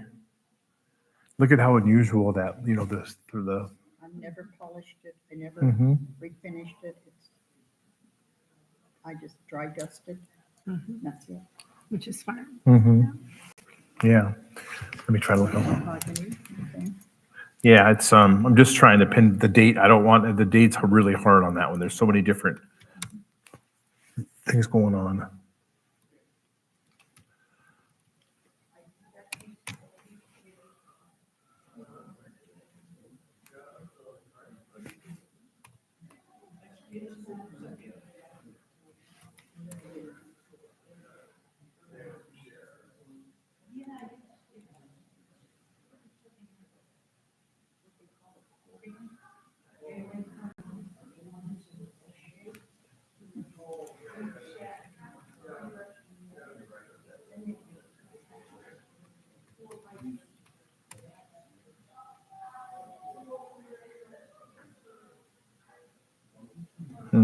Yeah, I don't know. I'm just going off of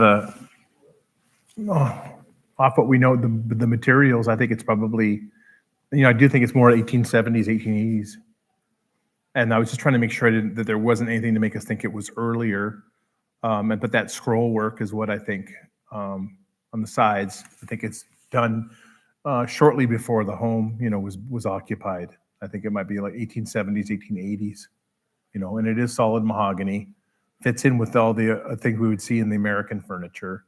It's a kind of transitional though, because you can't really pin any sort of style on it because of the different, with the scroll work right next to that tapered spindle. It's definitely different. It's probably, furniture's so hard right now as far as values. I did watch some furniture recently and some prices that came in, but with what we know about it at an antique store, I still think being American and being that period, I wouldn't expect it to sell for more than maybe $700 or $800, in my opinion. Let's take a look at the chair. It's unfortunate that people just don't decorate their home.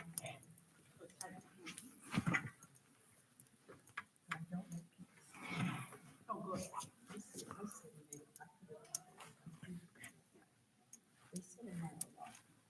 Mm-hmm. Yeah. Yeah, this is real. So this one with this, like East Lake, they call it design. That one's more, and then with the marquetry inlay on the back. That's more traditional 1880s, circa mid 1880s on that. That's more easily for me to peg, even not being a real big furniture appraiser. That one is a side chair like that in that condition is probably somewhere around $150 to $200 in that condition. But that one's more easy to peg as far as the East Lake style. East Lake. Mm-hmm. Yep. Where does that Eastlake come from? Here's that term East Lake furniture. Let me see where where that came from.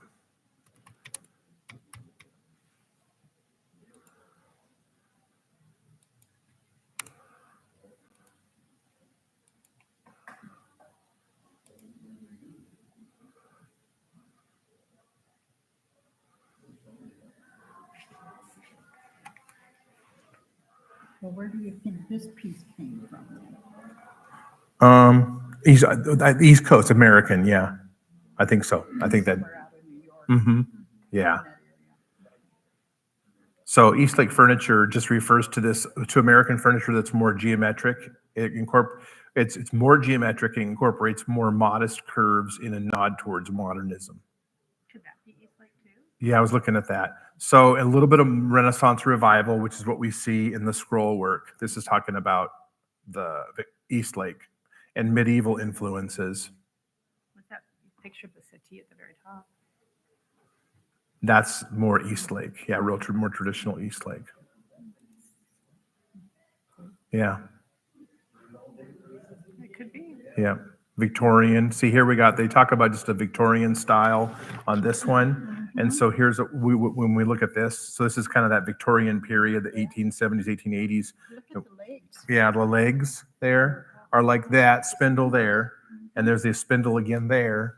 So this is what they were, kind of that Victorian era, which is like 1875, to 1885 kind of thing. Yeah.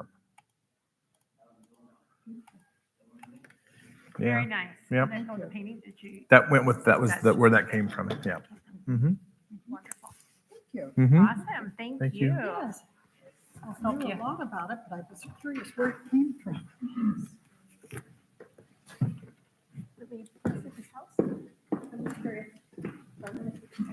It's still standing.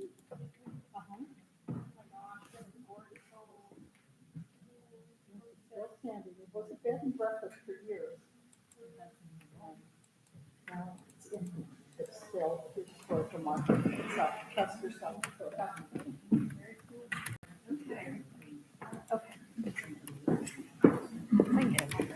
Okay.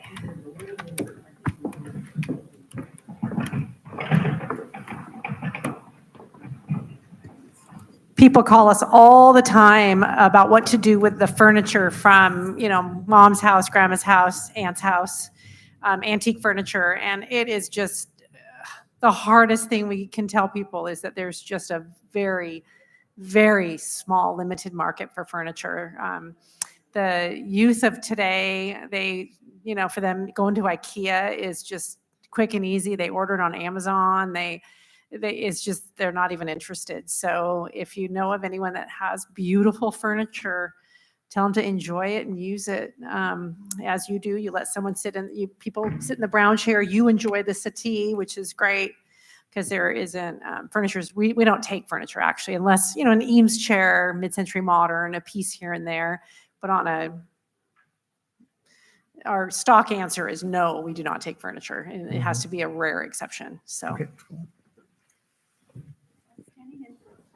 This is an old German Bible that was given to her by her stepmother, and she didn't have the heart to get rid of it.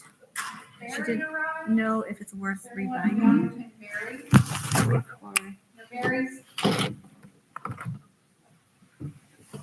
She would be willing to put it up for auction, or what she said? Auction. She'd be willing to put it up for auction if it was worth it. Yeah.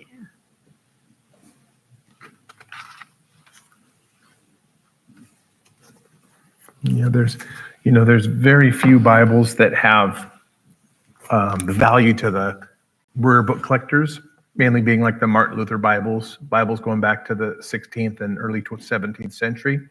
And a Bible like this is not something we would sell.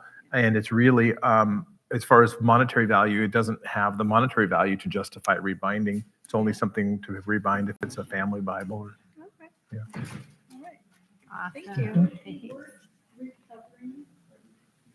No, No. not unless it's, for personal use You know, it's a treasured family heirloom, you know, that I want to have Sentimental value. sentimental value, Yeah. but not from a value of resale. Thank you. Mhm. They,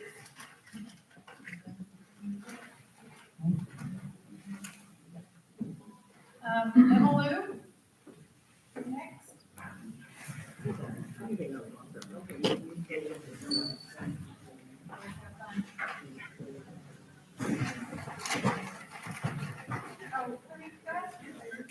What? He's not here yet.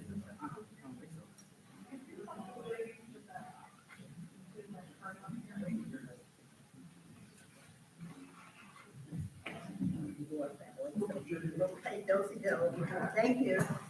Looks like the other side. Why don't you have your ticket? There's my ticket. Who wants it? I'll grab it from you.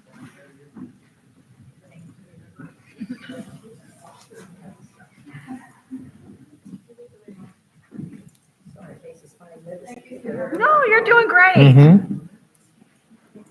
This is a toss about which one to show you. And I'll make another appointment to have you see another one. Okay.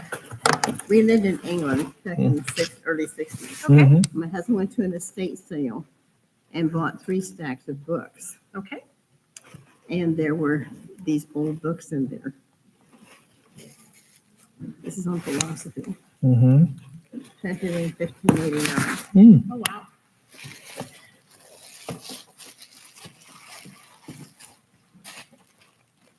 Do you mind if I sit down here? Oh, absolutely.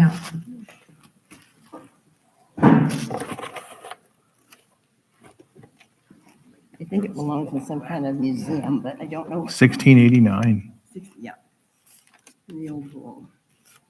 If you have another cancellation or no show, I'll take that and pay it for it too, for these, I have a couple other ones Okay. here. So But that's the oldest one. introductions to a son. 1689. I don't know if I have, if I did in this, I don't know if I did that one site yet. Oh.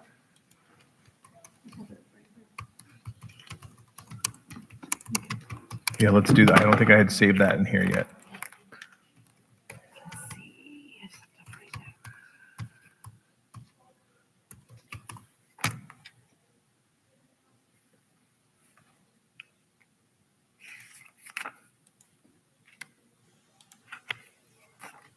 Oh, it was in here.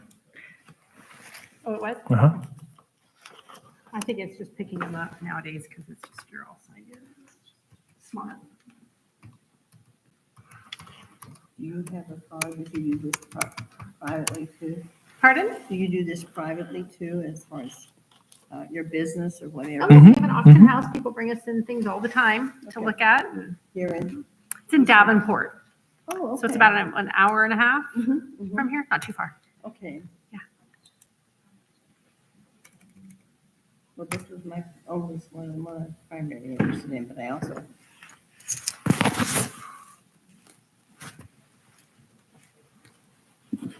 Last year, when we were traveling, we got a phone call from a gentleman who does business in Birmingham, Alabama, and we've gotten estates from him before, and he gave us a call right before we had left for a trip not far from there, and he said, well, Birmingham Southern College was going out of business. They were literally shutting down after hundreds of years, and they had this room that was this big room with big tall cases. It was their book room or their wood room. And it was just this biggest collection of books. And he's like, we need to get it auctioned off. Will you come and get it? So we literally changed our flights, flew there, packed up in 2 days or a day and a half, a 26-foot truck of nothing but books. And brought that back to the gallery, went through it, and it was most amazing book collection. And that was a 2-day auction we did last year, and it was pretty fun. So we do a lot of books and enjoy them, but I pack and ship them, and shipping out 50-pound boxes of books to the post office via media mail, I get my workout on.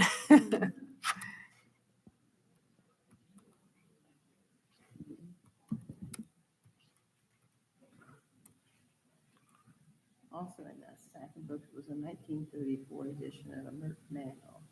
Of what? A Merck manual. A Mert manual?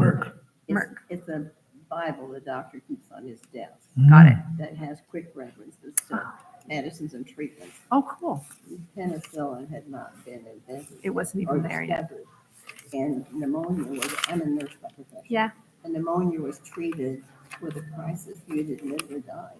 Yeah. You know, and sometimes you're left with damaged lungs or damaged heart. Absolutely. But it was nothing like this quick, penicillin fix. Yeah. That was a discovery in 47, you know.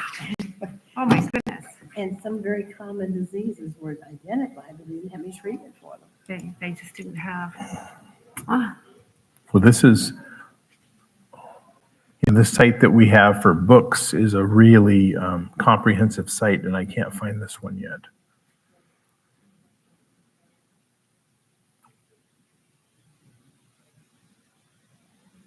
Have you heard of the Poison Book Project? Delaware. Some of the old antiquated books.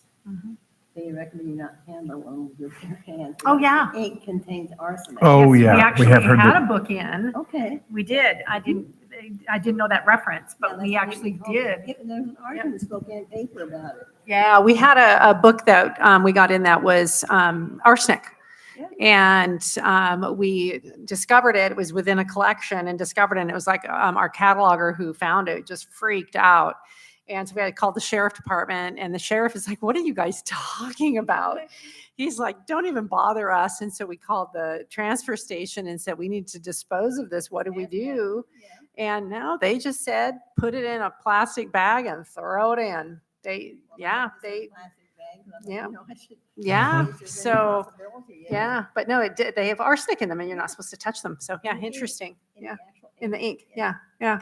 I can't remember how she realized that it was like that. It must have, when she looked it up, they must have said something about it. There's a Yeah. university, I think in Yeah. Delaware that Yeah. that did it. And I was going to write to them, but I hadn't done it yet. I hope Yeah. I'm just quite Yeah, no, sure. we had one in Little Old Davenport. We had one of those books. Yeah. Yep. I remember that. She panicked. She was fine. It's all good.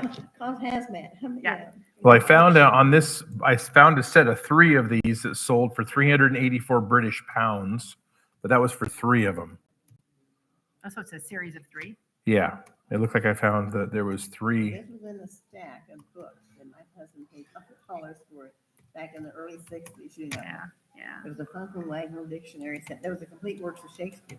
Oh my God. And that was in beautiful shape. Yeah. And my son has that. you know, Wonderful. and ink in beautiful condition. And it was in the 1800s that it was printed. Wow. And then we have one here. Let's see. Oops. So it looks like it might be. That says, it doesn't say what year. Books are hard. Books are, there's some.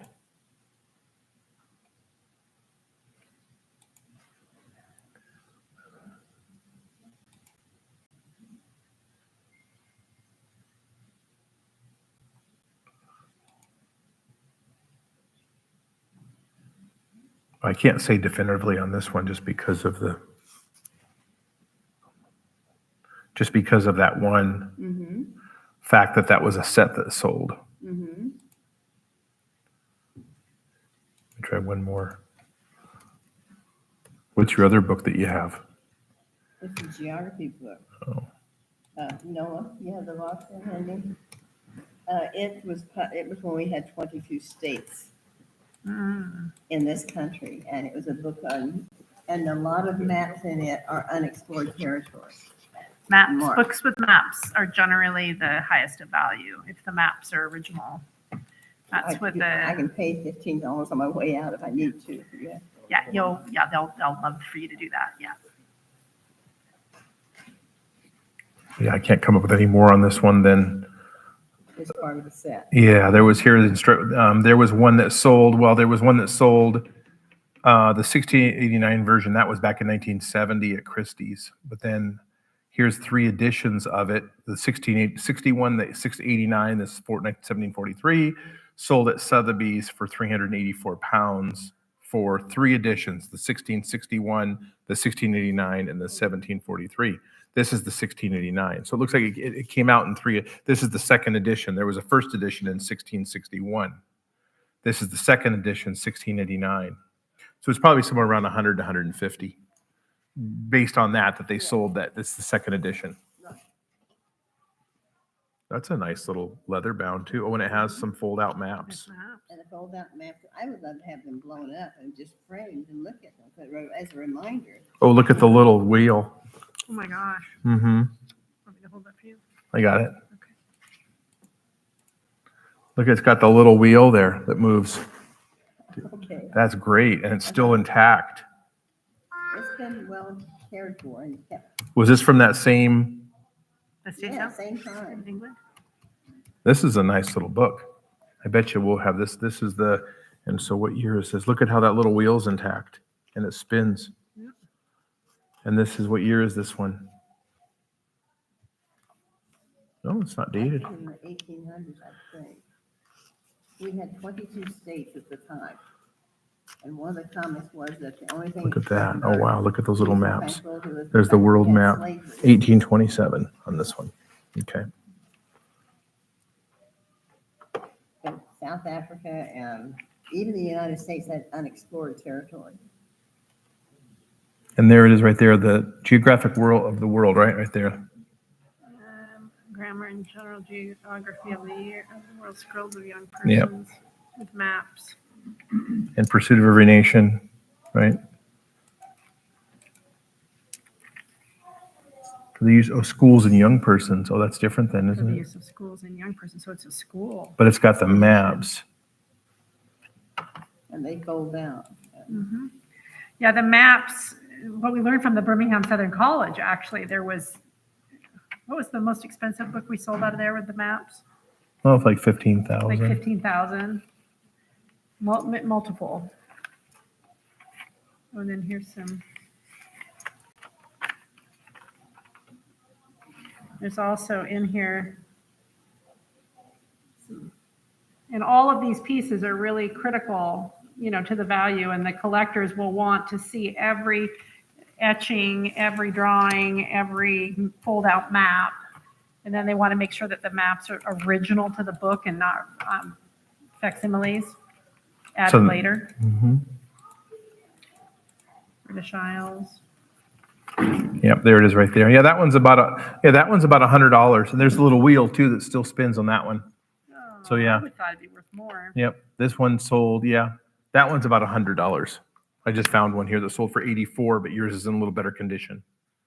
So, yep, so this one had little bumped corners. Yours is in better shape. So that yours is about 100 to 125 for that one. Yeah, that little paper wheel's still there. That's really cool. And it's got the original tie. Mm-hmm. Mm-hmm. Yeah. Grammar, geography. I wonder if they were a teacher, because that was a school edition. Well, it was, I thought it was a state, and it was out in the middle of nowhere, how some of those were in those days. And Yeah. Mhm. so, Yeah. but meanwhile, I just had them tucked away, and I thought. Well, they're beautiful examples. Well, I've tucked them away, and I thought, can preserve them, and this is worth about 150, and this one. 100 to 150, and this one 100 to 125. Okay. Yep. Well, I found out my answer anyway. Mhm. Awesome. Thank you for Meanwhile, thank sharing. you, sir. Mhm. I just Yeah. have to- She's have going to to- grab another ticket. Because we're going to have to get a second. Yeah, I need to go, pay, do I pay you or pay up front? We'll call it a book collection. Mhm. Thank you, thank you. Thank you so much. Thank I am a member of this museum. Oh, good. There Thank we you. go. There we go. Thank you. Can't see that. All right, this is gonna be the last call for Barry. Okay. Next is Claudia. Are we gonna? We're on time, so people didn't have to. And we're on time. Teresa. Maybe we'll take us out of peek. Yeah. Have like a new sticker or protein bar. I just had a shake. Just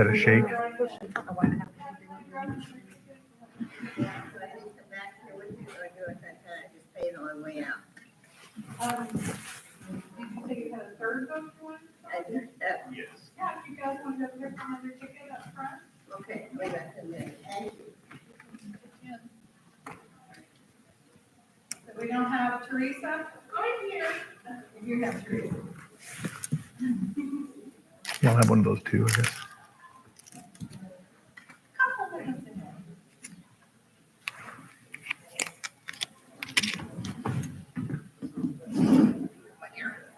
put aside to bring you these. Okay. It's a set of two. Mm-hmm. Yep, very famous set. But these were the Japanese woodblock prints of the horses. This is a very famous set. They were printed many editions. They've made these.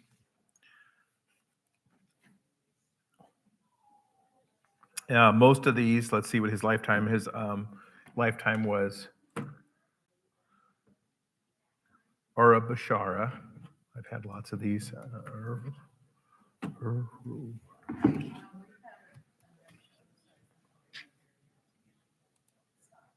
There he is. So Urashabara Makubcho was 1888 to 1953 is when he lived. And most of these I've seen are, well, right before he died. The last set of these I had were right in the early 50s was their date. Okay, and they remember getting them about 1950-ish. Mm-hmm. So. Yeah, these were very famous for him. This series of the horses, right there. Yeah. So, and this is done mid 20th century. This one particular one he pencil signed. So these could have been printed then even after he passed, since they're not pencil signed. Okay. They could be out. His family could have still printed these after he passed, since they're not pencil signed.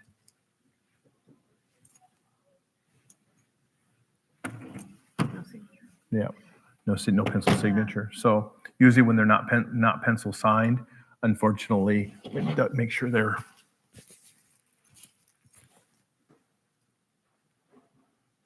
Oh, these are just, no, they're not wood blocks. Nope, these are just copies, which is why I always have to take my loop and verify. Okay, so these are just copies. These are facsimiles. Okay, so these are just prints of the.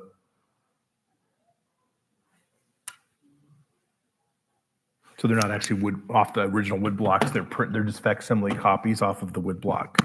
So they're probably worth about $25 for the pair. Cool. Okay. All right. Yep. Thank you so much. Oh, horse lovers, they're beautiful.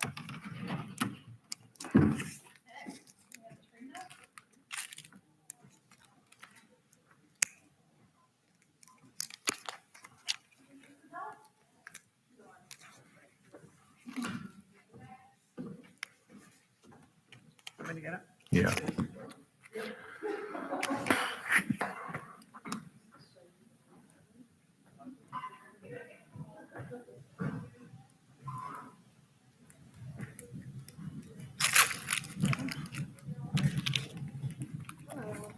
Hello. Hi. Do you have an auction house in Davenport? Uh-huh. Mm-hmm. How does that work? If I have something, how much does it cost? Take a look and see if it's worth auction. If I have lots for something else, Mm-hmm. if I can find somebody, I'll bring a few things. I like to have things.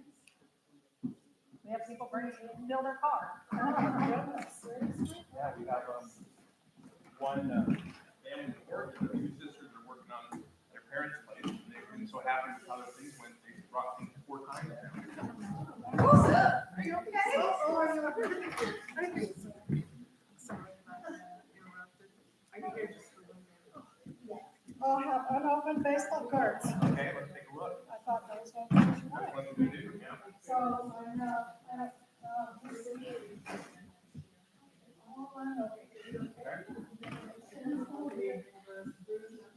that's why. Are you okay?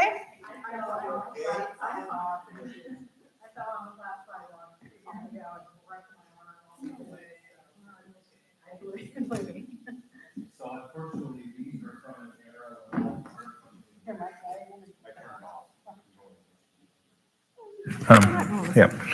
The live training, so yeah. Yeah, these are from a time when the card companies were overproducing their product. Oh, okay. Yeah, and so I'm looking here to see. Oh, this is some- something else. Okay, That's my next thing. okay. So unfortunately, the bad news is on your unopened baseball cards here, that these are worth about maybe $5 to $10 per box is all. Oh, okay. Didn't know they got. King Griffith Jr. on the bottom and Yep. stuff, huh? Yeah, I Okay. just made way too, I wish I had better news. I love Yeah, baseball that's okay, cards. that's okay. But they're I just, didn't know anything about yeah. it, so I thought, This is just when the companies were all overproducing their cards. Yep. okay, well, that was quick and easy, huh? Yeah. Sorry. That's okay. Okay, so my People next, bring in so much of this. okay, my next thing here will do this. I have two more like this at home. One is Katharine Hepburn, and the other one is Spencer Tracy. And they're all by the same, they're all drawn by the same person. And they're all numbered. This is the worst shape. It has this down here. The other ones don't have any of that. But I wanted to reframe them, so I thought I'd see if I need new glass or just new. Signed and numbered out of what, 1,000. Yep. But they're all through the same artist. I have pictures of them, but anyway, I figured they'd probably be better sold as a set, or I'd like them too. I might keep them. It just depends on what they're worth. Yeah, thanks for doing that. Yeah, what's the artist, does it say on the back, the artist's name? No, it's not on the back, it's on the front. And I forget, is it Ed? No, it's not on the back. Yeah, that's this one. Yeah, probably. That's probably what that was. On the other ones. We got Marilyn. Marilyn Monroe. Yeah, the other one's Spencer Tracy and Katharine Hepburn. What's his name? It used to be an item for a while. Giorgio, no.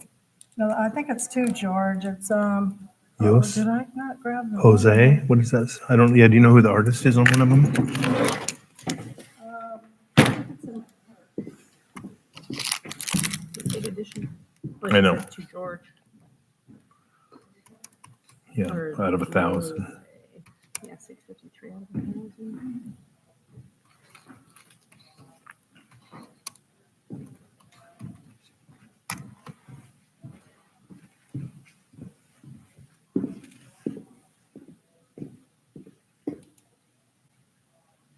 Unless that's the name. It might not be two, it might be.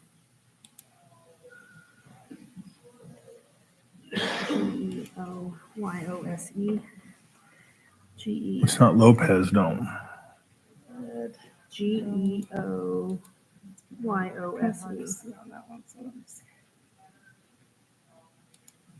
Eoyose. Yeah, it's hard to work out. Yeah, Yeah, so that is the artist's signature. It's the same signature. yeah. So there's Katharine Hepburn. No. That is the artist's signature down there, the number. Yeah, I'm trying to look and see if I can find it. And then there's Spencer Tracy. What's the signature on that one? Yeah, they're all through the same. Yeah, but And do you have a that's- picture of that one? I have signature both the is? pictures. No, of them. no, on your phone, do you have where the signature, where he signed? Sorry. There we go. That's what I wanted to see. There's another one.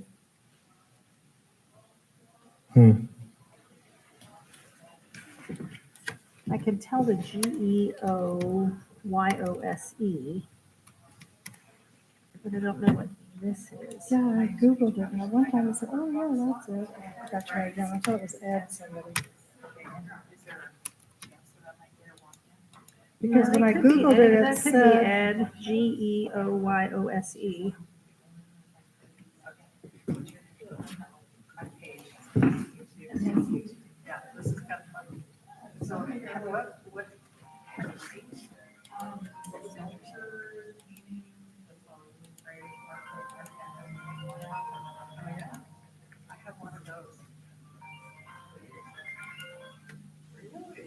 I brought trash that I just wanted to put in.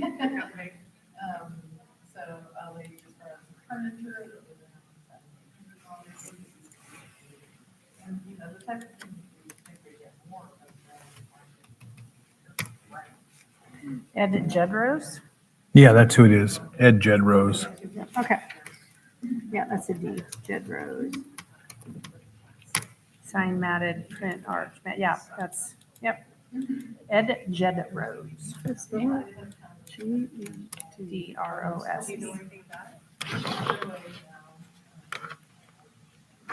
North Dakota.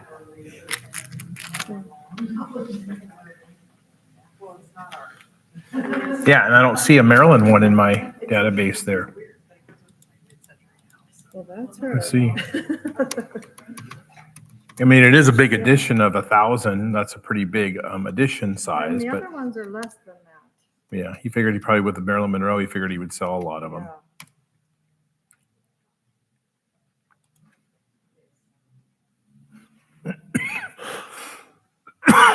Anyway. Well, there it is.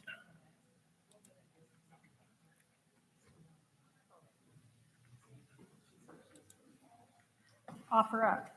Yeah, but is that one numbered? I saw that one, but is it numbered? Um, Or is it just a, they don't really even say? It's cut off the picture. Yeah. So I have no idea.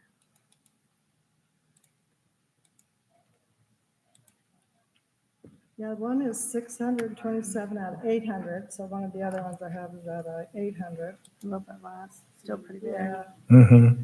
The other one Well, I'm looking at his market. There's 117 auction records for him. So I think that the one thing is the edition size of 1,000. That's large for edition sizes on prints. But because it's Marilyn Monroe, and if the lithograph itself is okay, I mean, it's a signed and numbered lithograph. If the lithograph is okay and there's no real water damage to the lithograph, then because it's Marilyn, I'm comfortable saying $150 and not more, only because the edition size is so large. Oh, okay. And how about the other two? The Katharine Hepburn Yeah, and I have Spencer Tracy. and Spencer Tracy. They're exactly the size. I would say like 100 each on those. I know the edition sizes you said were still like 800 up there. One was 800. So that's, yeah, that's a very large edition size for the Okay. print work. Okay, so the next thing. Thank you. The next thing, this, I bought an auction at a yard sale next to the Columbia River. They were having a little yard sale there and the water was like right here. I mean, and I said, oh, look at this. And I said, what's this? He said, I don't know. My little son dug it up in Columbia River. I mean, right next to the Columbia River. So I've had it for years.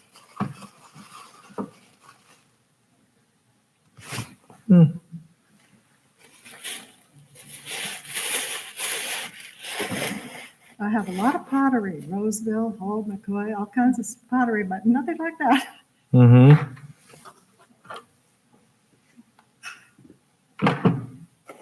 That's surprising that could survive in the Columbia River. Mm-hmm.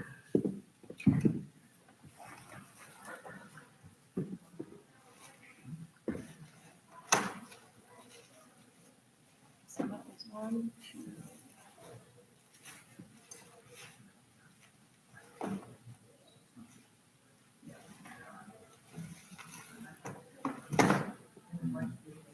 I have no idea.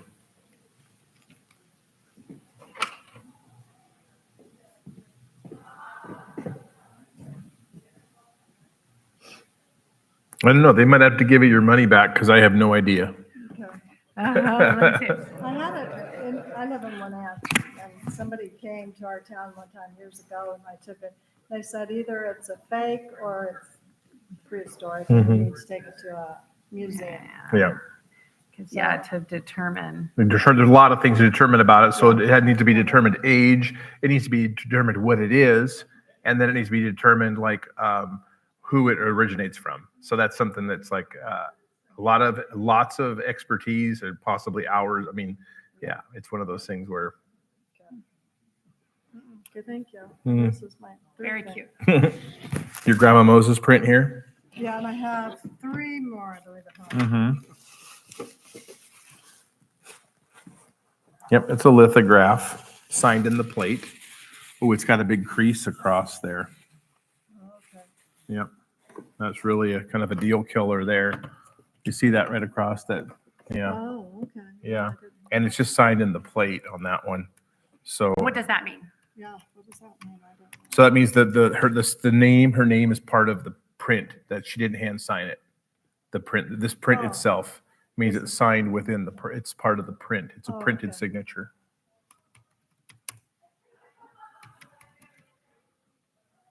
Yep. So that so this would have been a mass-produced lithograph, like probably done in sets. Like you said, you have a few more. Yeah, I have 3 more. Yeah. Different ones, different pictures. You know, Grandma Moses being such a famous artist, They can be the prints again, but these are mass produced, not signed by her, not numbered or anything. They're going to be on average, if that one was didn't have the crease, maybe $50 to $75. But because of the crease, they're probably 15 to 25 each. Oh, okay. Well, I guess the other one, I don't think the other one. Yeah, then they would be a little bit better than that. Yeah. Okay, so, and then I have the next three because my sister was coming with me and my friend, and she got sick. Oh, no. So I Okay. brought her stuff too. Okay. So I'll give her my tickets. Okay. No problem. So to determine if a signature is printed or actually signed, you can look for dot matrix. Because that's how a print's going to show up under a loop. You have to have magnification because it can look like it's been signed. Oh, that's a signed print. It's pencil signed right there. Well, it's really not. It's printed within the print itself. So you got to look real careful and you got to have a loop. So if you're out thrifting and you want to know that before you buy it, you got to get yourself a little loop, of some kind that you can look real close. So I need to start finding out about them.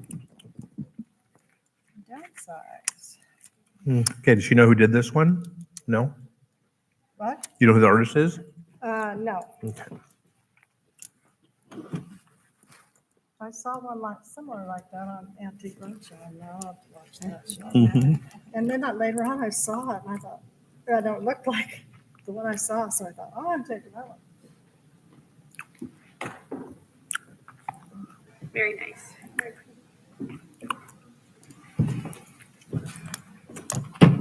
Yeah. SUM. Yeah, I don't know. SUMASBY.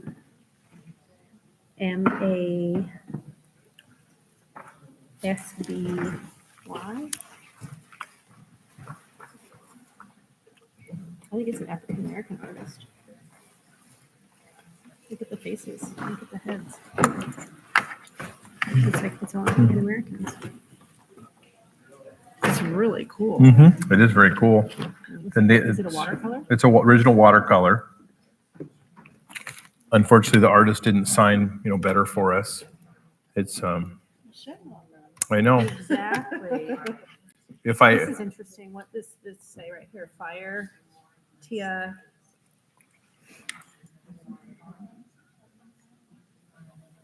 Kind of reminds me of the carousel they have in Spokane. They're down there on the riverfront or whatever it's called. What's interesting? It's like a protest piece or something.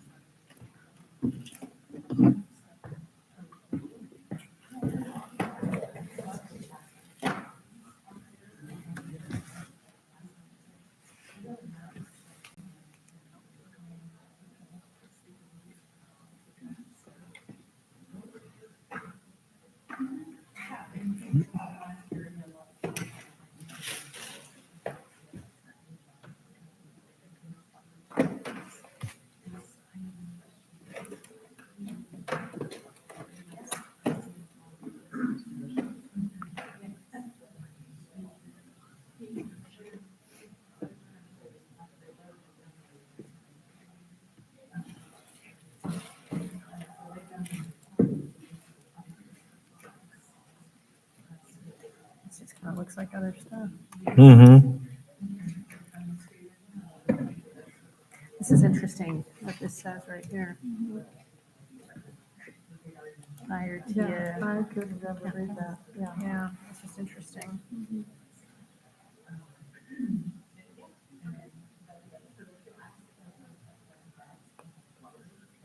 Probably has something to do with where it's at. Or the name of the carousel.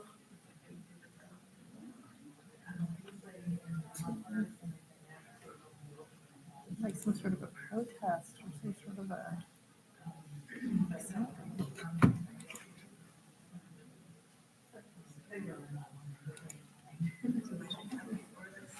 Okay, so on this one, the artist's name is Samuel Sanaski. Oh, you figured it out? Yeah. Oh, man. That's good. Here, I'm going to hold this up for everybody. Yep, but he only has one auction record. I'll do some more looking and see. Samuel Sanaski, Sunaksy. Sunaksky. Is Sunaks, yeah, Y. Samuel Sanaksky. He's from California. There's a Pasadena label on the back, but he only has one auction record. That's for $150. So just one auction record is all we have.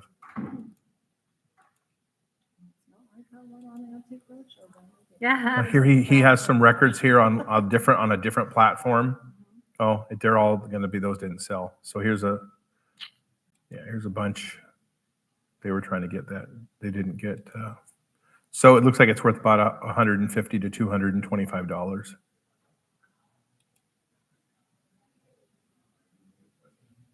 Yeah, they all of them, like a lot of them have like protest kind of components to them. Like there's like an American flag that's yeah. tattered. I just find that interesting because that's what this makes me think, that it's some sort of like protest of some kind. I don't know what or why or but it's just interesting. Yeah. Oh. I think that's really cool. I kind of like it. That's what I love. Put it up in my house. Okay, another lithograph, Larry George. This one's signed Now, in. how can you tell they're lithographs? Well, you can, because you can tell when just from looking at them or just the way the pen would lay out. Well, plus he has it's signed in the plate and dated, and then signed in pen as well. So that one's that's a print. Let's see what his stuff goes for. So it was a lithograph. That lithograph's a form of a print. Oh, okay. That's what I was wondering, lithograph and print, I thought they were different. They're Trying to same figure out how they're different. Okay. Is that 3? Let's see what it is. I believe that's your second from her tickets. Oh, look at the Indians chasing the buffaloes. That's cool.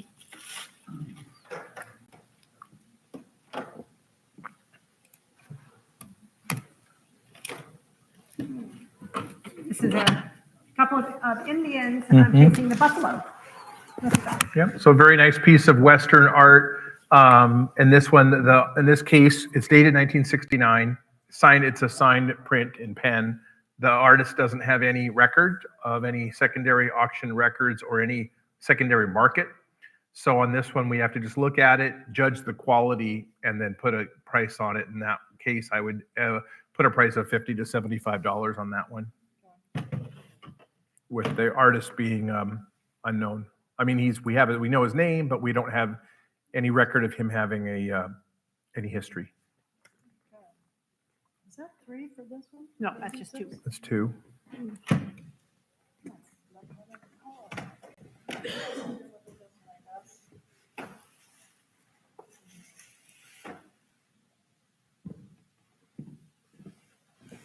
Okay, now that one's a painting. That's that would be a thick, what they call thick impasto. A lot of times it lays on thick like that because they actually use the palette knife to do it. Does it have anything on the back? Also from Los Angeles, California. Oh, there's a name. Framer. Mark made by Importing company. Mark made by importing company. Original oil painting by Mark made. So they were the importer. They're just the importer then. Importing company. Let's see the signature again. Just signed W, like last name W. Jin. W. Jin W. Is that a G-I-N? That's what it looks like. That's a weird. Yeah, I don't know. There's going to be. I think that's just another one of those, like a Jin Wong right there. There he is. Out of Beverly Hills. Yeah, Jin Wong. That's got to be who this is. Jin W. Out of California, because it said there. No results? No results. So let me go check.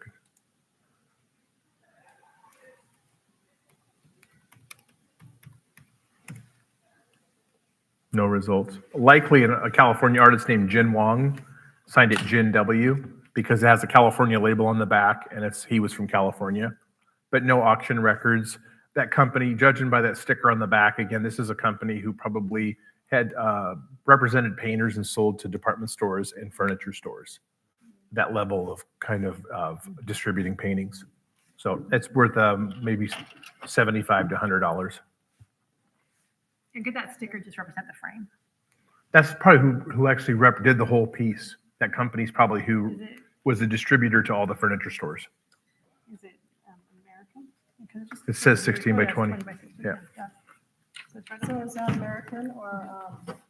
It's American. Okay, Mhm. so when you tell American by, It's a 20 by 16, it's not metric. oh, okay. So if it's cut like this, so is it because it's cut No, like it's because this? it's inches. The size. versus millimeters. Oh, okay. 16 by 20 rather than in the metric system. Okay, If it's a metric measurement, then it's going to be.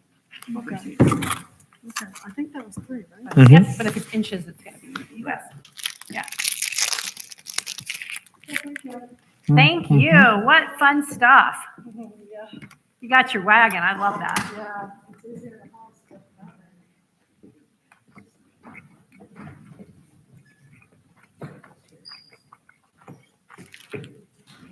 I love that wagon. I think that's cool. I need that.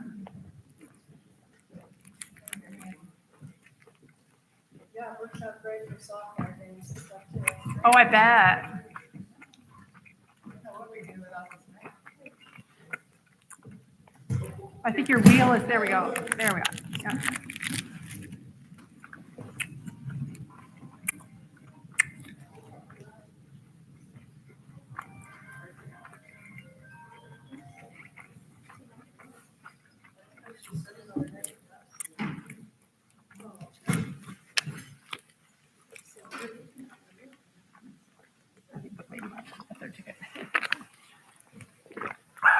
I thought that one book was going to be worth a lot more. Mm-hmm. Found the same one? Well, This one was just given to us by a guy in England because he had the other 2 books, but it's not as good a shape. But it's a book I put on hold.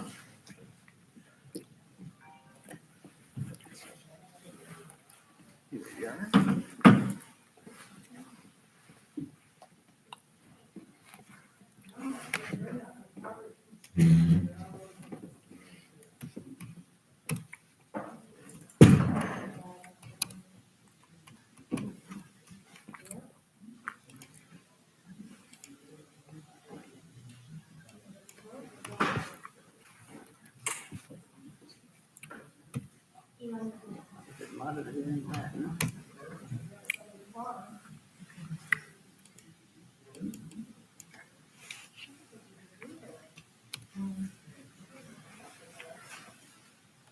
Humphrey Marshall.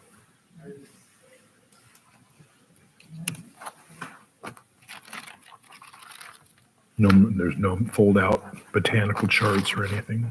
Nope.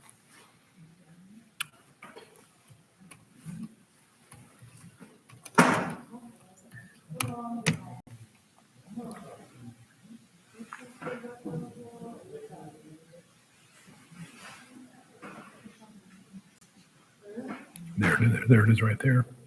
Swan. Oh.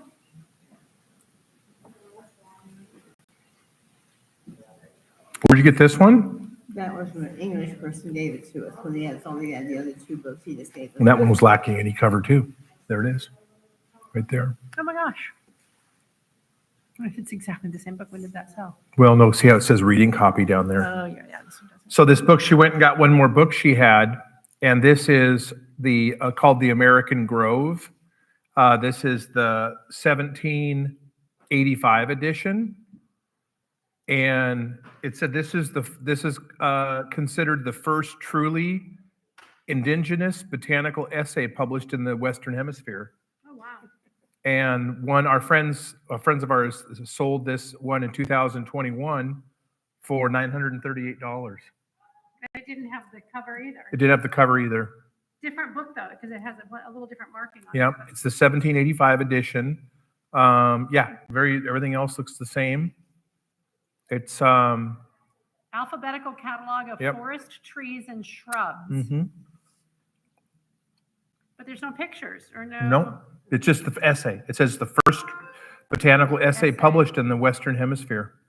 Oh yeah, look at this. Some of this, Yep. like the pages. Look at the. Yeah. So it's $1,000. Oh, my goodness. Yeah. Even without a, There's a marking on a page right Mhm. there, unfortunately. even without a, And that also didn't have the. Didn't have covers. Didn't Either. have it either. They Yep. would just, that would be, they would just rebind it. Yeah, they would read this book as this book of this value. They would take it to a professional rebinding company and have a beautiful leather, A little bit of worm holes mhm, in it. a little bit. You would expect that, I guess. Yeah, You you're see it a gonna lot. Yeah, I mean, for that old. a collector will want to Yeah. know that. They'll want to know, what kind of Mhm. damage there is, writing, Mhm. etc. So, cool. So yeah, just a First essay on the Yep. trees of the Western Hemisphere. Thank Yeah, you. yeah. Well, just, thank you, guys. That's Thank yeah. you. So getting that one bound Mhm. would be a worth it. Finding someone, I think someone in Spokane does it, don't they? I'm sure there is. I don't know of anyone. Do you know of anyone that does? I don't know, rebinding? yeah. Do you mind if I took your picture? Yeah. You want to have with the bunch of usual. Yeah. Yeah. Congratulations. And that was in Very 2021. Just, Yeah. oh, by the way, you guys, thank you. Mhm. You're very welcome. Thank you so much. Have a good day.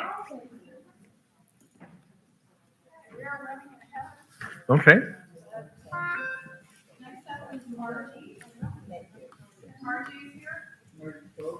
Oh, hey, there they are.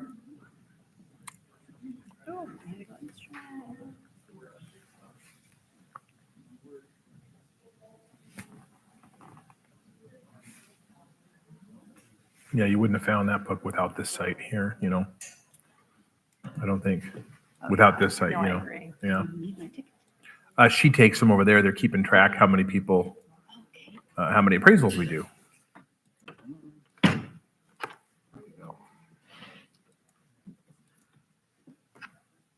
Yeah, you wouldn't have been able to do that without that site on that one. That's the only one. Oh, beautiful. So how'd you get this? It was my father's. Mm-hmm.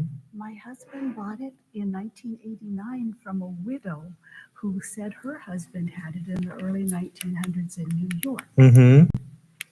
And that's all I know.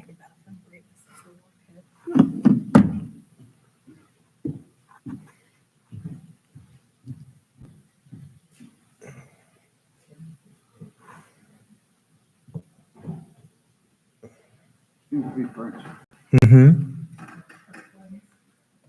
It even has a person's name on it. Yeah. Okay, so how did he get it again? He bought it from a widow Okay. who was selling it, and she said that her husband had played it in New York in the early 1900s. Okay. His musician union number was 4. Oh, So I okay. mean, he was old Very school. early. Yeah, Mhm. early in the years when they first started the New York Uh-huh. Musicians Union. But he picked it up and he played it in community theaters and stuff like that for years. He's gone now. my husband. Did you ever look up research the person whose name's engraved on that? I did not.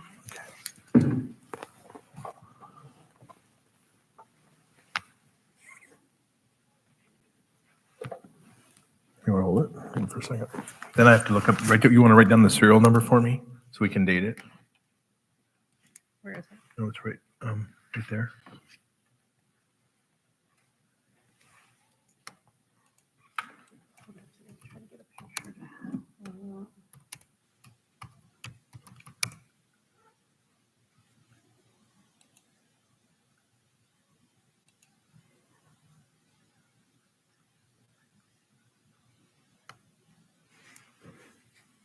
That one? Yep. 23343. It looks like Paris. Mm-hmm. Shepherd.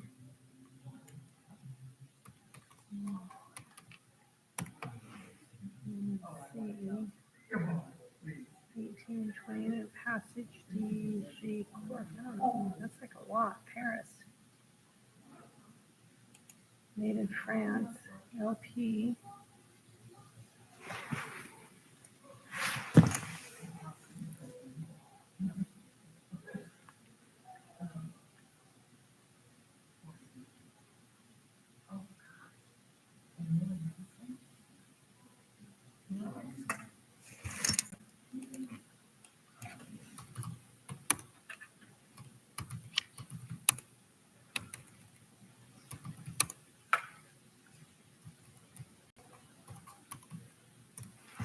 Girl.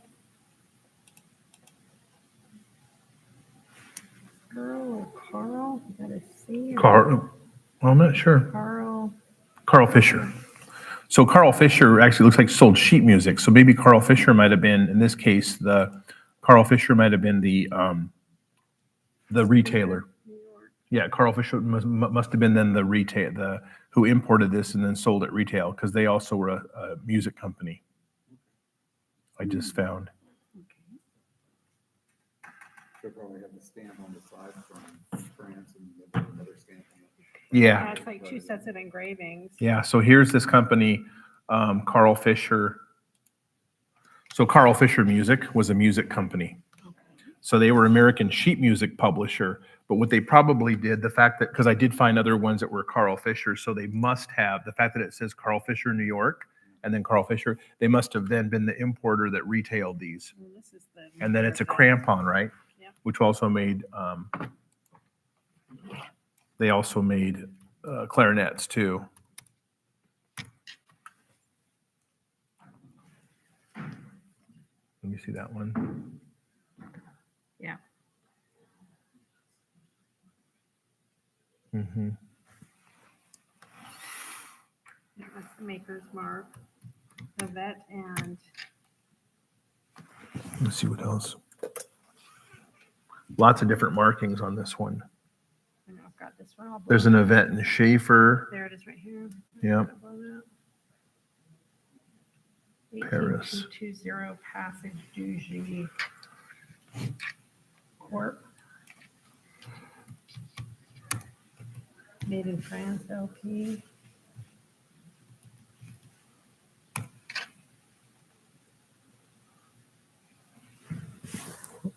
Lots of different stamps and There's so much names markings on it. on this to try to see which one actually that's raw. And there's a serial number and everything. So just trying to determine which one actually is going to tell us the maker. We of course have the French marks on here, made in France, LP. Then it said Buffet, Crampon, Yvette and Schaefer.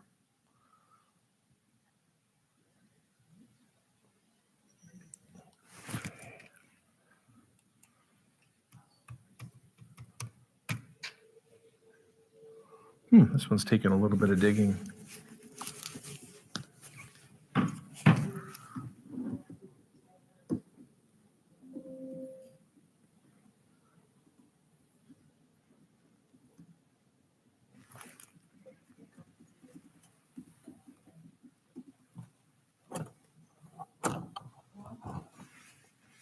All right, let me keep digging here and see. Oh, I know. I see what one thing I had going on.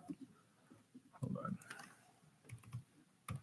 I had the wrong preferences picked there, Gina. We'll start over here. All right, here we go. I had the wrong. I only was struggling because I had the wrong preferences going on. Here we go. Okay. We have here is the Buffet Crampon Yvette Schaefer, which is exactly what this is, low pitch saxophone. So here's exactly this one, yours right here. And see all the markings here? So here we are. There's all the markings here. The pictures aren't great on that one, but you can see all the markings. We've got it's a Buffet Crampon, it's the Yvette Schaefer. So let's see, that one sold for almost 1,000. So the Yvette Schaefer's like a model? I think so. Yeah, that must be here's another one. That was $679. 660. Let's see if they give us some good pictures. There's all the markings. There we go. So same thing. We got the same hallmark, Yvette and Schaefer. Carl Fisher going that way. We can see Fisher right there. That one sold for $660. So these are, and then this one now only went for, oh, that's not as old. So then let's go back and check the serial number then, so this one was 1913. So the older are going to be made better. And so the reason why this one has that kind of value then is like, this is one that an actual professional would play. Now I've sold old saxophones to musicians for as high as like $10,000. It's not in that range, but still the fact that it sells for 500 to 1,000. You think that one's silver? Because it looks like there's more expensive ones that say silver. It's a silver plate. It's the same. Yeah, this is it's the same one there. And so this is that's different. So this one, the serial number is 22345. What's our serial number, Gina? It's 3 something?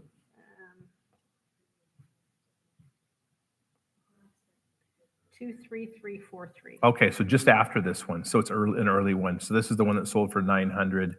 So, and that was way back in 2014. This one, serial number, do they tell us here? 22, also just a little bit before. So it's probably right now, and it looks like it's pretty good. Of course, they would change all the pads and service it. It's probably $600 to $800. Okay. And do you know about what year it was made? Let me see. We can check the serial number.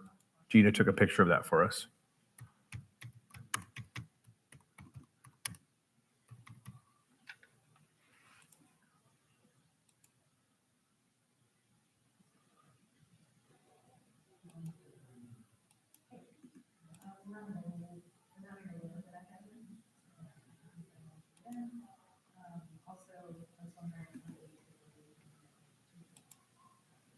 Where did it go though?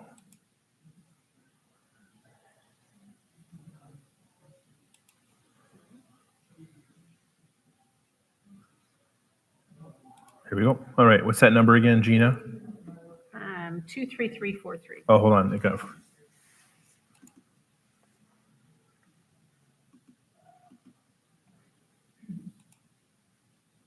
That's clarinets.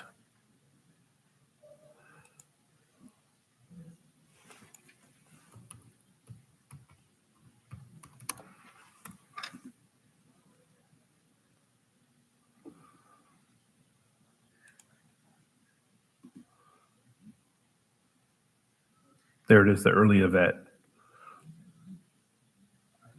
What was that number again, Gina? 23343.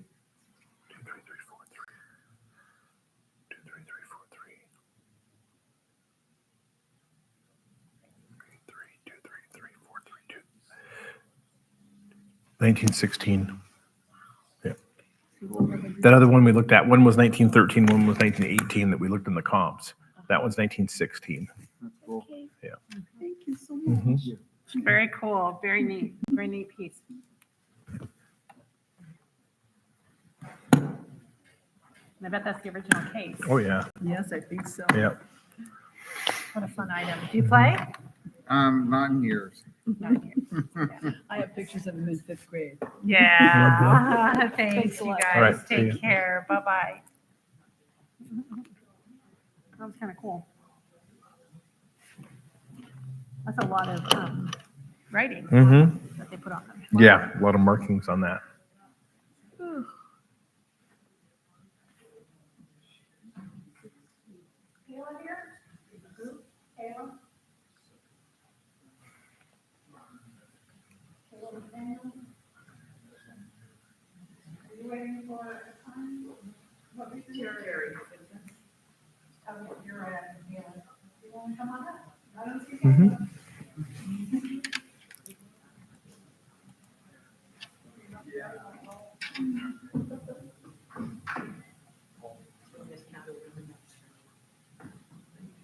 I didn't expect in the next few hours, and that was at 2:15. So. Okay. Hello. I have something that's I've not seen anything like this up here today. You brought another mystery item.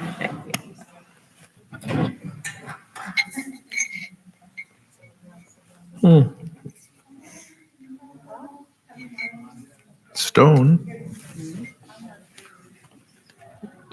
The end of there looked like it had been, Looks like it's been repaired. Yeah. or right there at that end, looks like it was some type of a tool maybe. That I'm sure. Yeah. Definitely looks like it was some sort of a tool. It has this pointy.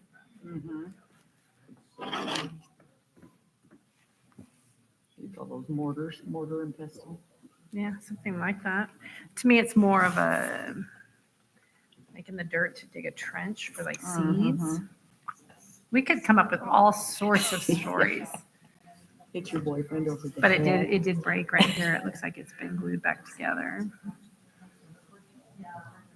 They would have had to have a way to, and there wasn't rototillers then, so Right, a way to yeah. literally, I mean, to me, it looks like it's something I would use to make my rows to put my seeds in. I never thought of that, but yeah.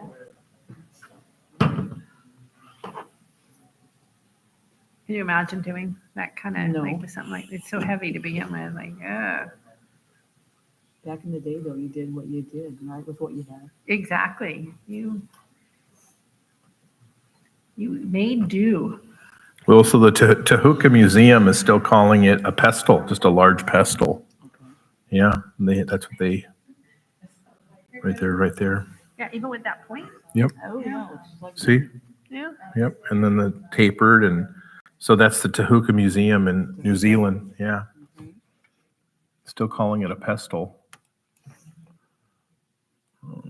Oh, yeah, because you know what, I could actually, I mean, if you See? think about it, you could do Yeah. this, and then that can scrape. Yep. And that can like help you kind of scrape things in the bottom of the bowl where it gets up on the lip, or on the lip, where it circles up. You can kind of see how that could, you Yeah. can do that to scrape it out. Yep. So, And a big, that's what, yeah. That's the Tehuka Museum in New Zealand. They're calling it, they're calling it a pestle. How cool. Do you just have it on a shelf, or do you use it for anything? No.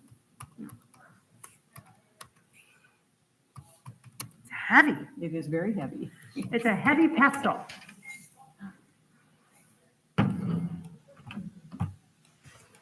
Yeah, that's what I mean, that's right off.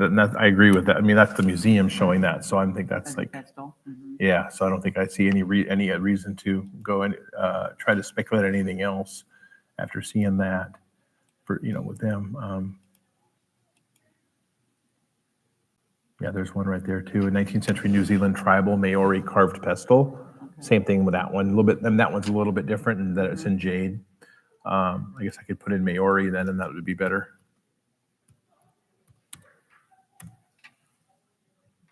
Nothing else came up for Maori pestle. Out of jade, huh? That's out of jade on that one. Yep, that one was out of jade, and that's not very big on that one. But yeah, so that was, I mean, I can see that's the only thing would be used for, is that kind of a tool like that, some kind of preparation or, yeah. So, and with that damage, it would probably limit it to being worth about maybe a couple $100, $200-300. I think it still would be perfect to like make a trench for seeds in the garden. Put it out in my garden, sir. Yeah.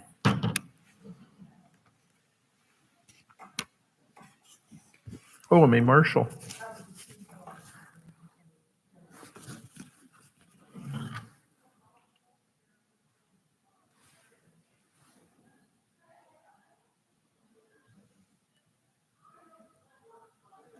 You don't see that very often where it's the signature is, so this is printed within the print, and then it's also printed again under here. It's printed, not in her hand.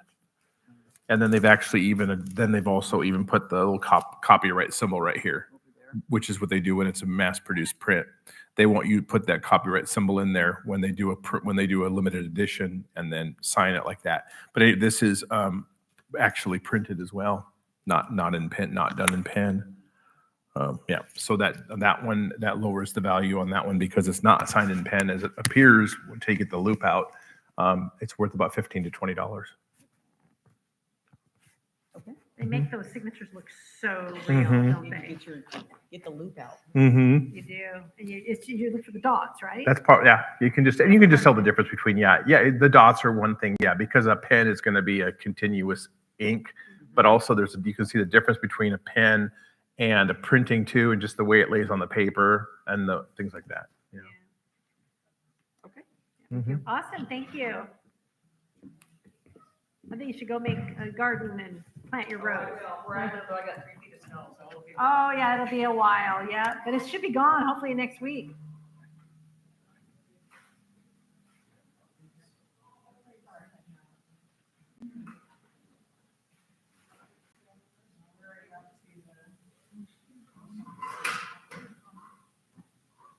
We'll just wait for the next person to come. Do you have a ticket?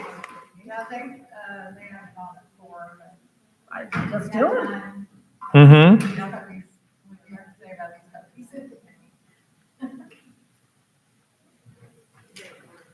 How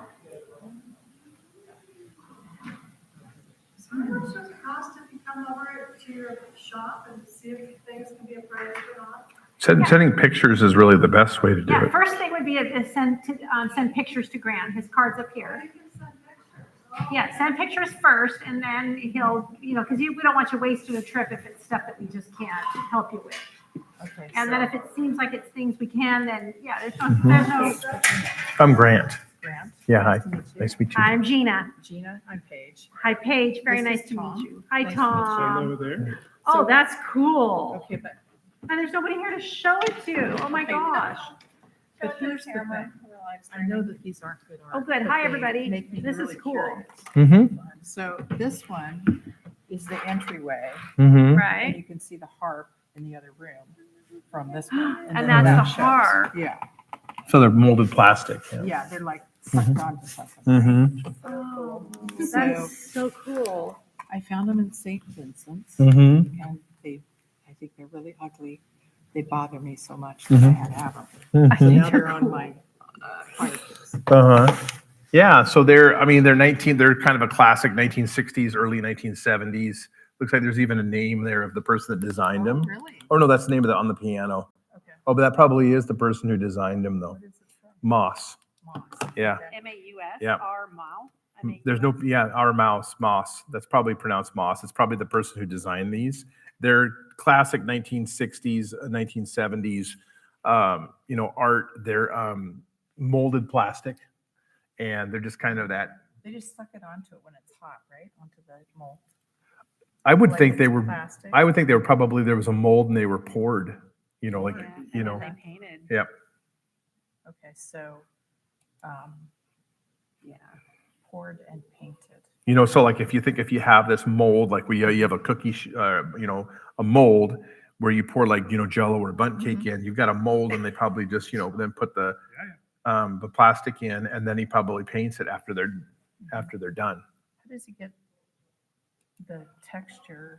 I mean, that's pretty intricate texture in some spots, right? Like this. And these.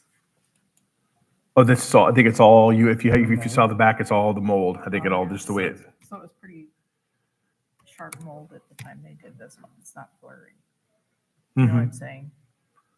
Early use of the mold. Mm-hmm. Mm-hmm. Yeah. Yeah. Okay. And I'm looking to see if that's artist is Moss. If there was, it says R. There's one R Moss, California, but we don't know if that's. Okay, so I've studied this quite a bit, and I think that this harp is the wrong direction. When you look through one room to the other, I think this should be flipped, but I'm not sure. I spent a lot of time looking at it. I Really. can imagine. Because it depends. I mean, there's not a window or Right, you're looking at from it. that direction, I think, into the room. Yeah, but there's no chair. Right? So if it has And it more than would've one been entrance to that room, then this might make sense. But if there's only one entrance, Yes. do you see what I'm saying? That's you've spent a lot of time with Mhm, these. yep. Yeah. I think they're cool. Yeah, I think they're pretty classic, 60s, 70s.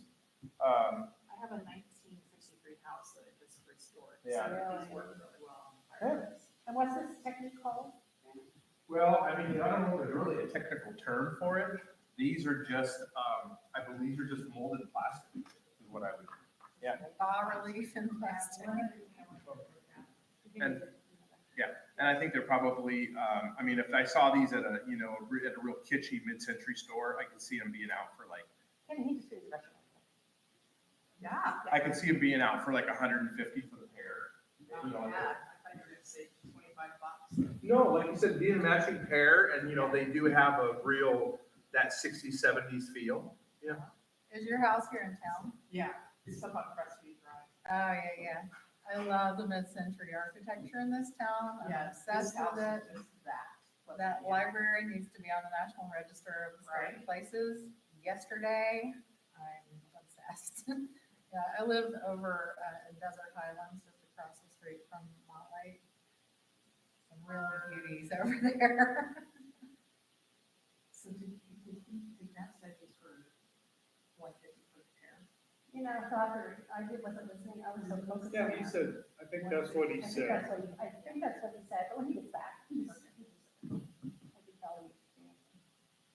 Is that your house? This is something that was left in the house. Oh. And I've looked it up and it's some kind of real artist in That turquoise Europe. color is so classic.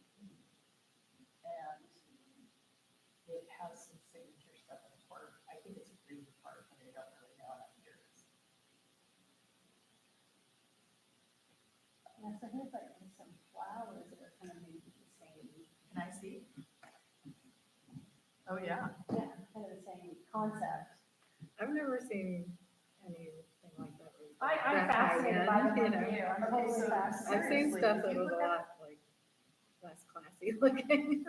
Okay, if you look at them together though, you really do see the one from the other. So, like, if we set them back up here, and you can take a look at them, like, from a ways away. They just look really, really different than anything else I've seen. I think they look really nice, like, they look like plastic, and look at them back. I thought they were like metal. No, they're plastic with Yeah, no, I thought they were like metal when I first saw them. That's what I thought they were. Yeah, no, but to me, I'm fascinated by them. They're worth how much again? Well, and I could see those like at the annual place, you know, that are there. That's what I could too, totally. Okay. At some century modern shop, yeah. So here's the last thing, the signature, the artist is there. And I think it says.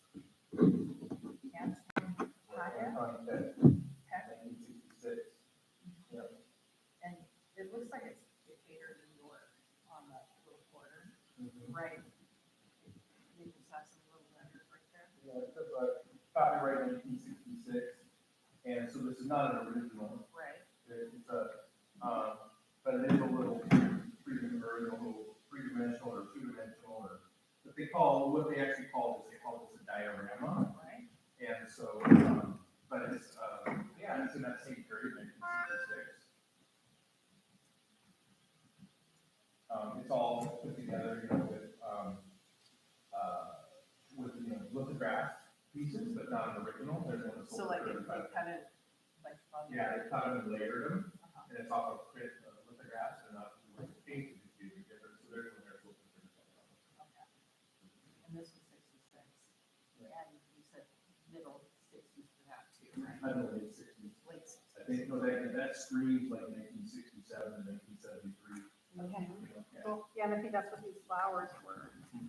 Well, I'm very happy about that. Thank you. It's just fun to know something. I am fascinated by those pieces. I mean, seriously. But Well, really, you you know, can see one room from the other. Yeah, and I think that too, like, in the right Yeah, house. it's like a painting where the eyes follow you no matter where you're at. You know.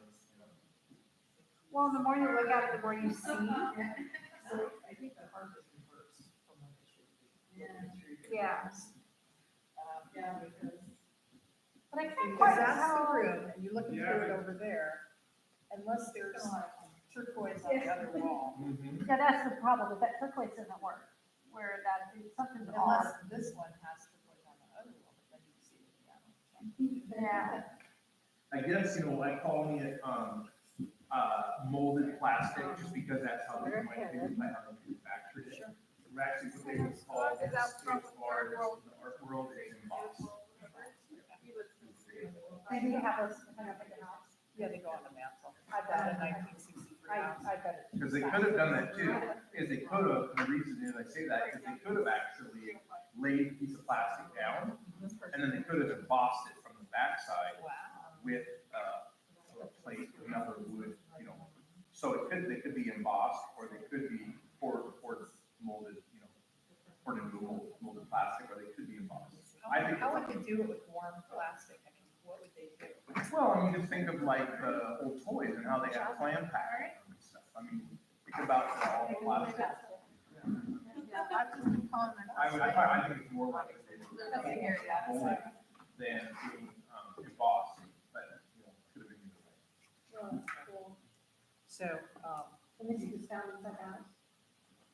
It was really, really great. And it was, well worth getting out, because I think it's really cool looking.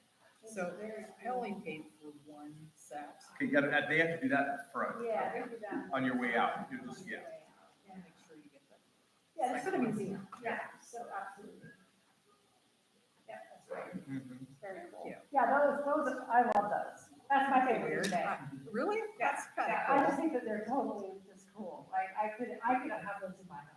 I have them at St. Vincent's and I hated them. I kept going back and I'm just like, oh, God, these things are so fun. Yeah, I really like them. I think they're cool. I think they look great in your house. Thanks for sharing them. Thank you. You guys have a great. Absolutely. We lost our people. You guys worked right through them. Yeah. We got through everybody so far today. Well, we got stumped a couple of times. That's good. Thank you very much. Thanks for coming out. So did our 3 o'clock people just not come? Looks like it. I was at 4 o'clock. Yeah. Well, we're way ahead then. Well, she's at 4 o'clock, but we still have people in between that haven't came yet, so. Yeah. Was 4 o'clock the last one then? Yes. Yeah, 'cause I thought, yeah. Let's see.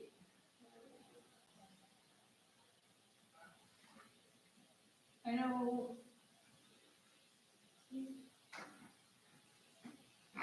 Oh, yeah, Terry Simpson had bought 3 tickets. I don't know if she's come.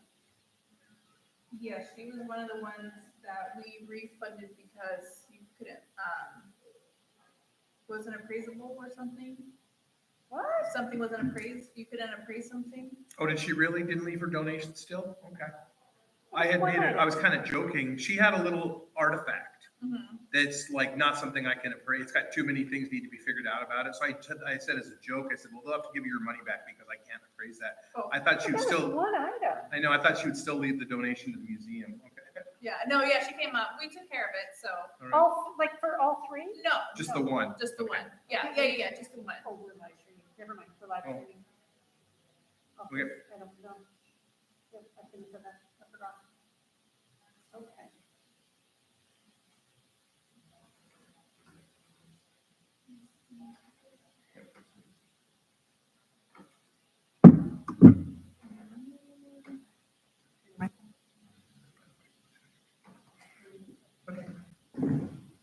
See if we get any of the people coming in. We might be way I ahead. do know a gentleman is out there, he's a 355, but he's also with one of the booths. Yeah. I can't remember which booth, but his name's Scott. Yeah. I feel bad. We sold more tickets. I know, 'cause we had a few people actually reach out to us this week Okay. and say they wanted to come, but they heard it sold out. Yeah, for sure. When you guys get through them pretty quick like that, I feel we did quite a few walk-ins too, so Mhm. we're, So you added to it. yeah, you're definitely chugging along.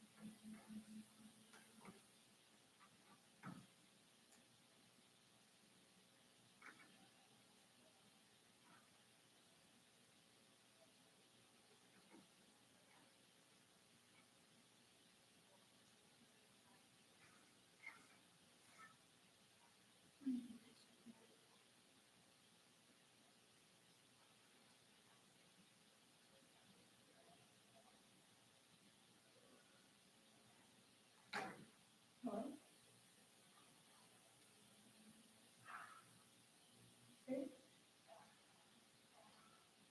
Who is it?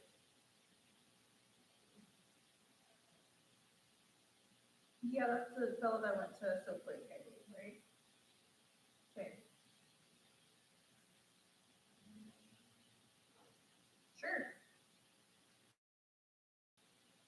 yeah. But yeah, just give him another ticket and I'll take care of that. Okay. 3:30 is here, just getting that ticket, he lost his ticket.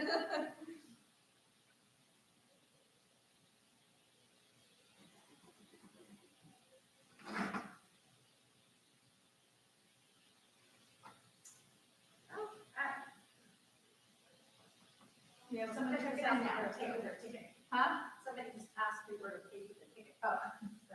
Hey. Did you guys have a good drive down? Yeah, we came down last night. Oh, nice, nice.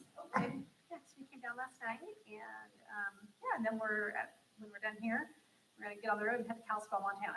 Oh, wow. That's gonna be a drive. Yeah, we're gonna, You won't stop? we won't go all the way. We'll just see how far we get. How far you get? Yeah. Yeah. When we do those kind of trips, we just say, okay, however far we get is how far we get.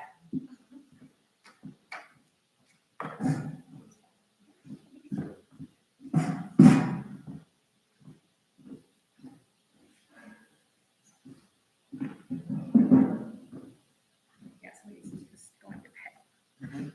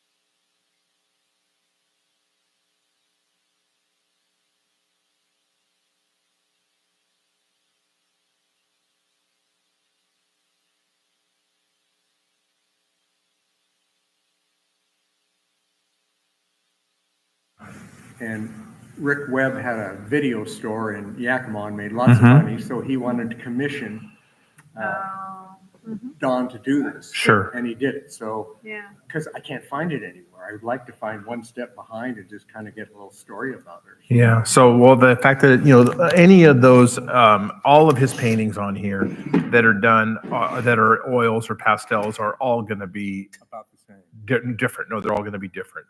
Okay. So because they're all different subject matters. The ones I sold, there was landscapes, here's figures. And then here's this one here. I mean, this is going to make you sick when you see that beautiful original. It only sold at auction for $375. Oh. Yeah. I mean, it makes you want to collect more art, doesn't it? Yeah. That's, and a lot of his has just some drama in it. And you can tell the family and the story and the read on it and put the mountain behind. Right. They're gorgeous. Yeah. But people would rather pay $30,000 for a tomato soup can. Yeah. That's true. Yeah. Put a Campbell soup can and have Warhol sign it when he was alive, and yeah, I mean, so this is the reality of this market of Western art right now. It's unfortunately now here's one that was that's you have to toss that one out. That's a charity auction. When the money march in Montana, the proceeds are going to charity, so you can't really factor that one in. Oh, really? Yeah, I mean, people are paying more than they normally would. Here's one here. There's a lot going on in it. Yeah. Okay. Yep. That one sold for $1,500. It's got a lot going on. Is it a pastel or an oil? It is a oil. That was an oil. Yeah. And that sold for $1,500. So that's kind of the top I've seen of his market at auction.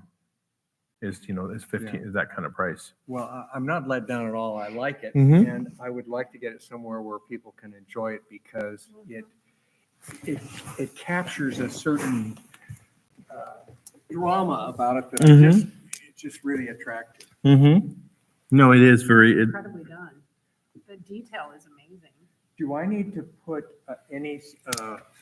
or have someone spray a preservative on it? No, you don't do it. You just keep it under glass is all you have to do, like you've done. Yep. There's nothing else. That's an amazing level of detail for your chalk. Yeah, it's a pastel. Yeah. Yeah, I don't know why that appraiser, they probably just maybe didn't look at it, but I can definitely see it's a pastel. Yeah. And he does have records for pastels. Okay, yeah. So the pastels aren't going to bring what the oils bring, but it's so well done. It's probably, but being a pastel is not quite the I same. don't know how they could bring out that dimension like that. It kind of comes in from the side and just goes all out, and there you are, one step behind. And I'm looking there to see if there's any smoke, if the fire's still burning and stuff like that. So that was fun. No, it's a beautiful. Yeah. I would say that my opinion of that being a pastel at auction is my opinion would be probably $500 to $800. And I think at the time it may have been worth that. It could have been And with like you Western say, art. Yeah. I'm learning the little bit that I've watched. I'm learning all the time. Comes and goes and everything like that. So, Yeah.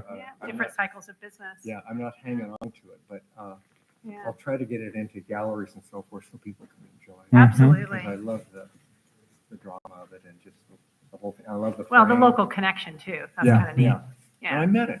Yeah. In fact, it was interesting. He had an iPad. Oh, and wow. he took a picture of it. And his hands were shaking. He took a picture and he says, I think I remember that. Oh. And probably within 2 years, he passed away. He was gone. Yeah. Oh, man. And for 20 years, I only lived 10 blocks from it. Oh, my goodness. Yeah. Wow, close. Now, do the pastels, Grant, need to stay out of the light? Do they fade? Yeah, but most people don't. I mean, I've never seen a fade, really one faded. Yeah. Okay. Yeah. Okay. Yeah. Good. Yeah. Well, Very thank nice you. piece. Thank you so much for bringing it. Oh, yeah. I appreciate it. That was a big, heavy piece to bring. That was a big, heavy piece, but I thought, man, if somebody gets excited about it, that's just great. Yeah, That's it's just- beautiful. Absolutely beautiful. I'm going to put this stuff down a little bit. Yep, and then I can help you wrap it. Sometimes it takes two people. Just to stay with the time slot, do we have our 325 Brenda Davis? Are you Brenda? Yes. Okay, perfect. Thank you both for your acuteness. Mhm. Looking right into it. Awesome. Thank Thank you. you so Mhm. much. He's a cutie, that dog. He's so cute. Bye, Albert.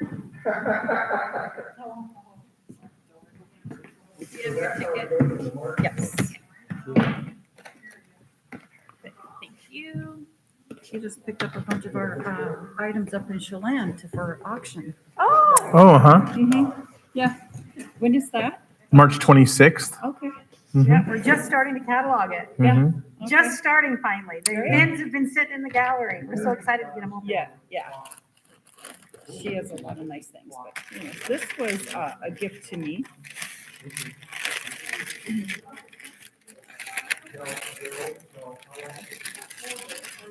From my deceased uncle who raised me.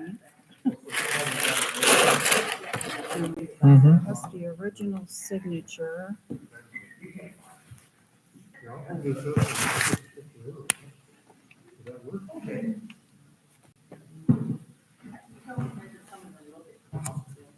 Summers. WD Summers? I've read some of it. It's amazing. Let me see. Oh, cure thyself. Okay, yeah, I don't, but that just must have been who owned it then, Summers, right? It must have been, I don't know. How long have you had the book? Probably 25 years. Yeah. But my uncle was much older than me. So it was your uncle's? Yes. And he traveled the world.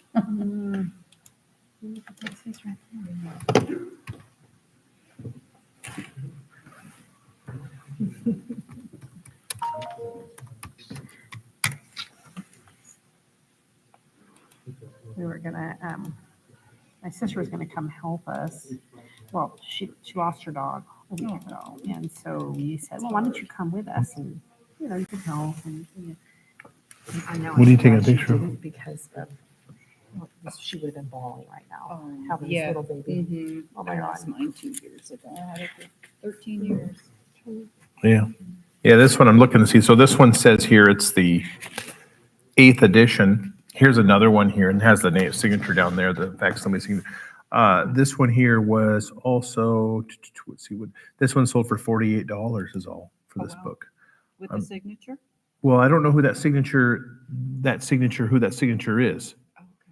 signature doesn't match the author's name. See, so a W.H. Summers.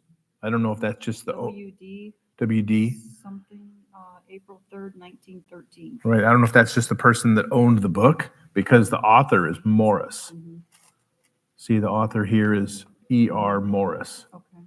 So I don't know that that person is anybody important. Sometimes it's just the person that owned the book. But what does it say on the front?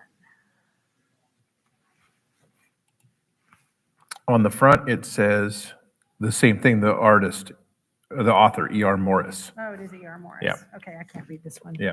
Oh, never mind. Yeah. I thought they matched, but they don't. Because this one's really hard to read right down there. Right. That actually is the author. W.D. Summers. So W.D. Summers is not anybody I know as a published author or famous figure or anything of the time. Summers or some. S-U-M-M-E-R-S. Yeah. Hard to tell. Yeah, a lot of times it's just people that own the books, they Yep, sign them. so I think- We get it all the time in book collections. Okay. Well, I'm gonna hang on to it. It's an Yeah. interesting book. Mhm, I think yeah. it's cool. Yeah. Okay. Yeah, so a better condition copy sold for $48, that one. So if that, from what I see, is that signature being from the person that owned it, you know, the value is maybe like $20. Okay, that's okay. Yeah. But it's a cool book. It's sentimental. Mhm. There you go. All right, thank you. Awesome. Have Yeah, a good day. and that auction will be March 26th. Yeah, okay. Yeah, yeah. Just starting to work on it. Yeah, great. Awesome. Nice Thank you pieces so in much. there, aren't there? Oh, Yeah, beautiful. yeah, thank you. Thank you. Bye-bye.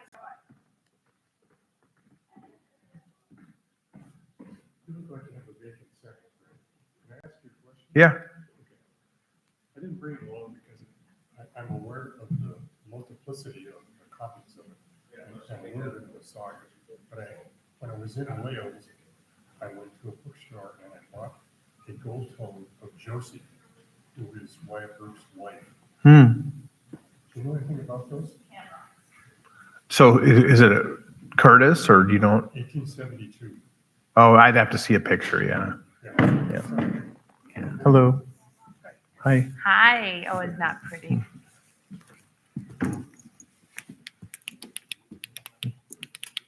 Beautiful condition. That's something you're using in your home today? In the 60s? Yeah, it's marked on the bottom. We'll need to tip it over so we can see. There's markings on the bottom there. Oh, a lot of Right things. here. Oh my gosh. Here, let me. I got it. Columbia Manufacturing, genuine mahogany. Nope. Okay, Louisville, Kentucky. Yep. So that's a nice. So that's American mahogany. That's what they. So it had the Columbia Furniture Company in Kentucky, which I hadn't heard of that company, but there was a lot of the companies. Most of the furniture companies from that era were out of Michigan. That was the big state where they did a lot of the American furniture makers. So this one, looking at that tag that's on the bottom, is pretty typical of 1940s. Maybe 30s, but probably 1940s. It's what they call Duncan Fife, but it's American mahogany. It's got the little inlaid marquetry, little oval in the front. But with that, I mean, it could even be, you know what, I'm looking at that, the metal grating there, and I probably would change to 40s, 50s, because that's a little bit more of the mid-century design coming in with that metal screens. But it does have the nice label on the bottom that it's American made from that era and solid mahogany. It's in good shape. Really nice little corner cabinet. The furniture market's real tough compared to what it used to be. Young families aren't buying it. So it's something that at an antique store these days would be maybe $175 to $225 is So all. it's one of a set of three. There's two smaller tables that go with it. Oh, yeah, that makes it better. So anytime you have complementary pieces that are the same, so they're the exact same look, just different sizes. Correct. Yeah. So you're probably looking at then at 3-piece set. Because that's going to be nice to have them as a set too. You're probably then looking at up to $750 for the set. We were just curious. My parents bought this in the 60s Mhm. in Idaho Falls, Idaho. Mhm. They bought a house from a gentleman, an older gentleman. He had them for quite a few years. Mhm. They thought the guy told them they were from the 20s, but obviously, The label on the bottom is more indicative of 1930s, 40s. And then you think about design trends, that metal grating, the metal screens there are not anything we really saw till the 40s, start to come around. The screen to me is what gives it away. The ones I've seen the ones from the 20s, they either had an open area where the screens are, or they were mahogany panels, but not the metal screening. I appreciate you telling us. Yeah. We were just curious. 'Cause, Mhm. Yeah, this is since I've been born. They've Mhm. had these or these. Yeah. Do the smaller ones have the metal also? No, Or no, the half table, it's like a half table, push it against the wall, has Mhm. the same, what do you call that, emblem? The marquetry, yeah, And the other one's a inlay, heart. the inlay. Pardon me, a heart table. Got it. Mhm. Got it. Yeah, that's the marquetry inlay. They did for extra design features. They actually just used different woods and inlaid it. Okay, well, thank you. Mhm. It's curious for us because we just didn't know, so. Mhm. Yep. Okay. Yeah, that the Very labels nice. on the bottom And just I'm glad you're using it. the labels on the Appreciate bottom you just having don't put it my that far back. That's the Yeah. important thing. Yeah. Mhm. All right. Awesome. Thanks, you guys. Go, Albert. Mhm. We swap, she's watching our booth. Nice. Thank you. Albert. Oh, Mhm. he's so cute. Mhm. How old is Albert? Oh, pup. Yeah, we went over to get him one for his birthday, and I ended up getting one too. Oh, I love that. So when did you get this one? Almost a year ago. Mm-hmm. And we have a thrift store, but we decided to hang it up on our wall in a tiny house. Mhm. I love We it. finally realized it was time to at least get it looked at. Yeah. Yep.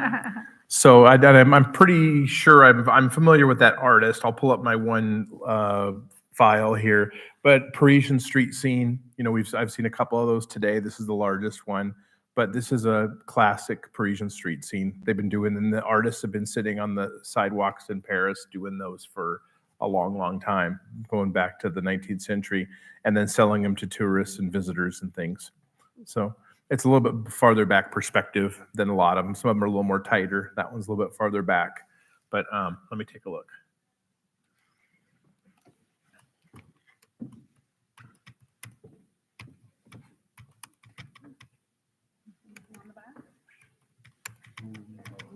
So more modern frame, more newly framed. Oh, the whole piece in general is going to be that artist, the Burnett, and that frame. That whole piece in general is going to probably be 1980s.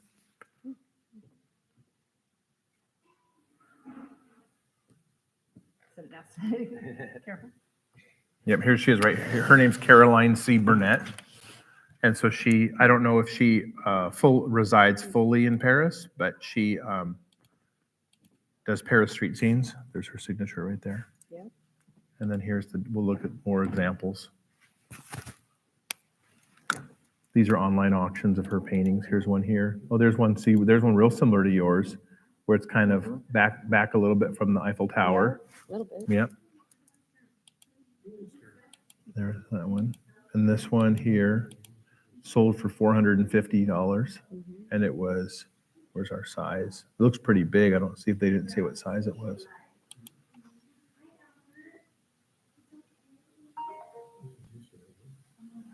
So you got to find the right person who's, wants to looking for a Parisian street scene. There's one sold for $175 of hers. What size are they? I know they're not telling us the crazy. size. They're not telling us what size they are. Let me try different. I'll go look at a different platform too. See if I can find some sizes.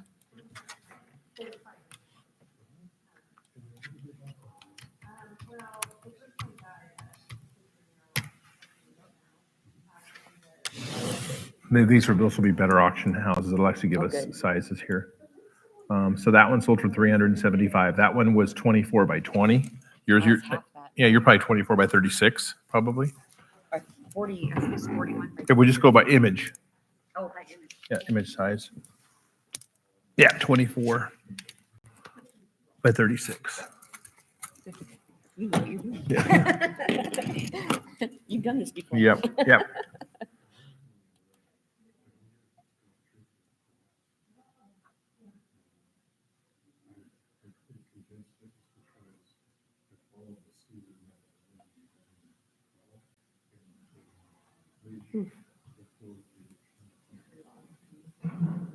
So that was just the one we tried to.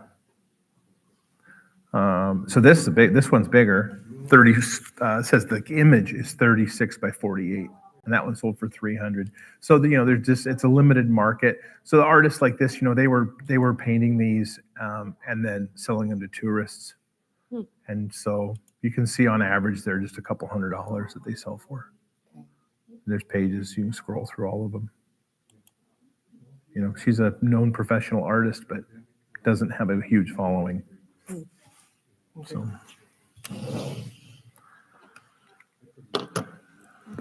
Yep. Okay. Thank you much, All right. sir. Thank you. Thank you. Too cute. Okay. My puppy face. These are last registered, just gonna swap out with them. Okay. Albert, a good boy? Albert's a good boy. He didn't really want me to pet him though. Oh, he didn't know. He was a little shy. But he was good. He was, he's new. He's a baby. He's just 6 months old. So he's Colette got, completed the drive. Do you look at clothes also? Not really. not much. No. Unless it's Braniff Airlines. Grocery store. And you live in Davenport. Gotta get groceries. Mm-hmm. Wow, we live in Salt Lake. Oh, okay. Yeah. The old golf course. 80-year-old. So we only have one more.